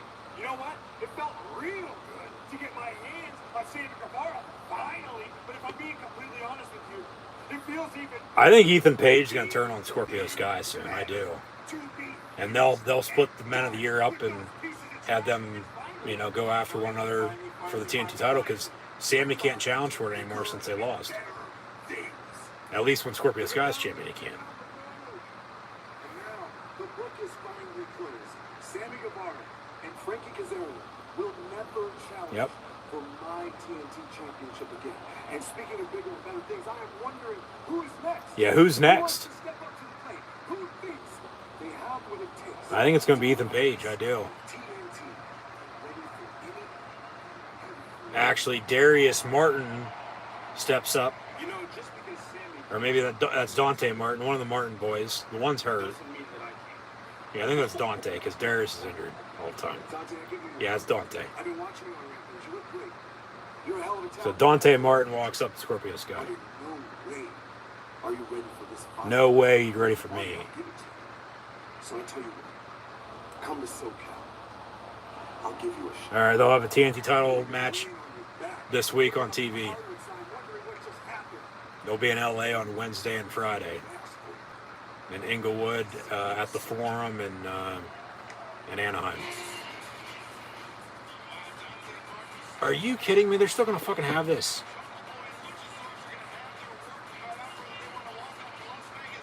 We got a triple threat tag team title match now next. With Jurassic Express, Team Taz, and Limitless Swerved with Keith Lee and Swerve Strickland. This is either going to be a squash, and then, Hangman and Punk's not going to go that long either. Maybe 15 minutes to the top of the hour to midnight.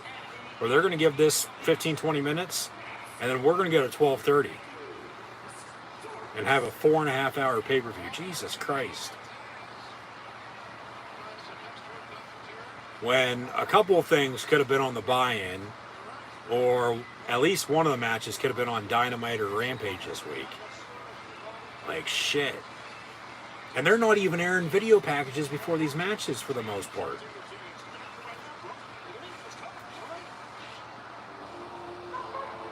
So there's Team Taz, Ricky Starks, and Powerhouse Hobbs. Here comes Keith Lee and Swerve Strickland.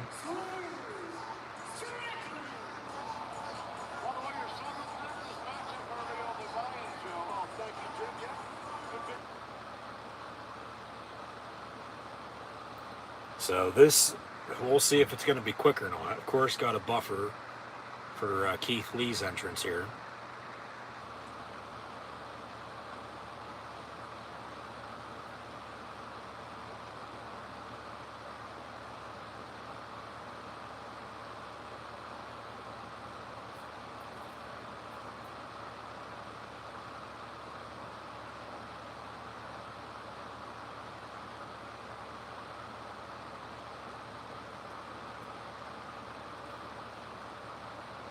And now nothing.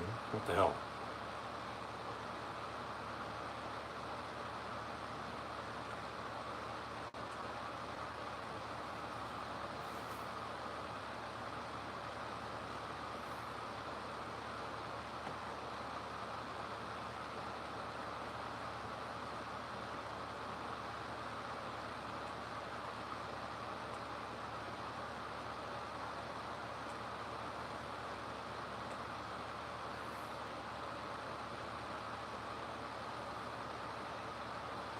Yeah, the timing to this tonight, they honestly didn't do that good of a job. I mean, they did, but they didn't. Some stuff ran a little too long.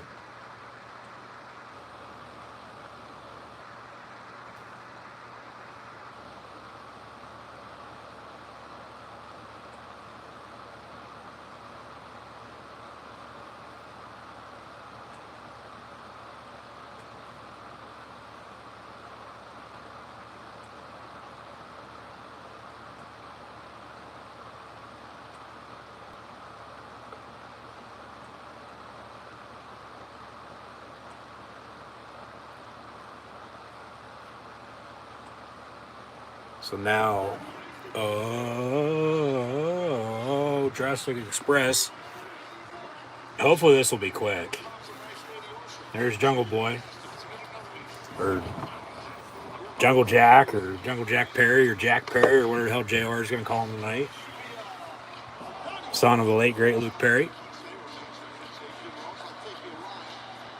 Luchasaurus, the lone wrestling dinosaur, and Christian Cage as their manager. Hobbs grabbing the titles. Team Taz saying they have already won even though the match hasn't started. Okay, bell rings, match underway. Here's a triple threat AEW World Tag Team title match for the co-main event of the evening now. Something we thought they had cut, but here we go. Team Taz from behind, breaking that little huddle up.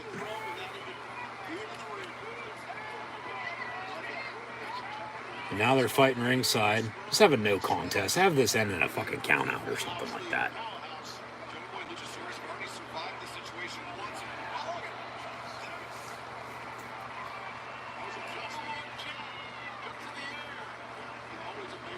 Or just have a quick finish. Yeah, this seems like that.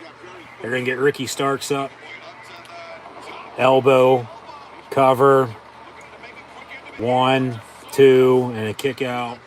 And they might actually give it time now once they get settled in here. And we'd go to 12:30 for the main event with Hangman and Punk. Unless they pulled that, which we all know the answer to that. No, there's no way in hell.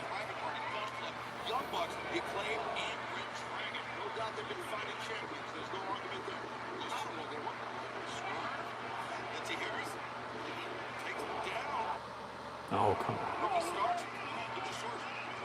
So Strickland and Starks working. Tag mate. Here comes Hobbs. Strickland needs to tag in Keith Lee. Give us Keith Lee and Hobbs.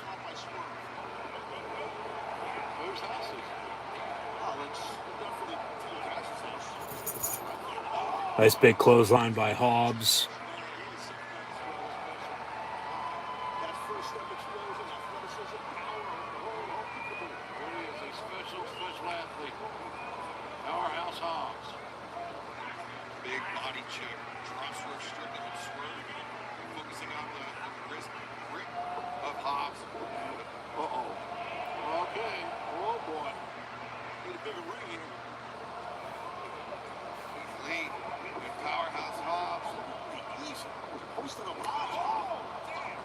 Keith Lee and Swerve Strickland.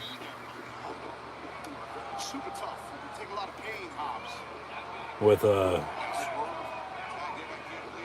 as a basking in his glory chant starts, double punch clothesline-esque move there on Team Taz.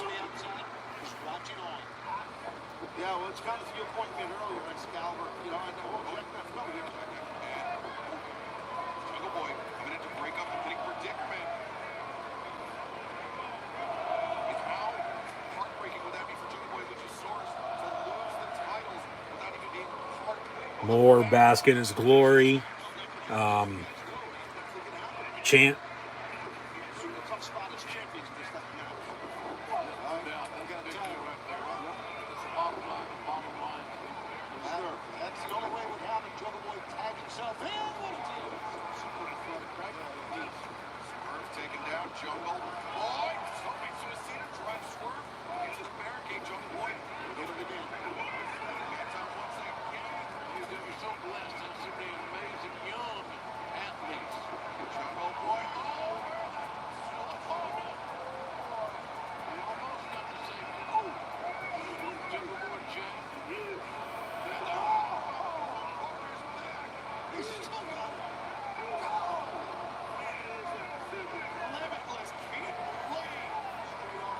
Fighting ringside.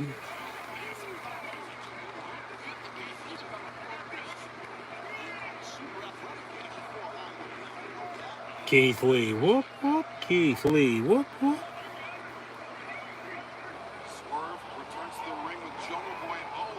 Tag made, Hobbs legal, so we will get Hobbs and Keith Lee now, it looks like.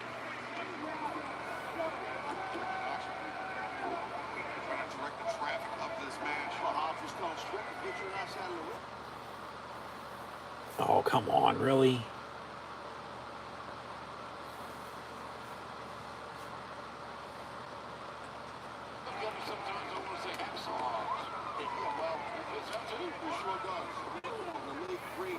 Actual Butch Reed, you know, he enjoyed watching Hobbs. That's a fact. Here we go. Come on now. Let's do this. We can do something.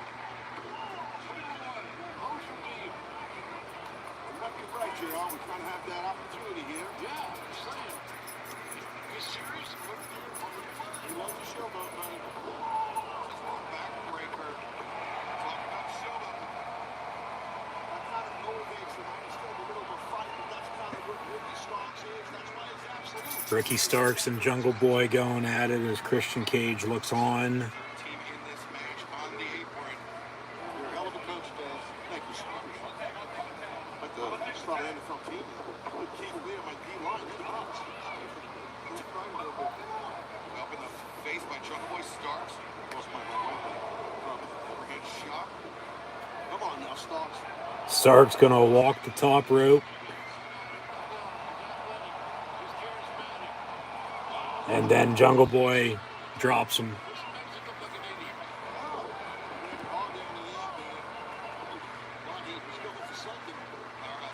Hobbs in.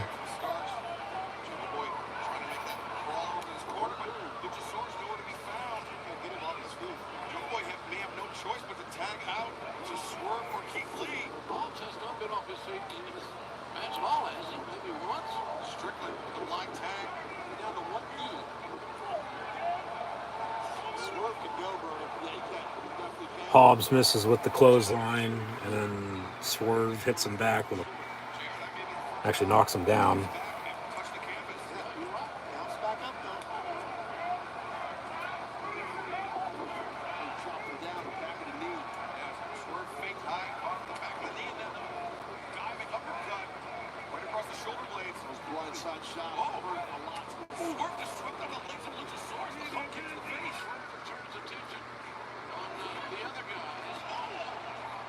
Starks hit, yeah, awkward landing on his knee, it looked like.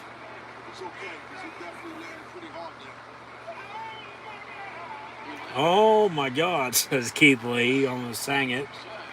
Now he's gonna, as they give a wink to the camera, work off the, Jesus Christ. Yeah.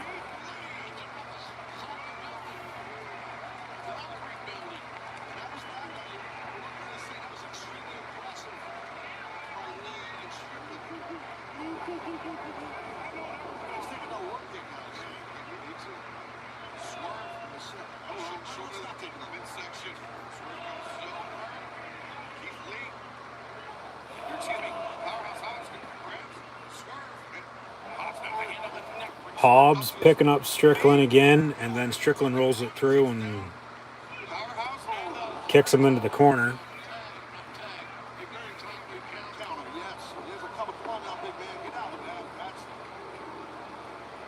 Hobbs has changed his body, he's changed his attitude in the last several months. As I give you much of that credit for motivating the young man. Yes, sir. He puts the work in, as you know, but yes, I appreciate that. Keith Lee picking up Hobbs.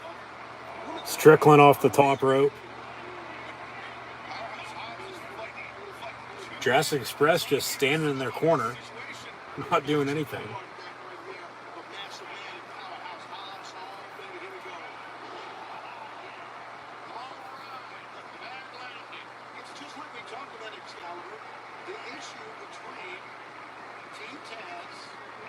Luchasaurus tagging in. Here comes Ricky Starks, shoulder tackle, big boot.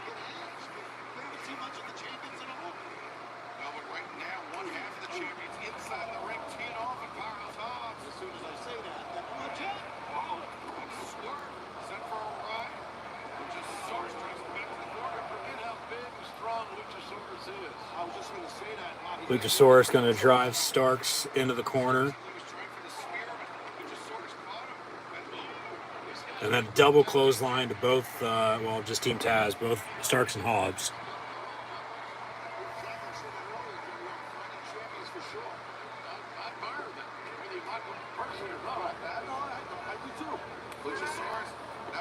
Luchasaurus going to try to pick up Hobbs. And then just a big boot to the face. Here comes Keith Lee. He tags himself in. So it'll be Luchasaurus and Keith Lee. Hobbs, motherfucker, why'd you tag me out?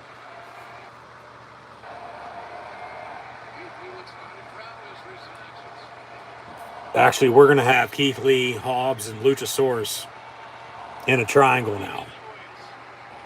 Yeah, 3 big heavyweights in this match.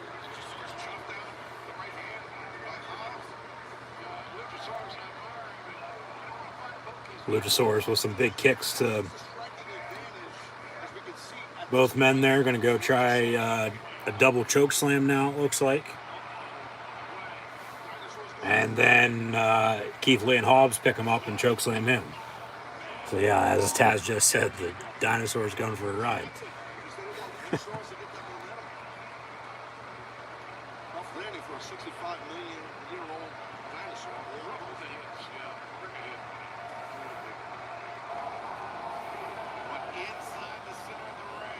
Now we got Keith Lee and Hobbs staring each other down. Now they're going to go back and forth with one another.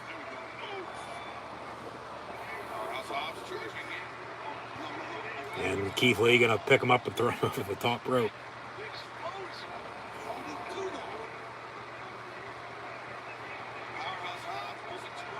And now Keith Lee is going to go for a dive or go flying, it looks like. Take out everybody ringside in front of the ramp.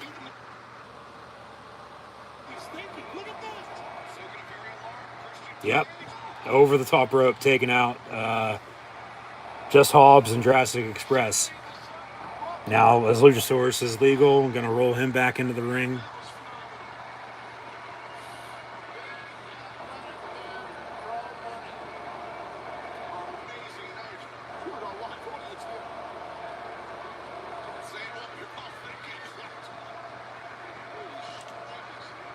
Oh, bask in his glory. Keith Lee has Luchasaurus down, but Luchasaurus just set up like Undertaker, and now he's going to choke slam him. Keith Lee reversing out of that, though. Nice big headbutt. And now Luchasaurus has Keith Lee on his shoulders. Botched the finish, slamming him down, cover, and a kick out at 1. All right, thank God Keith Lee kicked out of that, because that would have been a piss poor finish.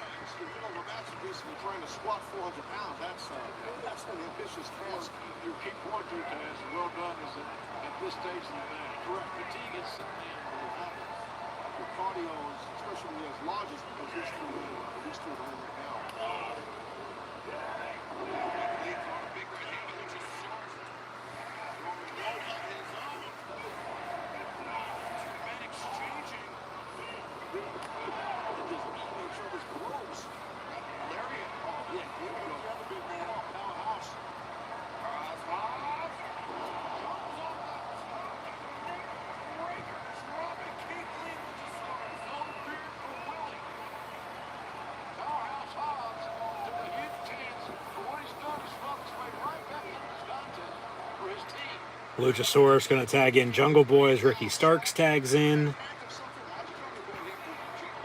Jungle Boy, some chops.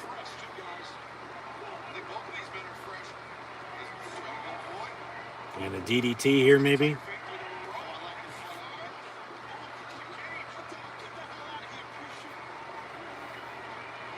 Christian up on the ring apron. Hobbs going to, oh shit. Throw him into the steel steps. Starks misses with a clothesline. Suicide dive there by Jungle Boy. Take out Hobbs. Jungle Boy and Ricky Starks are your legal competitors. Ricky Starks cover 1, 2, kick out at 2.5. And Ricky Starks is your FTW champion. They have not done jack shit with that championship in almost 2 years now. Starks landed the spear, and we very nearly saw new World Tag Team Champions. Ricky saw the opportunity. You're going to get the win. It was impressive. Starks going to go for off the ropes and then a big power slam out of a pedigree position. Cover 1, 2, and then Luchasaurus breaks it up. Tam is right, yeah. They're giving this time too, 15 minutes. They're giving everything time. That's why we're going to go later. We're going to get a 4.5 hour pay-per-view, it looks like. Because we'll go to 12:30. Here it is now, midnight on the East Coast, burning the midnight oil. Nice big power slam there by Hobbs to Jurassic Express member Luchasaurus. But remember, I do believe Jungle Boy and Ricky Starks are still your legal competitors, if I'm mistaken. Or maybe Strickland tagged in.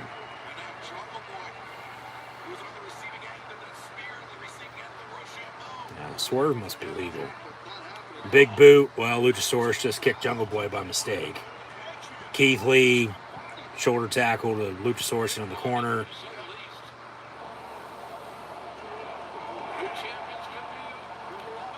And Strickland off the top rope as Keith Lee has Jungle Boy in a powerbomb position. Knockout, cover, 1, 2, and Hobbs breaks it up. I thought that was 3. I thought we were going to have new tag champs with Keith Lee and Swerve. But Hobbs breaks it up and this match continues.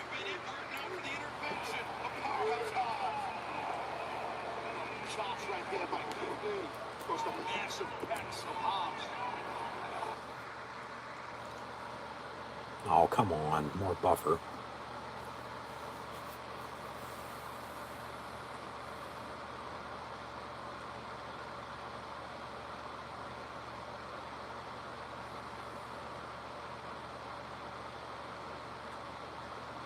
There we go. Okay, we're good.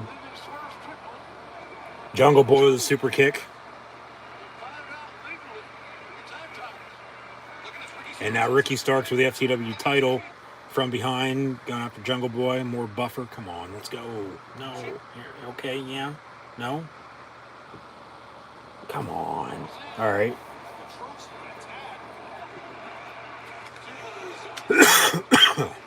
Excuse me. Strickland off the top rope. More buffer. Jesus Christ. Come on, man. What the fuck?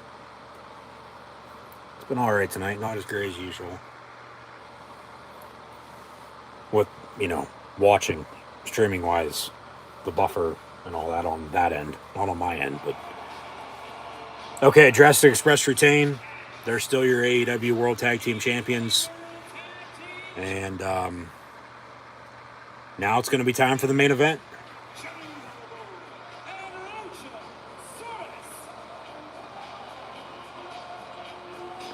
We'll have Hangman Adam Page defend the AEW World Heavyweight Championship against CM Punk. More on that in a minute. But just once again, thank you for tuning in and listening. As always, I'm your host, Encyclopedia Sports, Cool and Luke 96. Be sure to like, follow, and subscribe on social media. Links in the description below. We're 4 hours in. More like 4.5, 5 with the buy-in. And we still got one more match. So,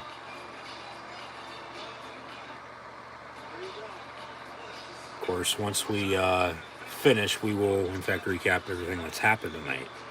But coming up next, as don't all the girls get prettier at closing time, it's time for the main event of the evening. AEW Double or Nothing. It'll be Hangman Adam Page and CM Punk for the AEW World Heavyweight Championship. Of course, they're announcing AEW Dynamite and Rampage in Southern California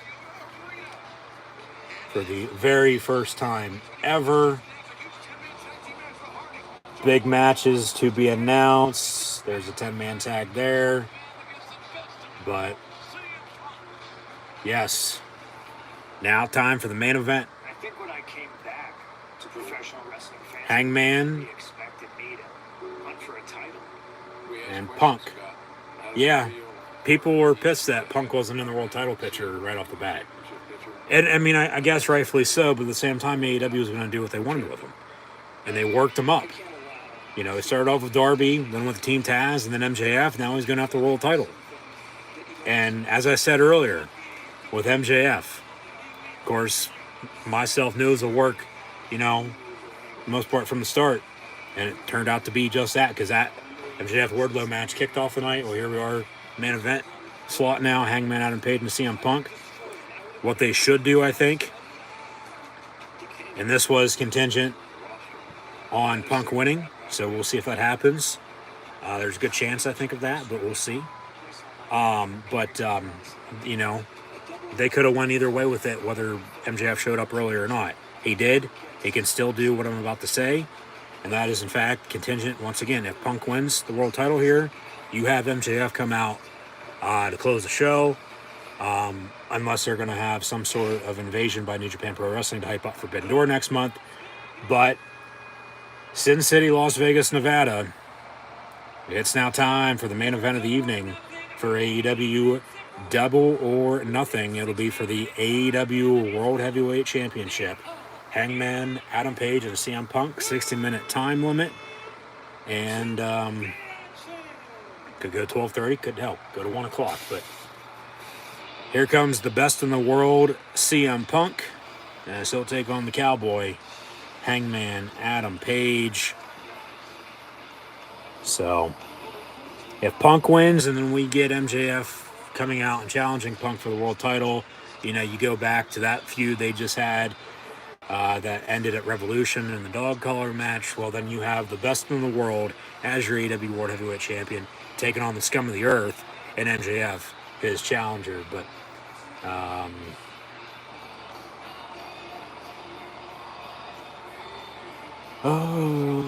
the cult of personality. And Punk's going to challenge for the World Heavyweight Championship here in All Elite Wrestling for the very first time ever, right now.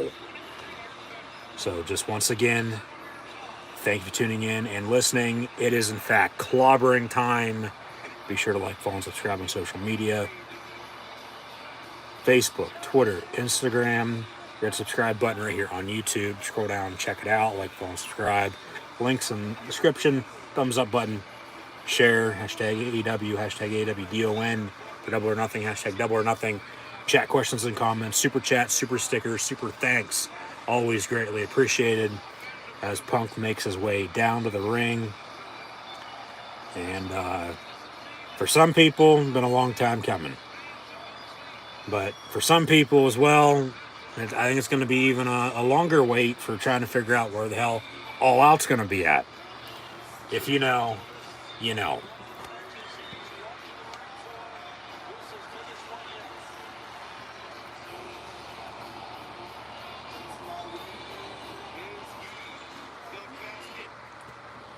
Oh, come on, no buffer. There we go. Okay, we're good. 1 and 1 makes 3. He's the call to personality. Phil Brooks, the Chicago-made Punk himself, CM Punk. And from Vegas, as it's midnight here on the East Coast, 9 o'clock local time, main event time though, here comes the Hangman, Adam Page, the 4th ever AEW World Heavyweight Champion.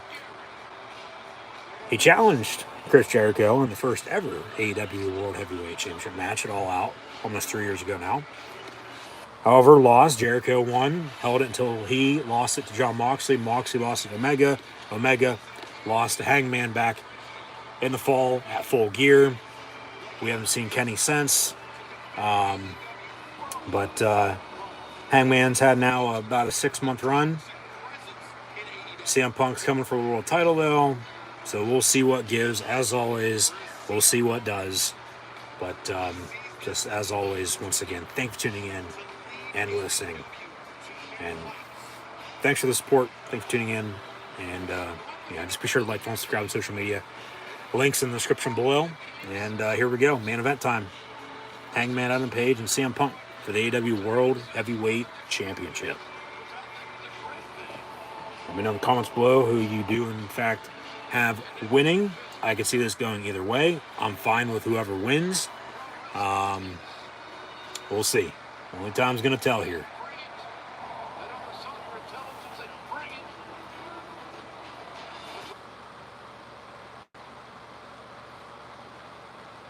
Come on, no buffer. No.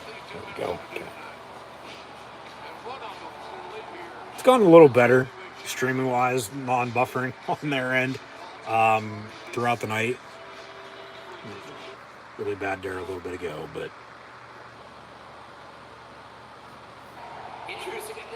They're going to introduce the competitors, the challenger, CM Punk, and coming up next, the world champion, Hangman Adam Page. So he'll defend against Punk, the number one contender. And here we go. Main event time once again, folks. Thanks for tuning in and listening. CM Punk chant.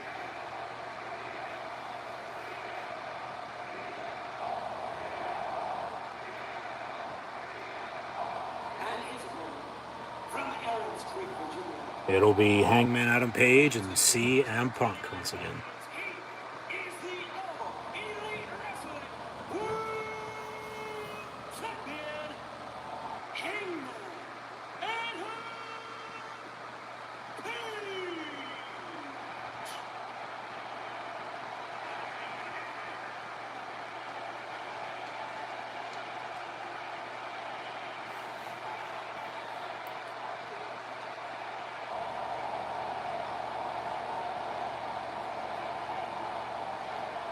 Your referee, Paul Turner. Paul Turner going to be your official referee. Zebra for this matchup. On Wednesday, when these two had their face-to-face, I guess they didn't want Aubrey Edwards getting in every shot.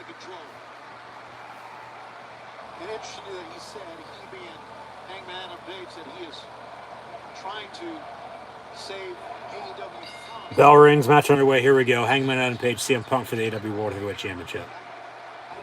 CM Punk chants from the crowd. 10 after 12 here on the East Coast, past midnight. Burning that midnight oil once again. And the Midnight Rider, Hangman Adam Page, defending against CM Punk as they walk to the center of the ring, staring down one another. I would think we get 20 minutes. I doubt 50. I bet we get 20 minutes here. They butt heads, shove each other off.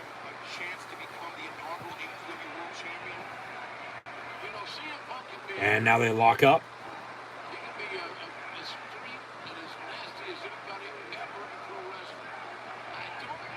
Let's go Hangman, CM Punk. Not like let's go Adam sucks. Back at Revolution for Hangman Adam Page and Adam Cole for the world title. By the means, but this crowd's hot for the main event, and rightfully so. Let's go Hangman, CM Punk.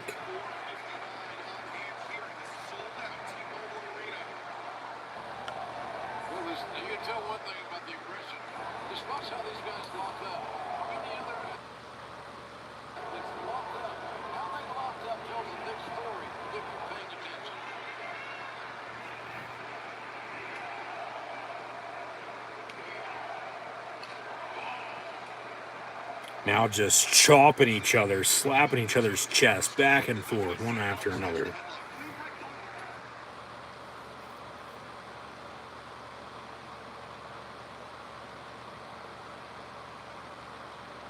him out of the corner. Nice and clean. Lead right, boys. Hey! bear bandage. Yeah, those two wrists across the nose. Very abrasive. Whatever was there. He said, Punk's not a mainstream.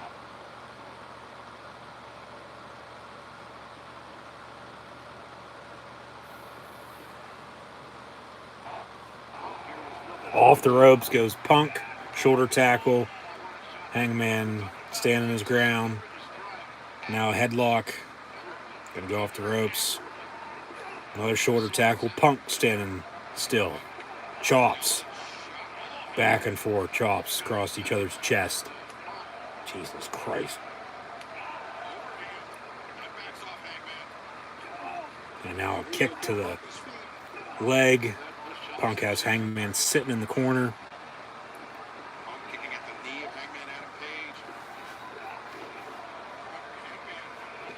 Has gone the distance in defending the AEW World Championship the full 60 minutes against the American Dragon Bryan Danielson. Covered by Punk. Kick out at 1. Hangman has enough gas in the tank. Does CM Punk have enough gas to go 60 minutes? You step in the ring with a guy like Bryan Danielson, you go 60 minutes with him. More Let's Go Hangman CM Punk chants. JR brings up, of course, Hangman's few title defenses against Bryan Danielson late last year and earlier this year.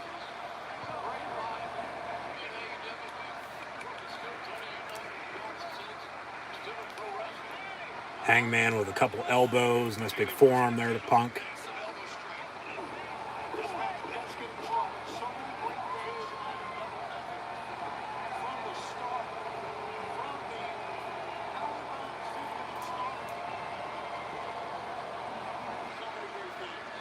Hangman's not only defended that AEW World Championship against Bryan Danielson, but also against the Murdoch Monster, Lance Archer, Dante Martin, and Adam Cole. And Hangman's 197-day reign has surpassed the inaugural reign by Chris Jericho. Hangman with some more chops into the corner on Punk. Woos from the crowd, of course. 7th defense of that AEW World Championship. I think every time that Page walks out there and defend the title, Now slapping the back of Hangman Adam Page to CM Punk. with his own mind, gain that respect. Throwing him from corner to corner. He's earned and deserved from all the fans. It's no secret that Hangman Adam Page has struggled with anxiety issues, self-confidence issues. And I mean, he was Off the only ropes. late last year that he was really able to overcome that. Punk with a punch to the gut, and now Stinger cover, 1 and a kick out.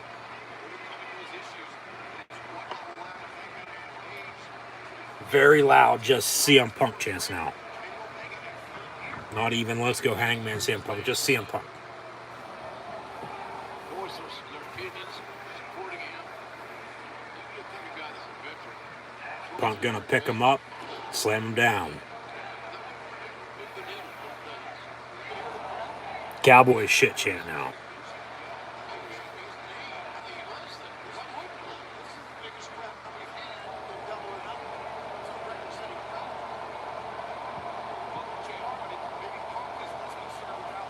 Punk picking him up and slamming him back down again.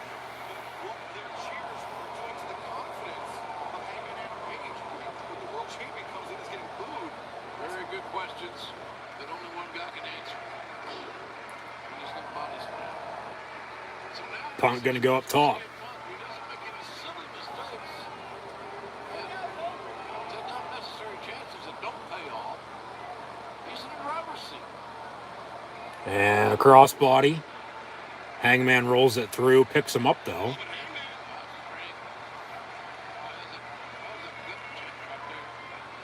And he throws him back. Kip up.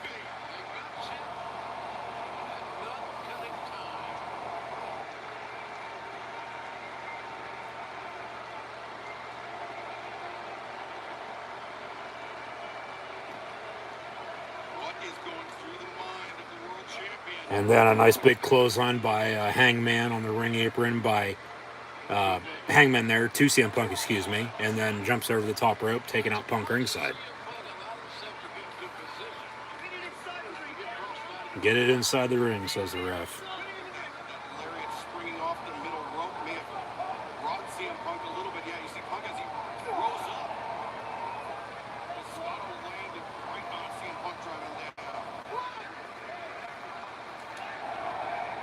Back to the Let's Go Hangman CM Punk chants.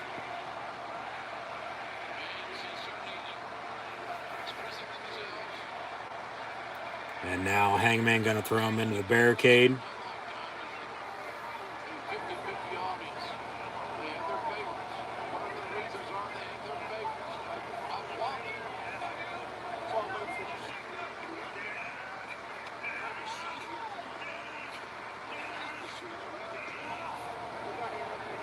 Hangman pushing down on Punk's head from behind on the steel steps. Giving us a little moan there as well.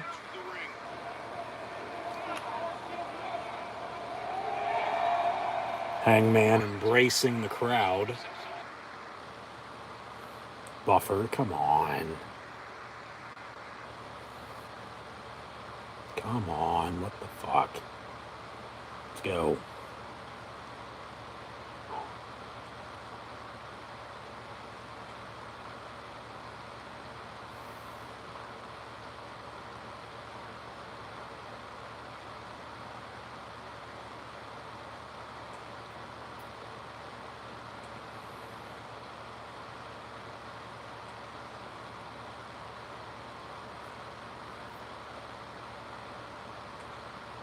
Now nothing. Can't hear, can't see anything. As it went from the buffer to that, come on. And at least I know we got a little bit more time here with this. But still, don't really want to miss much since it is the main event. And of course, there's not going to be anything after this, so I'll just end it. Well, might have something happen afterwards.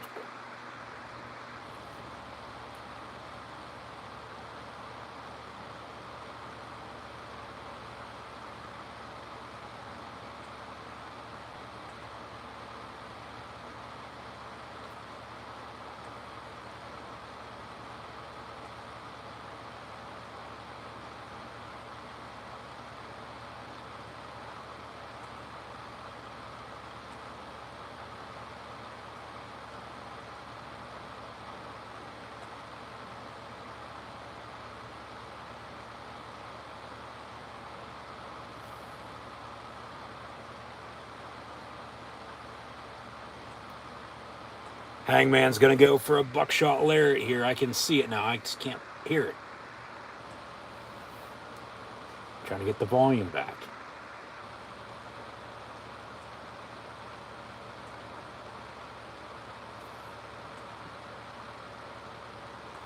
Hangman was going to go for a buckshot, but Punk got up and pushed him ringside. Some boos from the crowd, surprisingly. This crowd seems pretty split, though. I mean, typical wrestling crowd for the most part.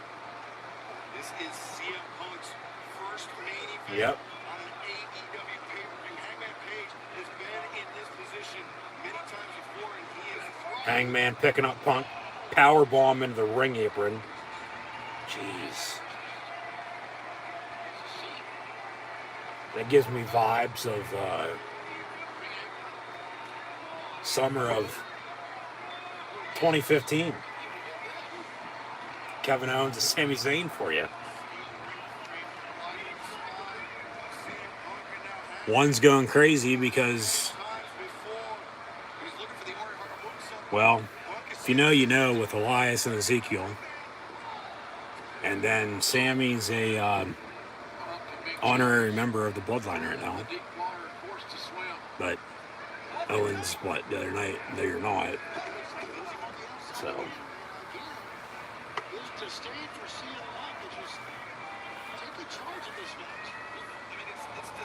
Ezekiel is Elias. We all know that. But some people, including Ezekiel, think otherwise.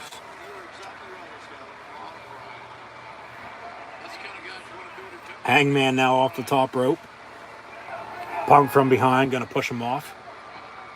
Actually punch him in the back for the time being. Now they're going to climb up together. Vertical suplex off the top rope here, maybe.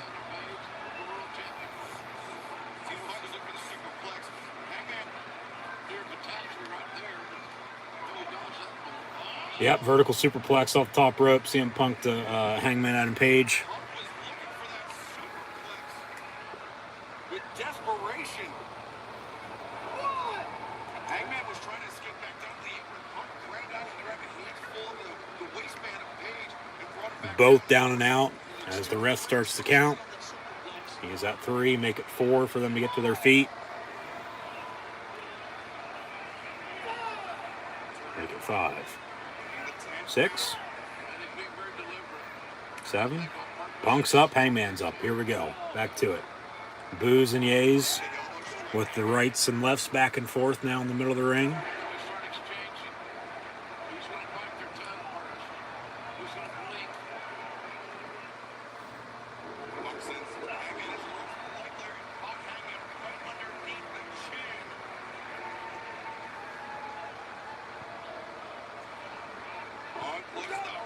Punk with a running knee into the corner, and now a running bulldog on Hangman. CM Punk, the challenger for the world title, #1 contender, starting to find his groove, especially offensively, his offensive groove. Punk really laid out with that bulldog. His momentum took him underneath the bottom rope. Punk now maybe thinking springboard lariat. Punk off the top rope as he flies, takes out Hangman.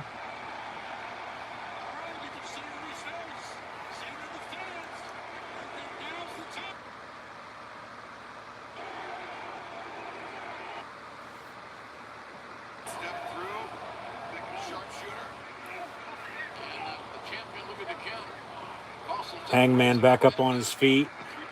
Punk gonna pick him up though, and on his shoulders GTS now. Hangman gets off. Nice neck breaker there by Punk. Cover.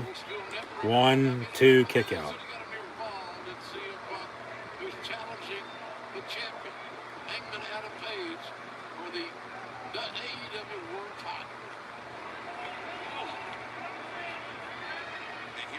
Conditioning becomes a factor as we approach the deeper waters of this match.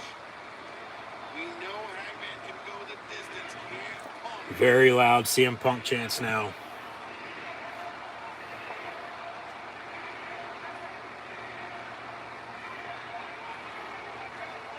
right. Good chance for us taking here. Punk up on the top rope. Hangman punches him off.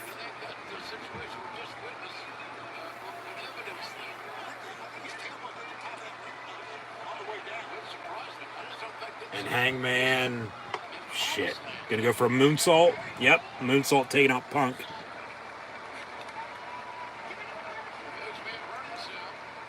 Hangman telling the ref to get in the ring. He's gonna roll him in. Hangman gonna go for a buckshot here, it looks like.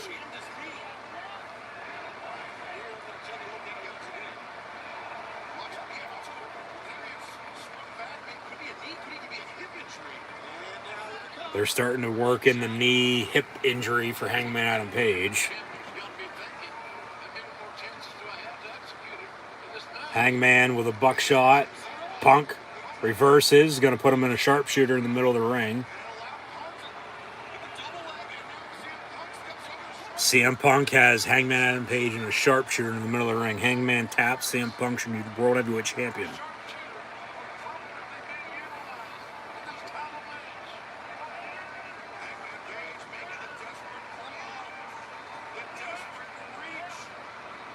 Hangman going to get a rope break here. Yep, there we go.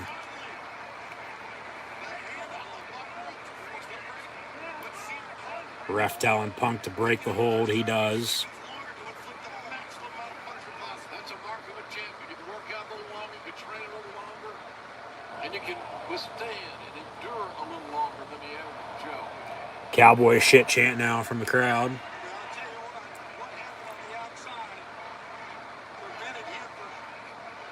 Executing the buckshot later. How heartbreaking would that be for Hangman? That Orihara moonsault, he's hit it time and time again. It's time in the biggest match on the biggest stage in AEW. It could have cost him. Punk gonna go for a buckshot. Lands on his feet. Hangman picks him up. GTS no, because Punk catches him right at the last second. Gonna put him in another sharpshooter. But then Hangman kicks him away. Punk laying on the ring apron there.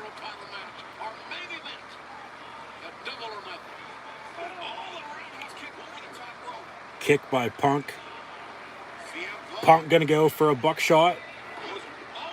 Does, but then he can't land on his feet.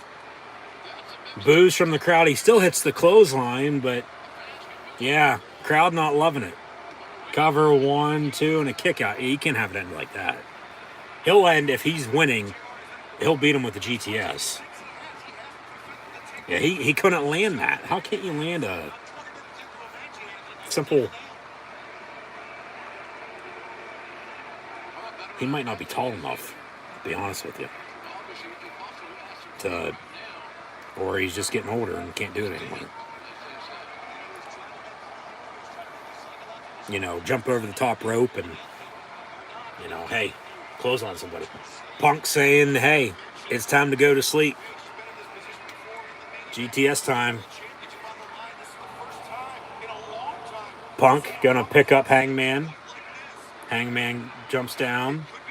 Hangman picks up Punk. Nope. Punk gets down.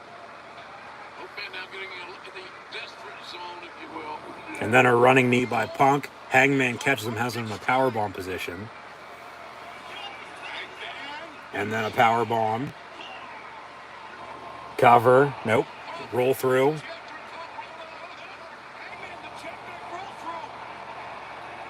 And then a shit-ass tombstone. Cover. 1, 2, and a kick out at, right at the last fucking second. Punk kicked out right at the last possible second. Boos from the crowd. 0.9999 seconds. Yeah, like 2 and 7 3/4 Yeah, that was close. That's on Punk right there for not kicking out. A little quicker.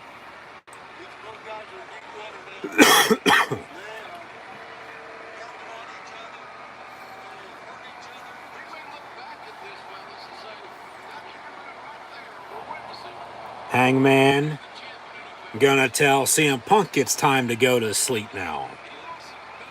As they're trying to do each other's moves now. Yeah, Hangman, it's time to go to sleep for CM Punk, it looks like.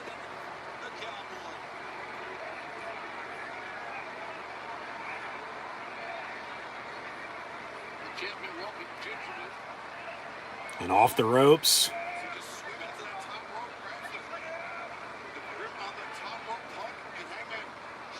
And then a nice Pele there by Punk.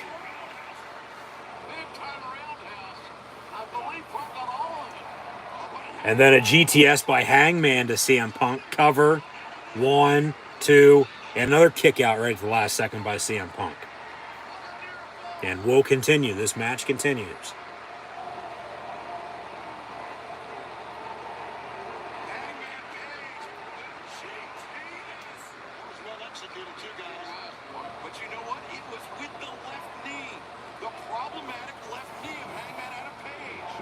CM Punk chant, very loud CM Punk chant from the crowd.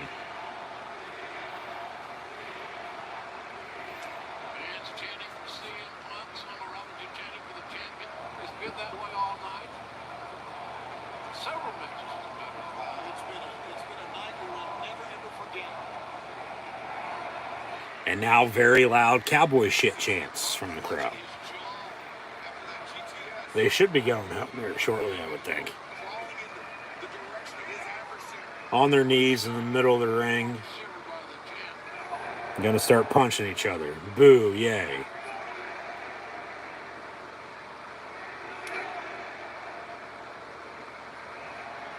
Now they're gonna stand up.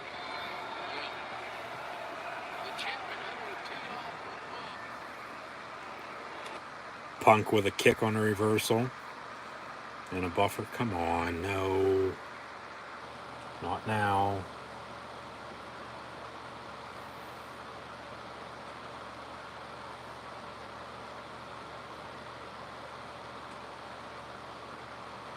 What the hell? No.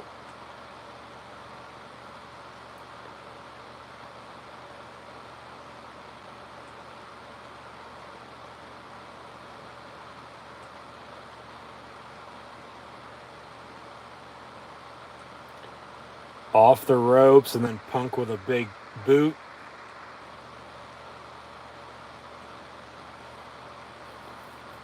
And then a clothesline sending Punk ringside. They're going to fight into the timekeeper's area now.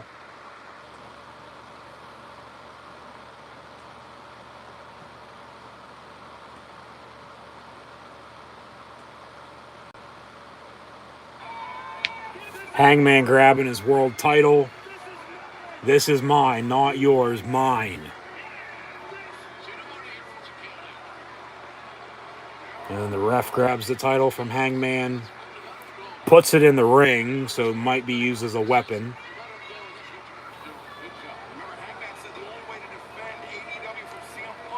And now Hangman going to go for another buckshot here.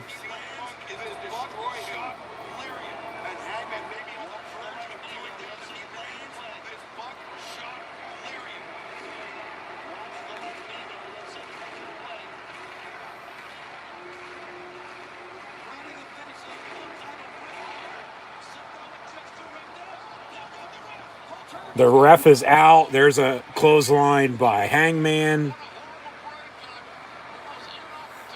Jeez. Of course, the ref has to go down and out.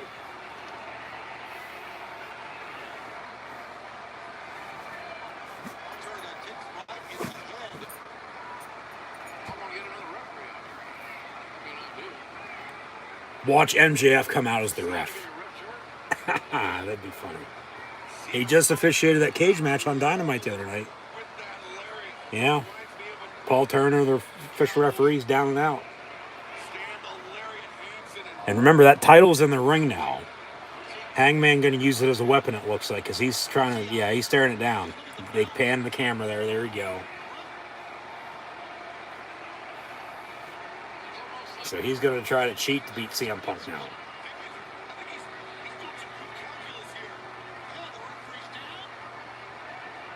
Why not? Why wouldn't you?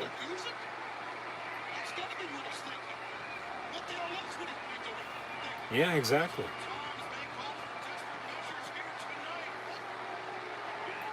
Get up, says Hangman Adam Page to CM Punk. Get up. And Paul Turner, in the meantime, is trying to come to his feet. So, what, are we going to get a DQ finish?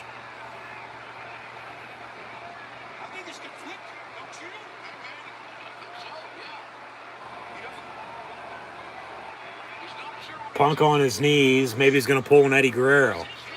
Act like he got hit, but he really didn't. Hangman says no. He drops the title. Going to hit him with the buckshot.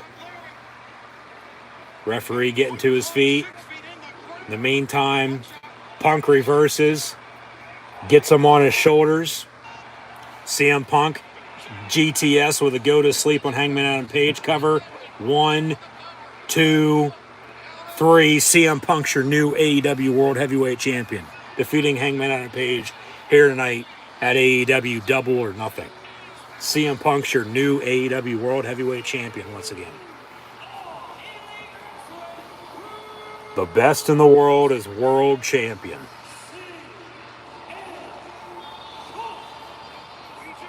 Look in his eyes. He's got some emotion.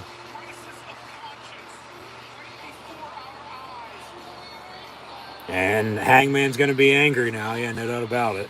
He's going to want a rematch. 1-1. Well, 1, 2, 3. CM Punk's your new AEW World Heavyweight Champion.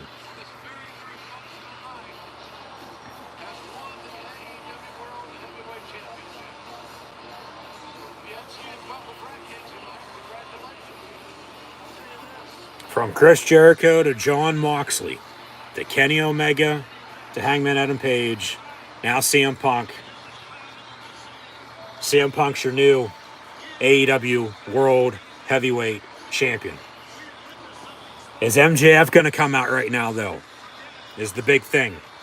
Or somebody else. Because I think they'd be smart to have MJF come out right now. I do. I said it earlier.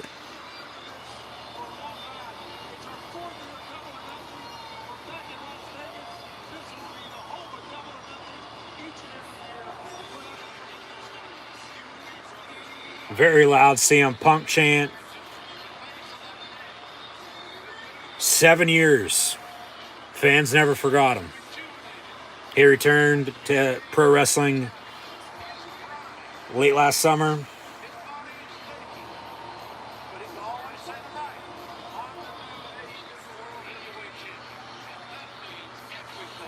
About 10 months later, he's the new AEW World Heavyweight Champion. And the best in the world is, in fact, World Champ. Going to see some highlights now from the match.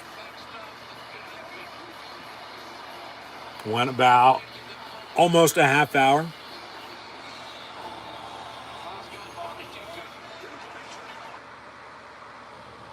Oh, come on. There we go. Okay. We will give a recap here. Probably a shorter one than usual since it's so damn late.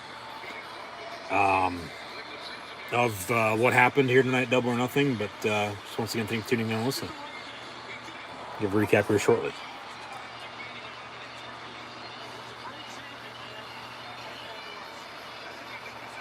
Punk celebrating in the ring as they show highlights. Let's go, he says.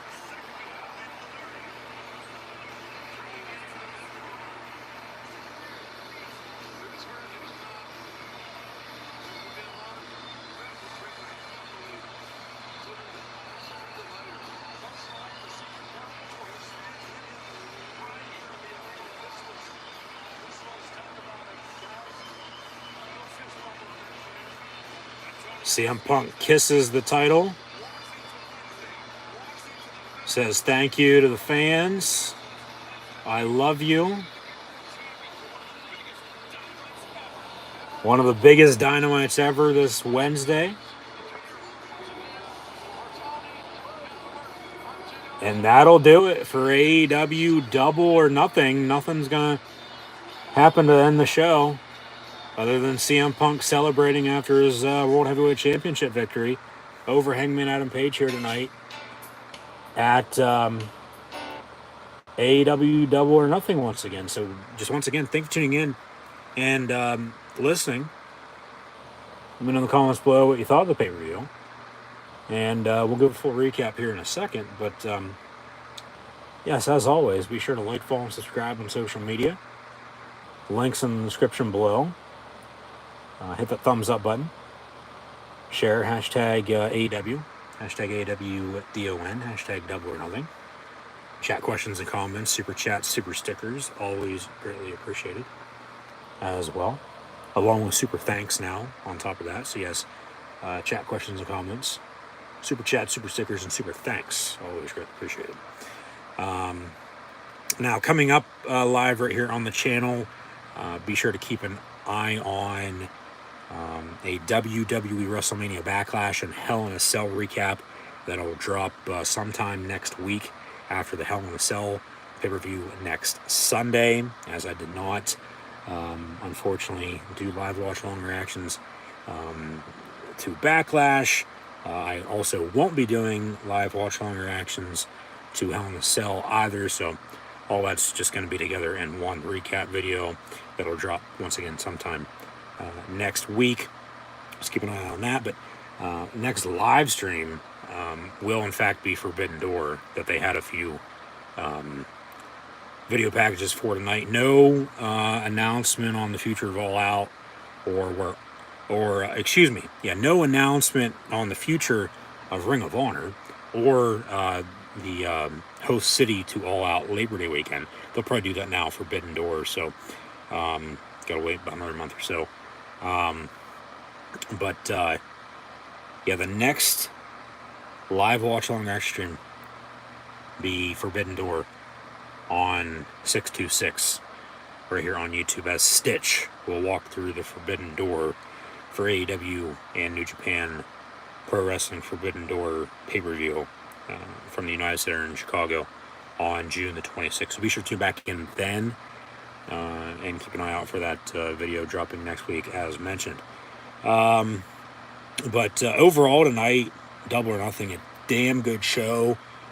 Voices shot as usual, especially after this long. I mean, we're a good 5+ hours in.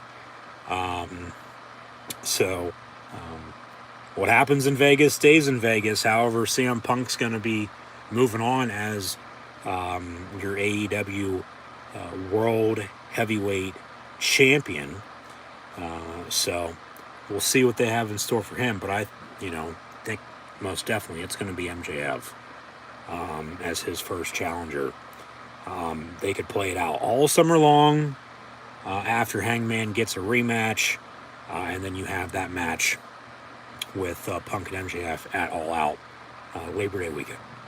That'll be 3 months from now. But yeah, Double or Nothing tonight. I thought it was a damn good show. A little longer, of course, than usual. We went about 4.5, 5 hours, almost 6 with the buy-in there. That we saw Hookhausen pick up the win in a tag team match over Terry Nese and Mark Sterling. And then, in no particular order, on the main card, we'll just go through how I previewed it at the start. But at the end of the day, okay, was MJF going to show up or not? He did. That kicked off the night. We'll start there for one, and then in no particular order from there we'll go on.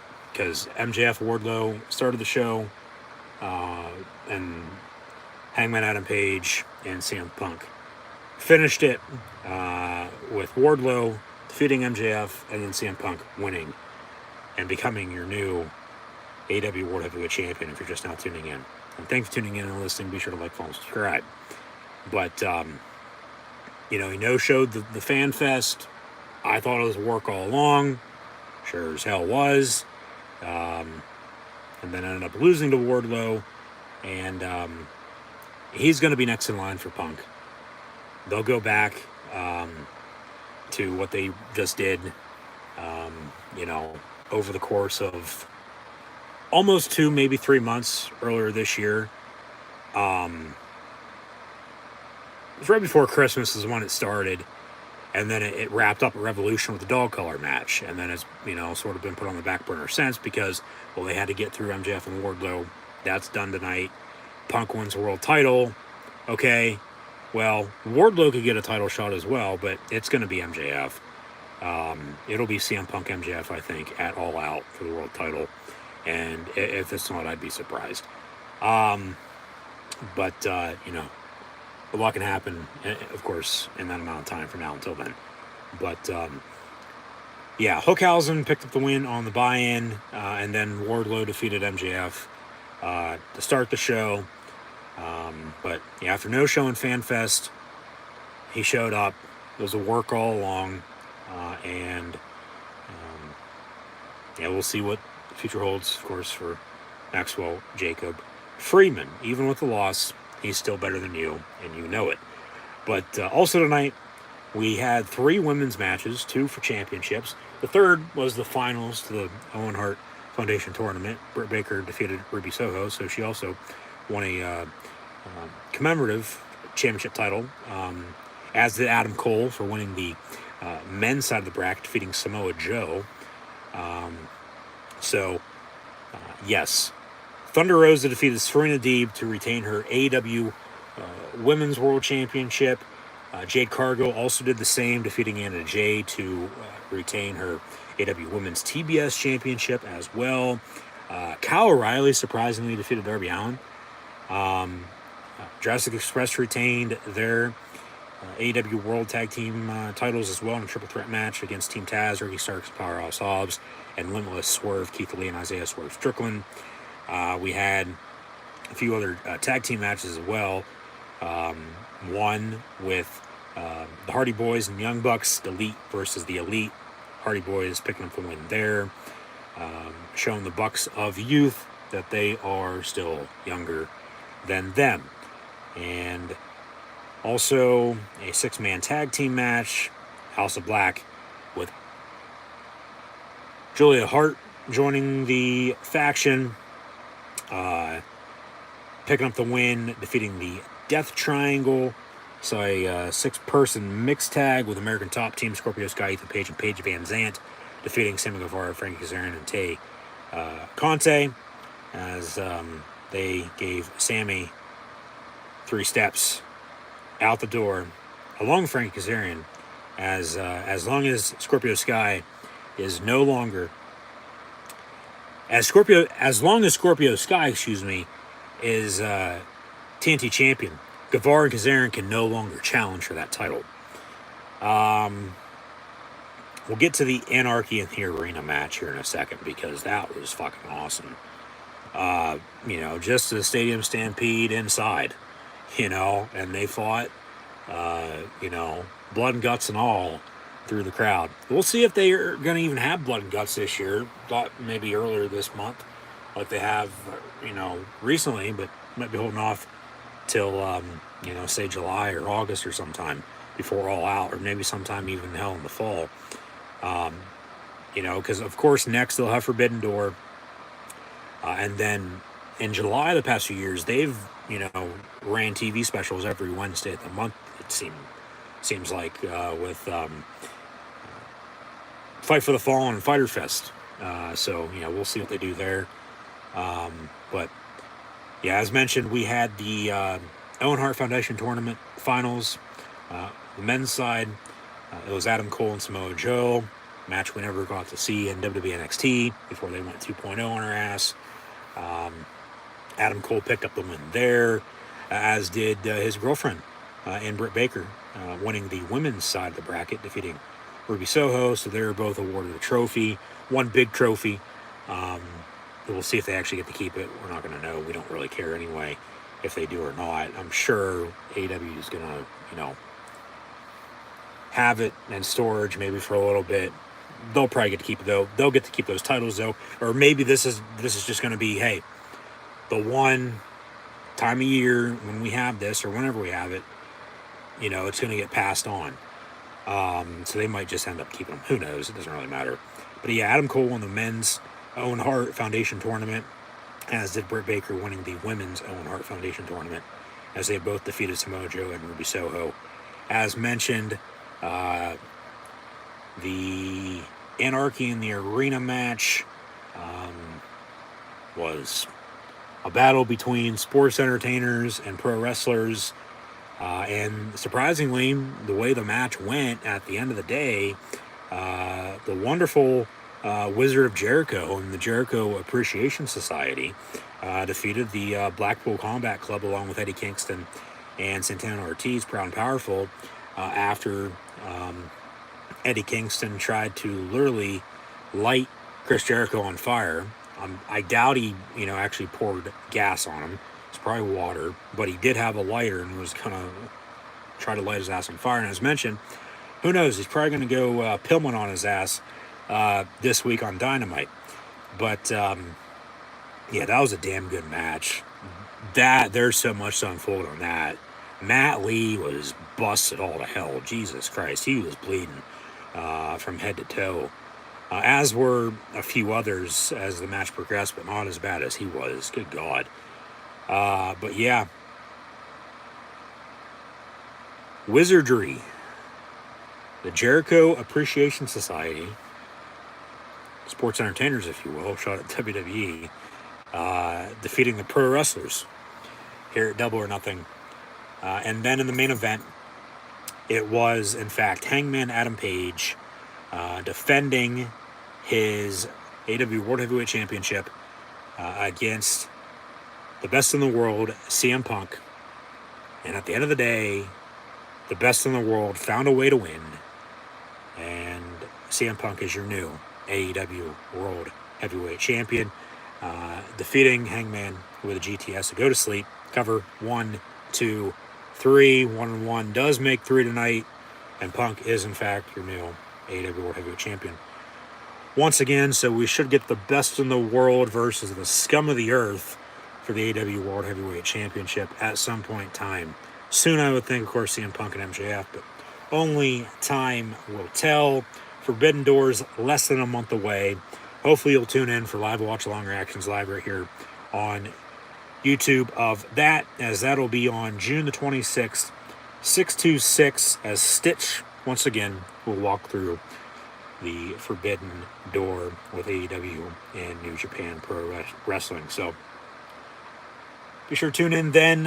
As mentioned, keep an eye on that WWE WrestleMania Backlash and Hell in a Cell recap video dropping next week after Hell in a Cell next Sunday, as unfortunately I did not once again live stream WrestleMania Backlash, nor will I be live streaming a live watch along reaction of Hell in a Cell next Sunday either, but be sure to keep an eye on that recap video dropping once again live right here on the YouTube channel next week sometime after the event. But be sure to tune in for AEW and New Japan Pro Wrestling Forbidden Door on June the 26th, and thank you for tuning in and listening to my audio only live watch along reactions of AEW Double or Nothing live right here on YouTube this evening. That'll do it for myself, your host, Encyclopedia Sports, Cohen Luke 96, signing off. As always, once again, thanks for tuning in and listening. Be sure to like, follow, and subscribe on social media.